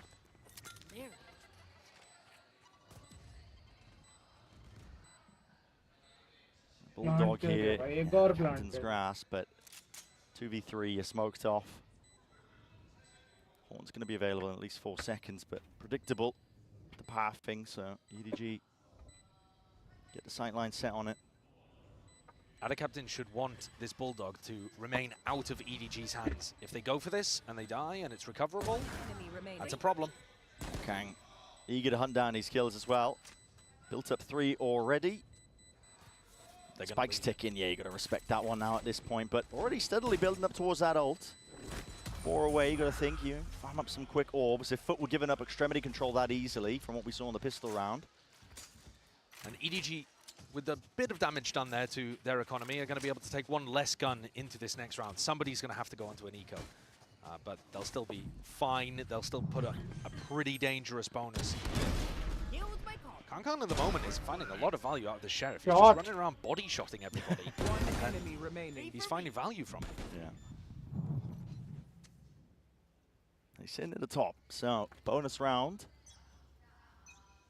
EDG looking to try and convert this one as well. Get off to a blitzer and start. CNED's postured away. Sees Nade held here, but really what's the contact? VALORANT already going to be offloading that one. There's a mosh pit through the TP, not much else behind it. EDG are happy to wait most of this out. Dizzy up and over the top. Nade rebounds. Smokey's all the way in there as well. At least the first point of the contact. Rifles though, that is ridiculous. Oh the Turkish aim classic rears its head for a flawless shutdown of the bonus round. Very nicely done there from FUT. EDG are going to mostly be running when they exec A, 4-1 execs. They have Chishu, late backstab showers, and the other 4 come down short. Slightly different how other teams do it. A lot of other teams will be running their fade, kind of coming through showers, like Simon did this time. It's not standard for EDG. But FUT dealt with it all the same. No problems whatsoever. But that was a weaker buy. And arguably, the site that FUT are looking to lock down the heaviest. They've got 3 players on A defending. Whereas Mr. Fallen and Captain quite alone over here on the B side of the map. Very much alone. There's no punish as well on the AWP pickup. Prowler and a boombot. It's going to be used to try and take that B-long control mosh pit on top of it. Nobody just making sure that they can hold on and take that space there. Chichu is also trying to feign like there could be the potential of the lurk, but it does lock 2 of the players at least onto that angle on FUT's side. Wrapping all the way around. Is nobody going to try and sell a fake here? What's the play? I think the fake might be on B here, actually, and then they go through the teleport. Just judging by where Chishu is. They don't have that prior showers control, and someone's going to have to break that. That's not bad, though. I mean, knowing that there's 2 players over there, Krax is still going to rotate, though. He smells a rat. Yeah, he feels it, doesn't he? With them losing that showers control, here's the TP now. FUT going to be asked the question, can they hold this one back? Nade's already rebounded nice and early with the C's. Good connection and a good answer. So Satchel's a little bit iffy there, not able to get out of dodge as the Haunt wasn't pre-fired, revealed up most of them. They've lost a little bit of control of this one. VALORANT will have to respond, and he will do so, wrapping it all the way through. Beautiful control with a rifle. Smokey trying to go straight back at him, blow for blow into the 1v1. Time getting against him. Kang got to get this spike planted down. He gets showstopper. Puts it online. Showstopper here and ready. Satchel's away, still with a rifle. Now lets it loose. Another Captain, you've got to be fearing for your life. Not a sound, mate, not a peep. Doesn't want to give anything away, just has to wait this one out along with the fuse with the pre-fire into the corner. Misjudged by Kang. It was a gamble in the end, but he does reposition with her now. Ada Captain, hello, stick in this. Revealed! But a bullet to the dome. Enough to deliver that 3rd round now for EDG. It's Kang there who wins the clutch. A little fortunate that he had that showstopper, because otherwise, Ada Captain was breathing down his neck. But it's not Kang really that secures the round for them. The Smoggy 3K, it just comes out of nowhere. Smoggy over here, being able to get the kill onto CNED is fair enough, but then beautiful 1v2 onto Mr. Fallen and Krax, and that makes the round winnable for EDG. Otherwise, FUT had the read. Their macro play was better. Viper's Pit online now for FUT as well. Should make it a little bit less complicated for the defensive calling. That has been a problem, as you've already highlighted. Is the Macro's been rifling, good. really? Yeah. Winning the fights out. Yeah, rifling and also some of the micro stuff. problem तो है अभी भी. Now the captain is hyper committed. Over towards that B-line. थोड़े से round यहाँ जीतने पड़ेंगे. Cena just watching too. That's a nade used relatively early. To no avail, to be honest. I mean, EDG are happy to just sidestep it out. A bit of spam though and bullets, you can't really disrespect that. And here's an attempt that he executes a mosh over the top. It actually cancels the ult. Mr. Fallen loses control of it. The Thrash will get a second round of things as long as he waits it out. 7 seconds and counting, but EDG going a bit slow and now attempting to speed it up. The tempo increased. That popping from Kang. No results found. Rifles in the hands of FUT. They want to put a stop to this one. The battle lines are drawn into the sand with the TPs here. And now a Thrash as well to try and at least collect a few more. No, broken just before he can step past it. 2 spotted though, I think. Yeah, and Chichu and Smoggy. The positions are noted now. Just down to Smoggy. 41 health and the pre-aim onto the ankle, VALORANT. Not a fan of that hookah flood from EDG. I think working the outsides of the map, making sure that they have B-long control is going to be crucial, critical against the way that FUT are playing. The defensive setups are remarkably good actually from FUT. This is the first time, well, not the first time, but this is, you know, a different composition to what they've played most recently. Almost all the time they've been playing this KO Gecko comp, where you're using the flashes actually to initiate off the back of. Here, FUT have to hold their ground a bit more and work that space denial utility, the mollies, the walls. Slow pace to open this round out. Yeah, EDG just going to be focusing on farming up the ults. And I think the outsides of the map should be favored to EDG, the way that they're defaulting at the moment. It's kind of like 2-1-2 approach.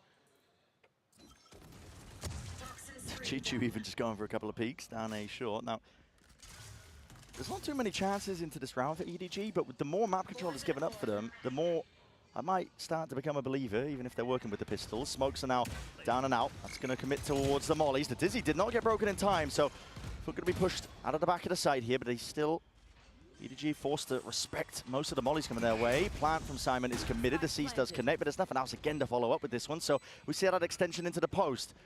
The only difference is they don't have the rifles, but again, that might not stop EDG. Sees, I should say, Dizzy, Satchel, a put over now with a showstopper pre-fired. He was just following the trails there, and the rifle spray down. Kang trying to relieve that pressure. Falling, sticking, have onto the defuse. Needs to be something to offload and push this one back, but sticking it all the way to safety. Despite the kills that are flooding in from EDG, damage definitely done to the economy, but a round win FUT will be happy to walk away with. Absolutely the case, but FUT should not have allowed it to get that close.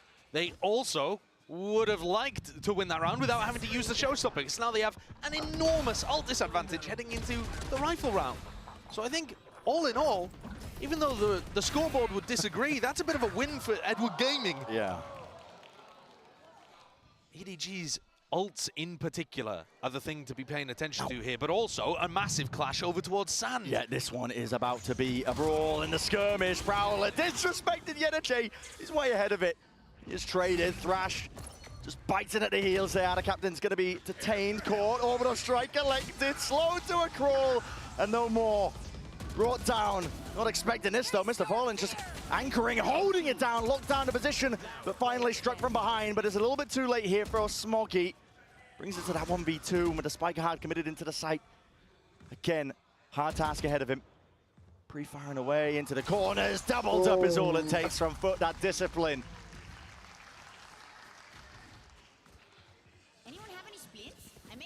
It's tough to criticize, but I think EDG, I mean, they're going to take a tag time out here, but I think they needed to call a cancel, a slowdown in the round once they got that ult combo. Yeah. They had an enormous player advantage, but they just made it super obvious which side they were hitting, and the rotates were already on the way from A. They also had a very late player coming up B long, and in the end, that anchoring player of Mr. Fallen did so much to win FUT the round there.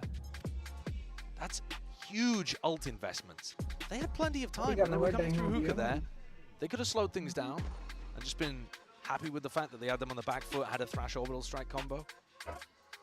A bit of panic Chaos thrown into the calling there for EDG. Small things, but they're going to make the difference when you get the champs. I think nobody had a blinder of a game on Lotus too. Just the utility and the way that he was setting up his teammates, and also minimizing his feeding plays, which are, like, that's a genuine thing when it comes to nobody It is, getting yeah, value. sometimes he's... But right now he's 0-7 on bind, and it's not because he's throwing his life away. It's just he's not being able to find those kills that his team kind of relies on him to get. Those like trade kills, being able to get a random pick in one of these tumultuous situations. Yeah, right place, right time. Gonna need to see that newcomer to the IGL role step up for EDG. EDG opted into the attack side operator here for Kang. This is, they do pull this out from time to time. The footage I've watched, the trouble is they sometimes don't really know what to do with themselves when they're not offered these easy pickoffs.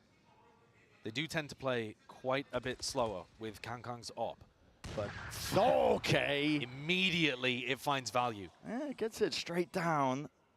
Almost to get at him out, A short. And with FUTvsEDG gone as well, at this point, could make a few plays, but risks have to be played here by Foot as well. Seeking to offset the disadvantage. Chichu was almost there, man. Almost good enough, just dancing around the bullets for a moment, but just couldn't reset the aim in time. I like the call here to drive it quickly into B. Mr. Fallen's got to realize quickly that that's what's going on. Adacaptain might be screwed here. Yeah, he's fully revealed up here. There's too much to deal with the Dizzy overloading him. Damage done potentially through the bodies as well. He's played Mr. Fallen in, but again, tip-tap at the rifles. Tip-tap at the shoes as well. Great movement from the EDG players, enough to survive into this one here. Kang will lock down that sight line. Nobody to be able to step past that one. Elbow control has been given up. CNED might be the playmaker. No, brought down to his knees. So just the one and it's cracks. They seem to be acutely aware exactly where he might be playing from. Chooses to back away, knows it's an impossibility. Bit of a misread from Mr. Fallen. He thought that the EDG team was going to react by going down short, the player where they just managed to take down FUTvsEDG. He was running over to the A side to try to reinforce that spot. Didn't realize everyone on EDG barreling towards B. Nice call. Right when we were just talking about the macro, nobody needing to find his moments. Mid-round in there ended up working quite nicely.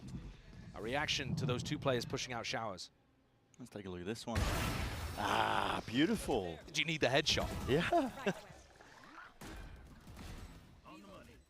All off the back of that one. So when EDG do get those opening pickoffs with Kang, the operator played a slower round. It does work out for them. But now with a buy, a little bit all over the place. You know, you see CNED, he's got this outlaw. You'd have to be precise with it so you get real good value. Horn's not broken. EDG know that Showers has given up, but the timing's off in terms of Foot just trying to make sure that they crunch that one. So mosh pit through. Alongside the C's nade, it's all committed nice and early. That's a lot of big tools that Foot would like to use to try and stunt and stop a fast exec. Not that's really any time coming soon with EDG playing his attack side op. No, they're going to be slow. They're going to be looking for picks. And Foot at some point may peek for info. Similar to how FUTvsEDG was going for that jump peek. He'll have thought he was safe there, trying to take the safer option in the previous round. But of course, there's only so many ways that you can grab info without facing your body into a dangerous spot. FUTvsEDG is working his way forwards again. What a risk. Yeah, super risky. Just don't know where this operator's going to be, and not just that, you don't know where the players are going to be. Chichu, there with a punish. Make him think twice about it. FUTvsEDG going to be paying with his life yet again. Cracks. So he's going to play spoiler inside the smoke. Has to dodge most of the util coming his way, including the bullets. Nobody with the plan as well. Here's that reload, but sprays away and does reveal his position. Seen it up and over the top. He's praying that a head will be revealed to him, but nobody graceful enough to oblige. So this Lamps controls the aim of the game here for EDG. Haunt wraps its way through into the back. Nobody's going to be spotted. Orbital straight from Adacaptain. Good to clear this one through and away. Dizzy, but over the top at the wall. Gives him that cover. Kang full running. Get the hell out of here. It's a ridiculous adjustment, and Simon's still locking down control. Foot have no more chances available to them. And CNED has to concede the space, has to concede the round. Foot are giving away too many early kills. I mean, FUTvsEDG in this round taking an egregious risk, I think, getting caught by Shishu. But then also, what a whiff from Captain coming around the back as well. There are opportunities for Foot to be able to get back into these rounds, or to, you know, just stabilize and not give away the advantages at the beginning. But EDG are playing patiently, playing slowly with the op, and it's getting so much value because Foot are getting antsy, and it's forcing mistakes out of them. Maybe not even forcing the mistakes out of them necessarily. It's just the sheer lack of information. And Foot make the unforced error.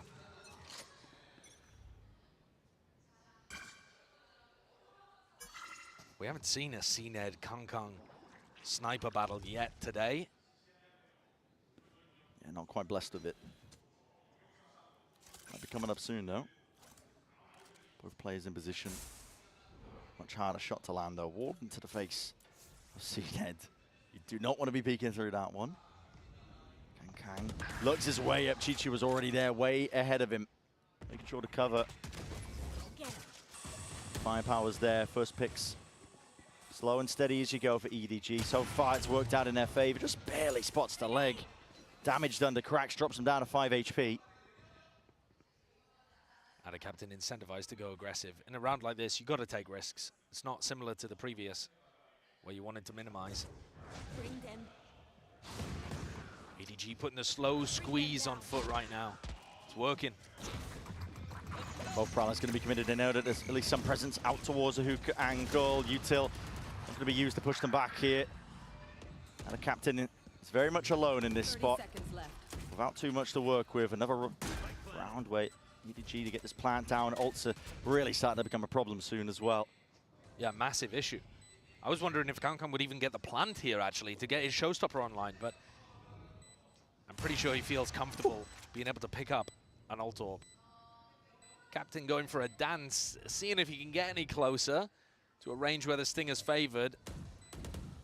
He'll advise, though, to really just tango with this guy, Kang. Again, just so keen to lock down those angles. Earns up the showstopper. One away from a multitude of ults now, too. Nobody close to the Thrash. One away from the orbital strike as well for Smoggy. EDG, at this point, are primed and ready to run away with a half. Yeah, I think this should be them dominantly winning the half here. The last 2 rounds, they do have to drag some ults out of Foot. I mean, last time Foot pitted towards short. EDG might want to either have some counterplay around that, go in the opposite direction. We can see that YetaJ is going to try to mix it up and pit B long.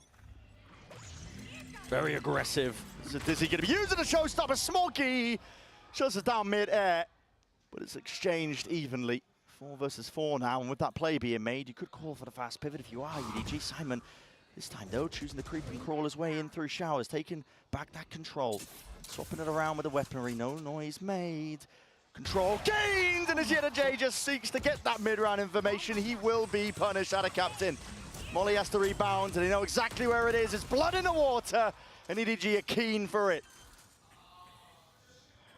Another situation where YetaJ gets punished going for that. And EDG's ults looking insurmountable at this point. Foot backing up. Their economy's in shambles. They're about to enter the final round of the half. They need 5 rounds.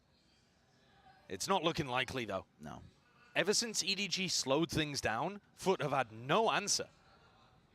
Their ability to gain information on the defense side here has not been through coordinated util retakes and reclears of areas. It's just been peeking in. And I think that's because EDG have been doing so much contacting. They're contacting around the map with Kang's operator as the tip of the spear. You already know that's a bad idea.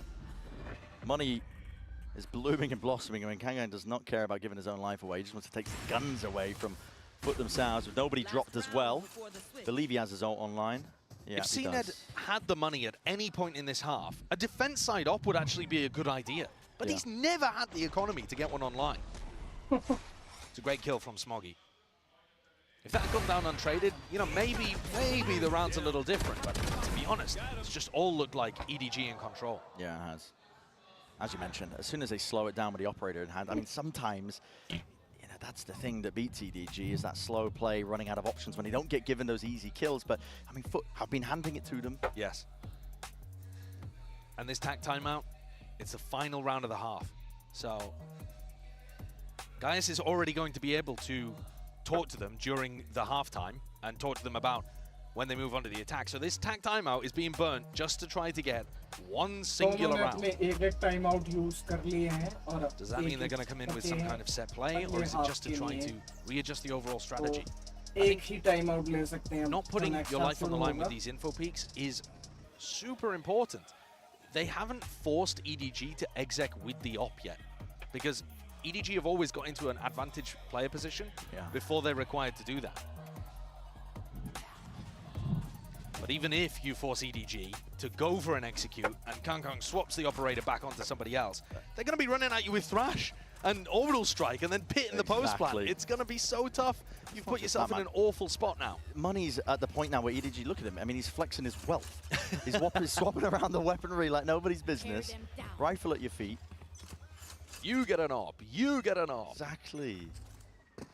And they are grouped up fully over towards A here, so EDG potentially thinking about cooking up a play to punish a defensive pit if it was laid down by FUTvsEDG, but he's nowhere near this A site. That gives free ground for EDG. Smokes are down. Thrash now going to be used. Orbital Strike to clear just out that potential player.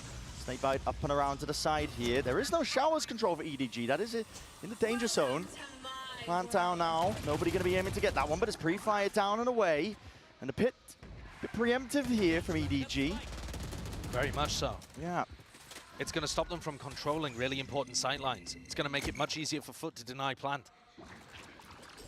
The A side is just entirely split up in twine. If they go through the teleporter, FUTvsEDG is waiting. This is really where it gets awkward. Start to see the untested nature of these compositions as well, because, I mean, hesitancy to me right now is looking like a bit of just uncertainty of what to do into this spot here. They know that showers is a problem. They can't quite clear it again. Nobody going to go for a second round of things. Wingman back online. Nightfall called, but want to fight. This time held down as the rifle's in hand. Running and gunning at a captain. Brings down nobody. Right from behind though, Smoggy strikes back. And one left alone. It's FUTvsEDG. Once more asked to do way too much. They don't even want the ace side. Taking it. Okay, I mean TP. That's so tragic from FUTvsEDG's point of view. He was in hookah the entire round. If only he'd waited there, maybe he could have caught Kankan, but of course he rotated. Spike planted. He is going to be unexpected. Having said that, Smoggy's watching. Yeah, he is. Might have even spotted him there. Unorthodox angle. FUTvsEDG's got a lot to clear.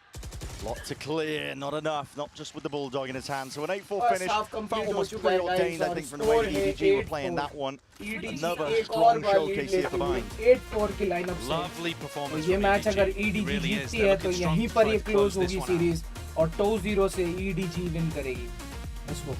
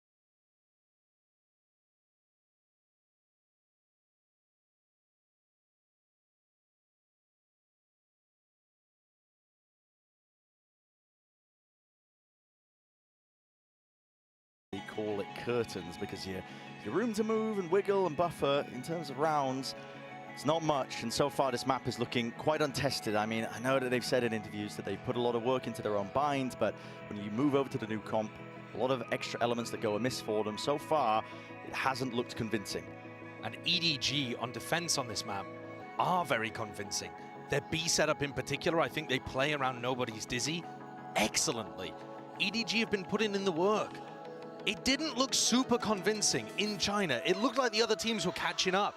But maybe that's a sign of the entire region finally ready to take scalps in a major way at Champions. We've already seen Trace do it with Vitality. Oh, yeah. This is another EMEA team looking to fall here to the #1 seed from China. And EDG looking to shut down the naysayers, the doubters, but bullet straight to the dome into Kang. Be holding your breath a little bit longer. Certainly looked from our perspective like that was through a smoke. Gone here. CNED wants to square up to this one here. He's trying to be cool, calm, and collected with the aim, but not really enough to survive. He did get the one before the trade come through. Instant reaction, Foot make their way over towards B, but the Spike is, I guess, different ideas about it. Mr. Fallen's moving in a different direction. They know that A is completely opened up here with the TPs heard and called. EDG now have lost all semblance of map control. And Foot planning for backside here. Flipping the map in a way that they really struggled to on Lotus, but here on Bind, understanding how important that is. Krax is in a great position to backstab, as the rest of EDG should be focused on going down short. You can hear the footsteps. Fallen catches it, sees the two of them. Mosh still available, ready and waiting for this, and striking from behind, Krax. Happy to deliver the death blow, at least the Chichu flashes in util, a little bit too much to overcome, tapping away with a ghost in hand. Smoggy is crouching for dear life and even just returns the fire himself. 2v3 though. They need a lot more where that came from. Time starting to get away from them. Adacaptain again will ward them back. Dropping the two of them, pissed around for Foot, grants them that lifeline. They needed that. If there was any chance of coming back into Bind, Nice push round, things nice to sunset, round. which would After also time, be pistol a round brutal GT, map for FUT. Foot. I think it's probably EDG's best, the decider here. But ये अच्छा round निकाला. Nice opener from CNED. That one starts to get the job done. CNED himself is going to pick up a Vandal heading into the next round too. And EDG full stacking the B site. Now, when I said earlier that their B defense is good, this is not the standard, but I think their B defense is going to be pretty potent here. Troubled up holding.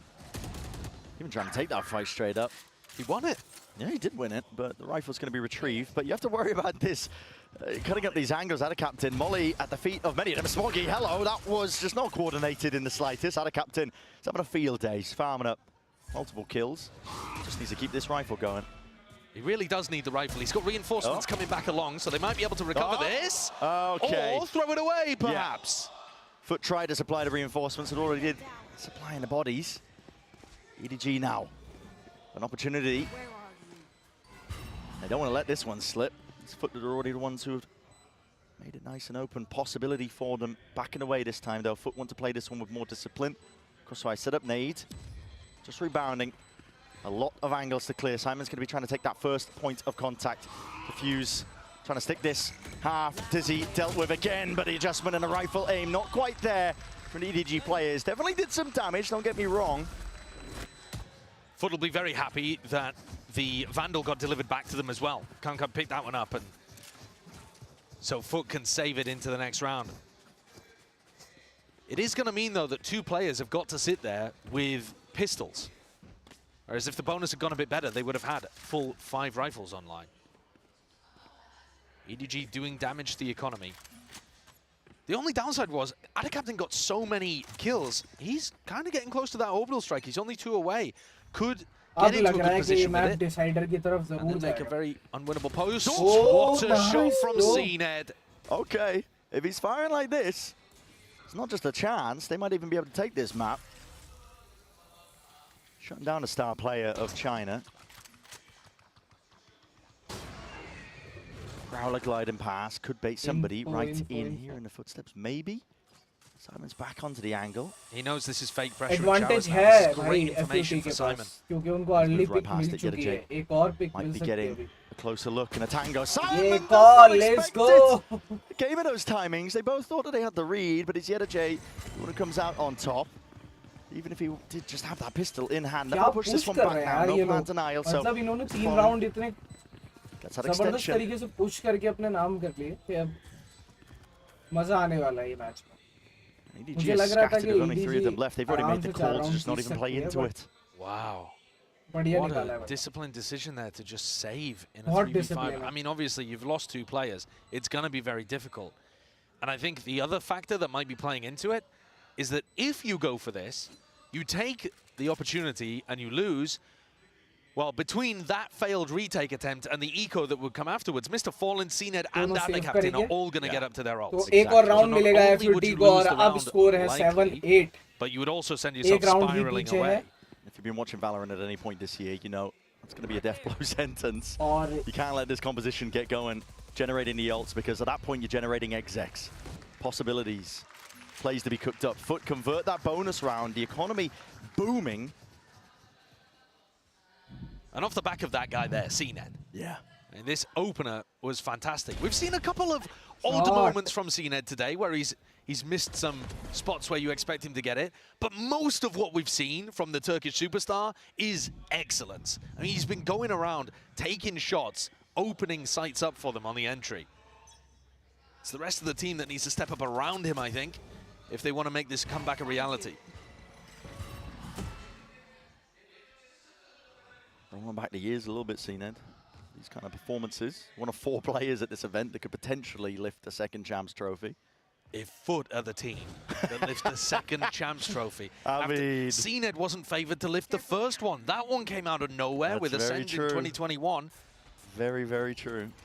But it is Champs. I mean, that just shows you the fact that CNED has that trophy shows you a lot of it is about turning up at the tournament. Having that form, having that excellence when it matters. That's what all the Chinese fans are hoping EDG can do as well. But Kankan's going to get shut down. That light armor not helping. Yeah, a bit of miscommunication, I think, as well, that sightline was open. Right for the taking here, FUT. They're pouncing on the chance. Another plant down, 2 players left to stand. Smoggy might just want to save this rifle. Simon can go hunting, poking around, maybe see if he can take some guns out of the hands of them. But again, the question remains, do you want to be generating these ults for them? Because one away, CNED, Mr. Fallen, they're holding on to these angles. Fallen's got it. And CNED could play for an ult orb, really. I mean, both are accessible to the attackers. So I don't think it's necessary that he goes and hunts this down, but he's going to go for it anyway. A death is fine here, by the way. Yeah, at this point, I mean, he's got 5k in the bank, so ult for the next round, happy with it. And EDG probably going to be able to get a buy together even if Smoggy does go down, so it's not do or die for FUT to chase this Vandal in spawn. But the trouble is, EDG at this point are losing track and grip of the series, or at least the map, I should say. The map, for sure. The series is still looking good with them taking away FUT's map pick on Lotus. Like I said, Sunset, EDG, they'll be feeling really confident about that. At the same time, you'd love to close things out in 2 if you are EDG, who are currently taking the attack timeout to make sure that this doesn't snowball even further out of control. I mean, so it was already an 8-4 half at the beginning. And you win pistol, you win bonus, and suddenly you're right back in it as FUT. Exactly.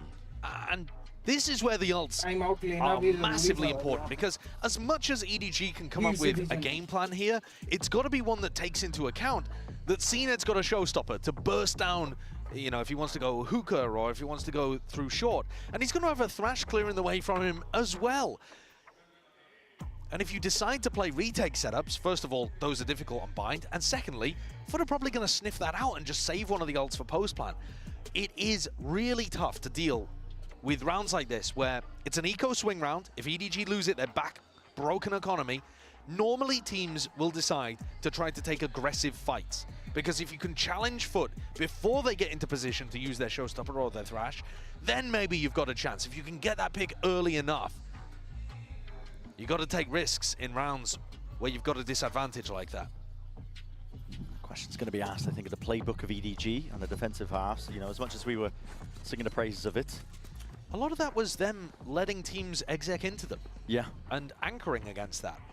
You're not going to want to do a strat like that when the other team has massive attack ultimates. That might be occurring. Oh, what a read. Yeah. This is a high-low setup out towards truck. They might be just trying to beam down CNED if he tries to make the move towards it. Mosh Unconventional location for it. Jump spot and Haunt.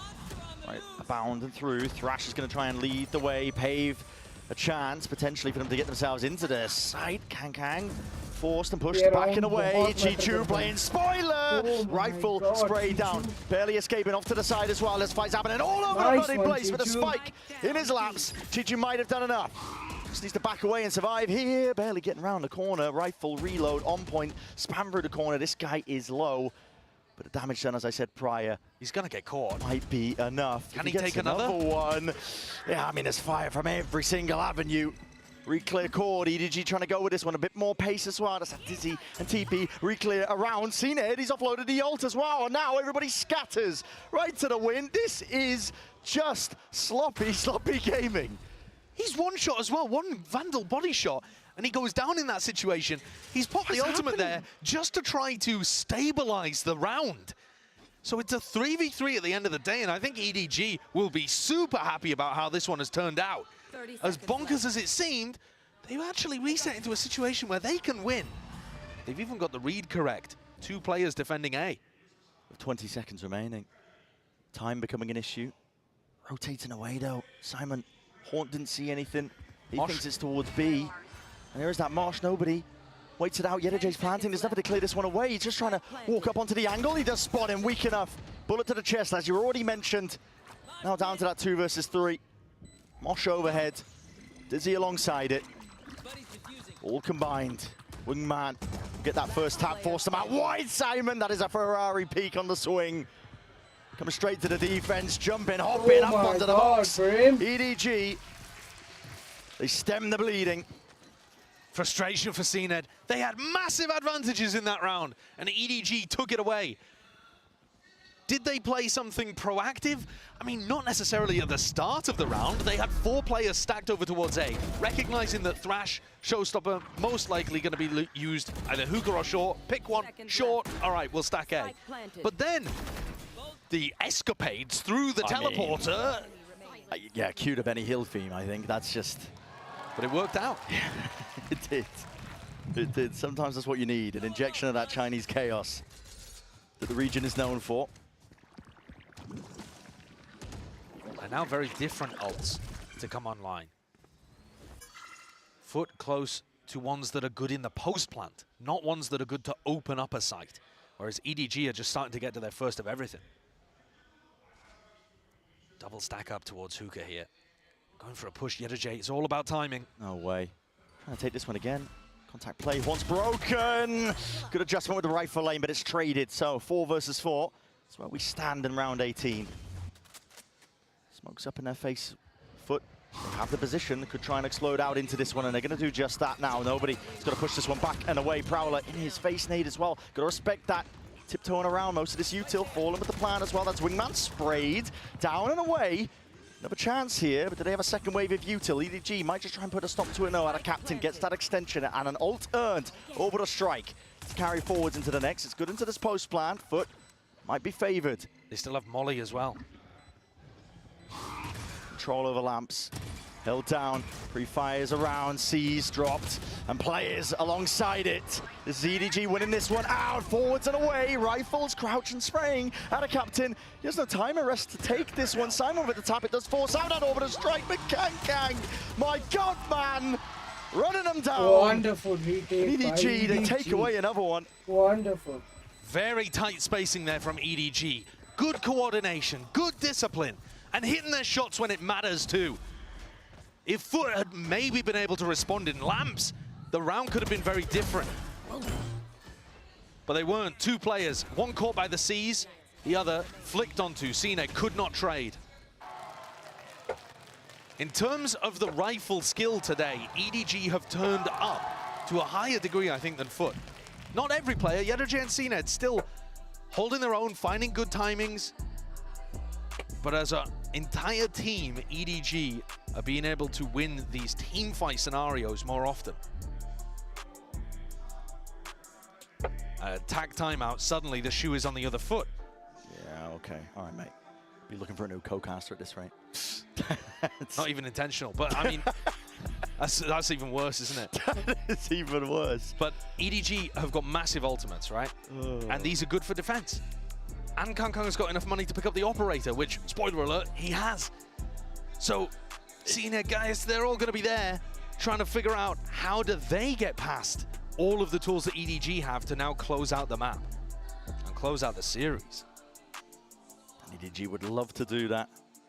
Again, reiterating, they've got a very angry hometown crowd after the back of that Shanghai performance where they just bombed out entirely. But maybe this event could be the event for China. We're already seeing upsets occurring, as we already mentioned. You know, Trace the other day over Vitality, EDG. This wouldn't necessarily be an upset. I think most people were panning this one to be quite a close match, but a strong start for them out of the gates is kind of necessary for champs here. EDG 1-4 across Madrid and Shanghai. So that shows you how desperate they are for a win. It's been dire this year. EDG drop down and lay down that pit. FUT do not have big ults to try and clear their way through this one. And they're just kind of looking at the pit, wondering whether they should be going inside it, pressuring it. They have no showers control.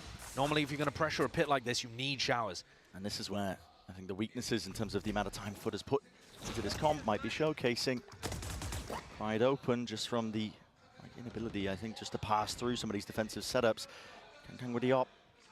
Posted back up. Chances now at a captain. Top of the fountain. Needs to stay alert. Doesn't know which angle it's going to be. Barely a leg spotted out and through. Even if you're pressuring, though, he's got the showstopper in his back pocket. Yeah. So you can't run him down this time.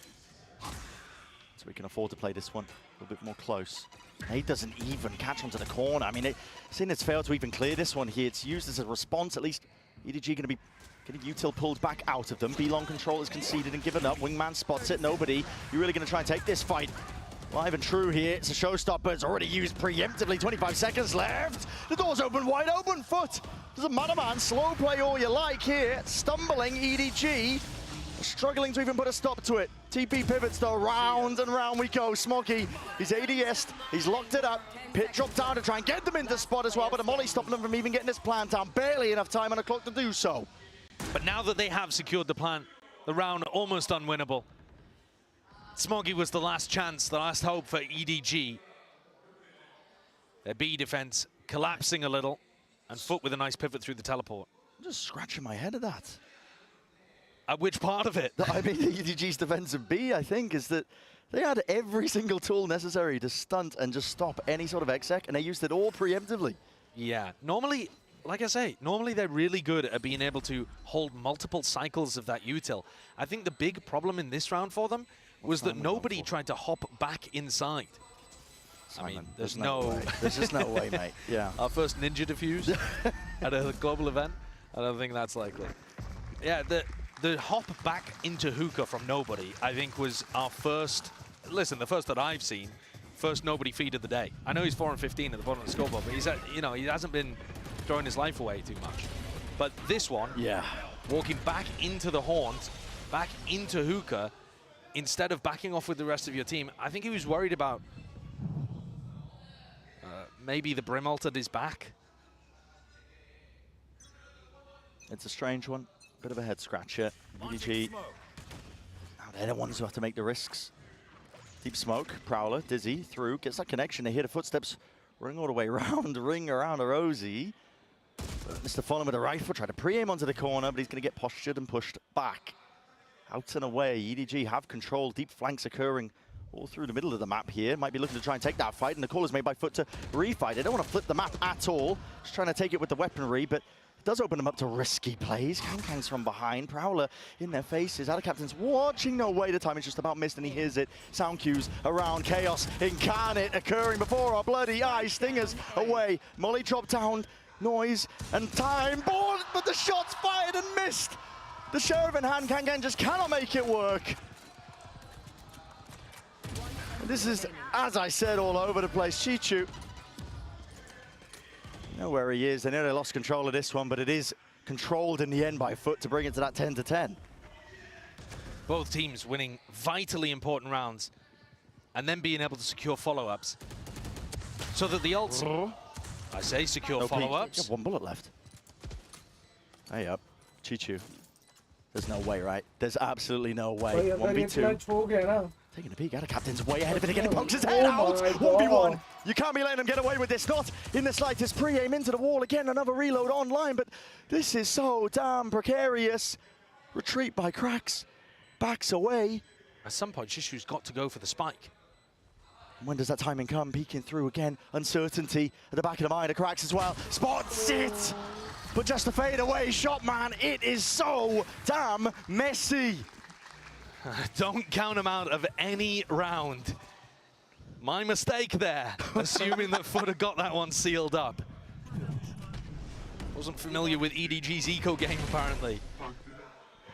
10-10 though. Both teams have let slip opportunities. It looked like FUT had a huge one to be able to get back into the game, and it looked like EDG had it. You know, they were 10-8 up, ready to run away with things. Both teams fighting tooth and nail to stay in here on Bind. And this is looking like it's going to be an A execute. Or at least the showers take. Well, the Mosh as well. Lineup thrown. Now a Nightfall as well. Going to be used to supplement. In through the back of the side, Kang. It's an off-angle hold, in through Lamps as well. Has to be cautious, and he's worried, but still takes the peek and a timing. Trying to make a go of things here. The call is made to try and fight this one. Showstopper in the hands of CNED. There's a danger. Kang, though, he's weaved his way past most of this, and it just glides straight past him. Whistles through, a tap away, yet a J, able to offset it, at least with the movement. Survives another day here. Chichu, though, rapidly approaching, out for the side. There is chaos. Again, occurring before our very eyes. Chichu, he's isolated, caught into the corner, out through showers here, just trying to make this one a bit winnable. Nobody to defuse is going to be pushed back and away in a rifle spam. Not enough, no players are FUT surviving. EDG. Let's go, 11th call EDG. Well played, EDG. Another one of those scrappy situations where EDG come out on top. Eventually, situations like that just come down to individuals and how much you can get value from your position. Could you have imagined Kang getting more value from his spot? No. Swings out from Lamps, manages to delete Ada Captain, evades a Showstopper, gets another pick inside as well. CNED trying to make a similar thing happen by walking inside the one-way, seeing if he can surprise EDG. The impact difference from the two Raze players was enormous in that spot. And then FUT on top of that lost a bunch of just straight-up duels. They're going to need another big one, and they're set up for a B execute. They have Thrash. Last time they tried to take it short. This time, looking somewhere different. You just got to be scared of this. Here's that one. Snake bite dropped. Let's break it with the Thrash there. A lot of bullets, though, going to be gliding right past, along with the Dizzy. That's a connection haunt. Nothing to offset any of this util. FUT getting full value from this one, but they can't get into the back of the side. Doesn't even matter. They'll let the util do the work. To seize, it's Molly's organ being used in conjunction of one another, and with the rifle aim in hand, it's the only thing that could steady the course. EDG got to put a stop to this. Uncertainty here still. Kang rattling the bars. This guy unleashed, and had a captain now to do so much more, pick up the pieces. One player left still onto the side. He's got to know that Smoggy might be here. Haunts there, picks up the spike, reload. Not even tapping, doesn't even expect it, but now knows. Isolating the fight into the 1v1. And another tap here, Smoggy. How the hell do you play this one? Ada Captain not expecting still. Trained onto the angle, but Smoggy finds it. And the 12th round, eventually, it was a laboured course to get there. But EDG smiled on their faces. Smoggy is putting on a masterclass in terms of his smoke utility here as well. The smoke that he's putting down on the left side towards Cubby is actually allowing them so much control over backside. Look how difficult it is in these replays for FUT to try to break through that when they peek. They're not going through the smoke. Smoggy pierces the Merc, is able to actually be able to deliver them the final kill in a 1v1 clutch.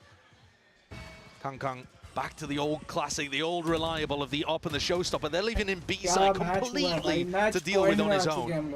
Everyone else on EDG stacks A, making the read. Is he still getting that connection?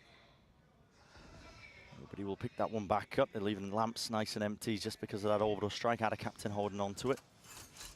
Don't want to fall prey to it. How are FUT going to get the read that there's 4 players on this site? Nobody's hard committed. Smokes are primed, now going to be dropped down here, and now the orbital strike alongside it. So, space does have to be given up with the horns up and over. Reveal onto the 2, Nade's going to rebound. CNED, you are so damn vulnerable. Up still trying to play off this util. He's been dropped, orbital strike now going to be earned and now going to be used on either side here. There's a skirmish occurring, Showers control is EDG's, and with it, the round almost inevitable. Ada Captain, a mad dash away, but into the open arms. EDG, a 2-0 finish for their opening game of champs. Well played guys, और यहाँ पर आज दोनों ही match बहुत ज़्यादा dominating रहे हैं. किसी ने भी इक्वलाइजर नहीं मारा और आज ये दो मैच दोनों मैच बहुत ज़्यादा डोमिनेशन के साथ another EMEA team EDG that's fallen win to by a Chinese 2-0 squad. This one not necessarily an underdog G2 match. win by 2-0. I think a lot of people would have favored आज EDG के in the match game, but a यहीं समाप्त होते 2-0 हैं where they guys. looked like they were in control, GG honestly, of both बहुत maps. अच्छा खेली. It's impressive. It was scrappy. बहुत अच्छा But we खेली, knew it was बहुत going to अच्छा get like खेली, that. बहुत अच्छी When you टक्कर have दी है. players on बहुत both बढ़िया. sides that love taking the aim fights, I think EDG are going to be confident on the Final back of this, score and they 2-0. dodged that fated matchup against Let's Paper go. Rex. They did. Another reason to be happy. A lot of the Chinese fans as well flying out just to cheer on. Full domination देखने को मिली आज के Group D के matches में. Despite how tumultuous that second map looks, you can't argue with the results. Paper X 2-0 का match finish. जो Not next bad है at all वो for the है opening game. TUF के साथ और EDG का match है G2 के साथ. तो कल They मैच होंगे didn't really Sentinel turn के. up today. They were match struggling with Sentinel their का होगा, adaptations on Lenzy Lotus. का होगा. Struggled to be able to turn up on an individual level, I think, over the course of this series. They'll be disappointed. And for them, a meeting with Paper X offers no easier players to go up against.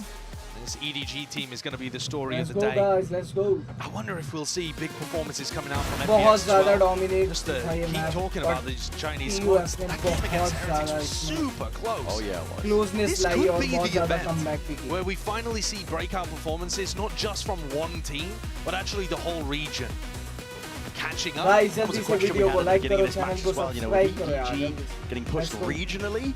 You know, is that just a result of them slipping, or is it a result of regional parity, of the other teams actually getting better? And with every result, with every win that China as a region is able to accrue and build up at this event, the more it looks likely that the region is finally coming online, paying dividends.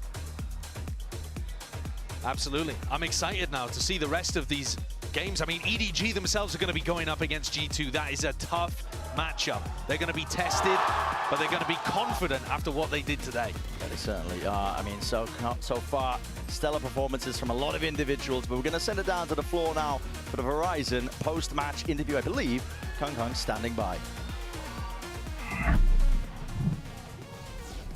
Hello everyone, I'm back with the post-match interviews with EDG's Kangkang. Ni hao, Kangkang. And I'm also joined by our lovely translator Luna. Hello Luna. 네, 오늘 EDG의 칸칸 선수 인터뷰 만나보겠습니다. EDG의 챔피언스 첫 경기를 통해서 이제 승리를 거뒀는데 오늘 상대를 하면서 사이먼을 새로 이렇게 영입한 후에 첫 챔스인데 좀 어떤지 팀의 조합에 대해서도 한번 물어보도록 하겠습니다. Hello, Kangkang. It's your first time coming to champs with Simon on board, so I want to know what does he bring to the table and how that's been like for you. 那其实这也是第一次和 Simon 一起来到世界赛嘛，那你觉得他为团队带来了一些什么，以及跟他在一起打比赛的时候有什么样的感觉呢？带来了更多的青春风暴吧，对，就感觉大家都现在 Simon 来了过后，就团队可能协作更好了嘛，因为他是一个比较主动的一个人，所以说这可能是。也不说是主动吧，就是他给道具的时候很主动，所以说这可能是对于团队的一个润滑剂吧，我觉得。I think after like Simon joined in, he's a super like young, energetic person, and after that we are more play with our teamwork and synergy. Seems like when he deal with the initiator, give us a skills kit, everything is so good. So that's kind of like that. 사이먼이 정말 이제 젊고 밝은 분위기로 새로 합류하면서 팀에 정말 좋은 뭔가 스킬이나 다방면으로 좀 보완하는 데 도움이 많이 돼서 정말 오늘 또 그렇듯 좋은 결과를 얻어낼 수 있었다고 하네요. 그리고 아까 첫 번째 포스트 매치 인터뷰 때 제가 G2 발린 선수한테 누구 만나고 싶냐고 물어봤더니 EDG라고 이렇게 대답을 했었거든요. 그거에 대한 좀 반응이 궁금해서 한번 물어보도록 하겠습니다. Before for our first match, I asked I asked G2's Valen who they want to meet, and Valen said EDG. So what's your reaction to that? 那之前可能他提问了说进去的 Valen 说想要跟谁来打比赛，他回答是 EDG。那你想要说些什么呢？对此？你要战我便战。你好战。 Yeah, if you want to face against us, I will face against with you. Okay. 만나고 싶다면 만나주겠다 했습니다. 진짜. Alright, and it's gonna come true. 마지막으로 EDG의 캉캉 선수 인터뷰 만나봤고요. 콩시 캉캉. 감사합니다. Thank you for the interview. Alright. That is all for our post-match interviews today, but we'll be back with more Valorant action on Tuesday. So see you then. Bye. Thank you so much for that, Bella. Always great to hear from Kong there. And wow, I mean, so impressed by EDG, really showing like even when Foot were catching up, starting to gain a little steam, shut it down right away. They had to, right? They had to put that nail in the coffin, and they managed to do so here. Big performance from them. Yeah, I think this time around, it was a little bit more control early from the side of Foot. We didn't see that really big early breakaway that EDG had over on Lotus, but when it came down to it, just a little bit more drive there from them being able to finally get that separation, get themselves up to double digits, and then to map point to be able to close things out. This was a very good effort from the side of EDG. Yeah, it wasn't a perfect game, but they bounced back on map 2 and had a pretty clean map 1. I think that's a testament to the new system working with nobody IGLing. And also, I think it was a solid debut from the rookie player. In Simon, you heard a little bit about the new guy from Kong in that interview, but I feel like he didn't have an outstanding performance as an individual.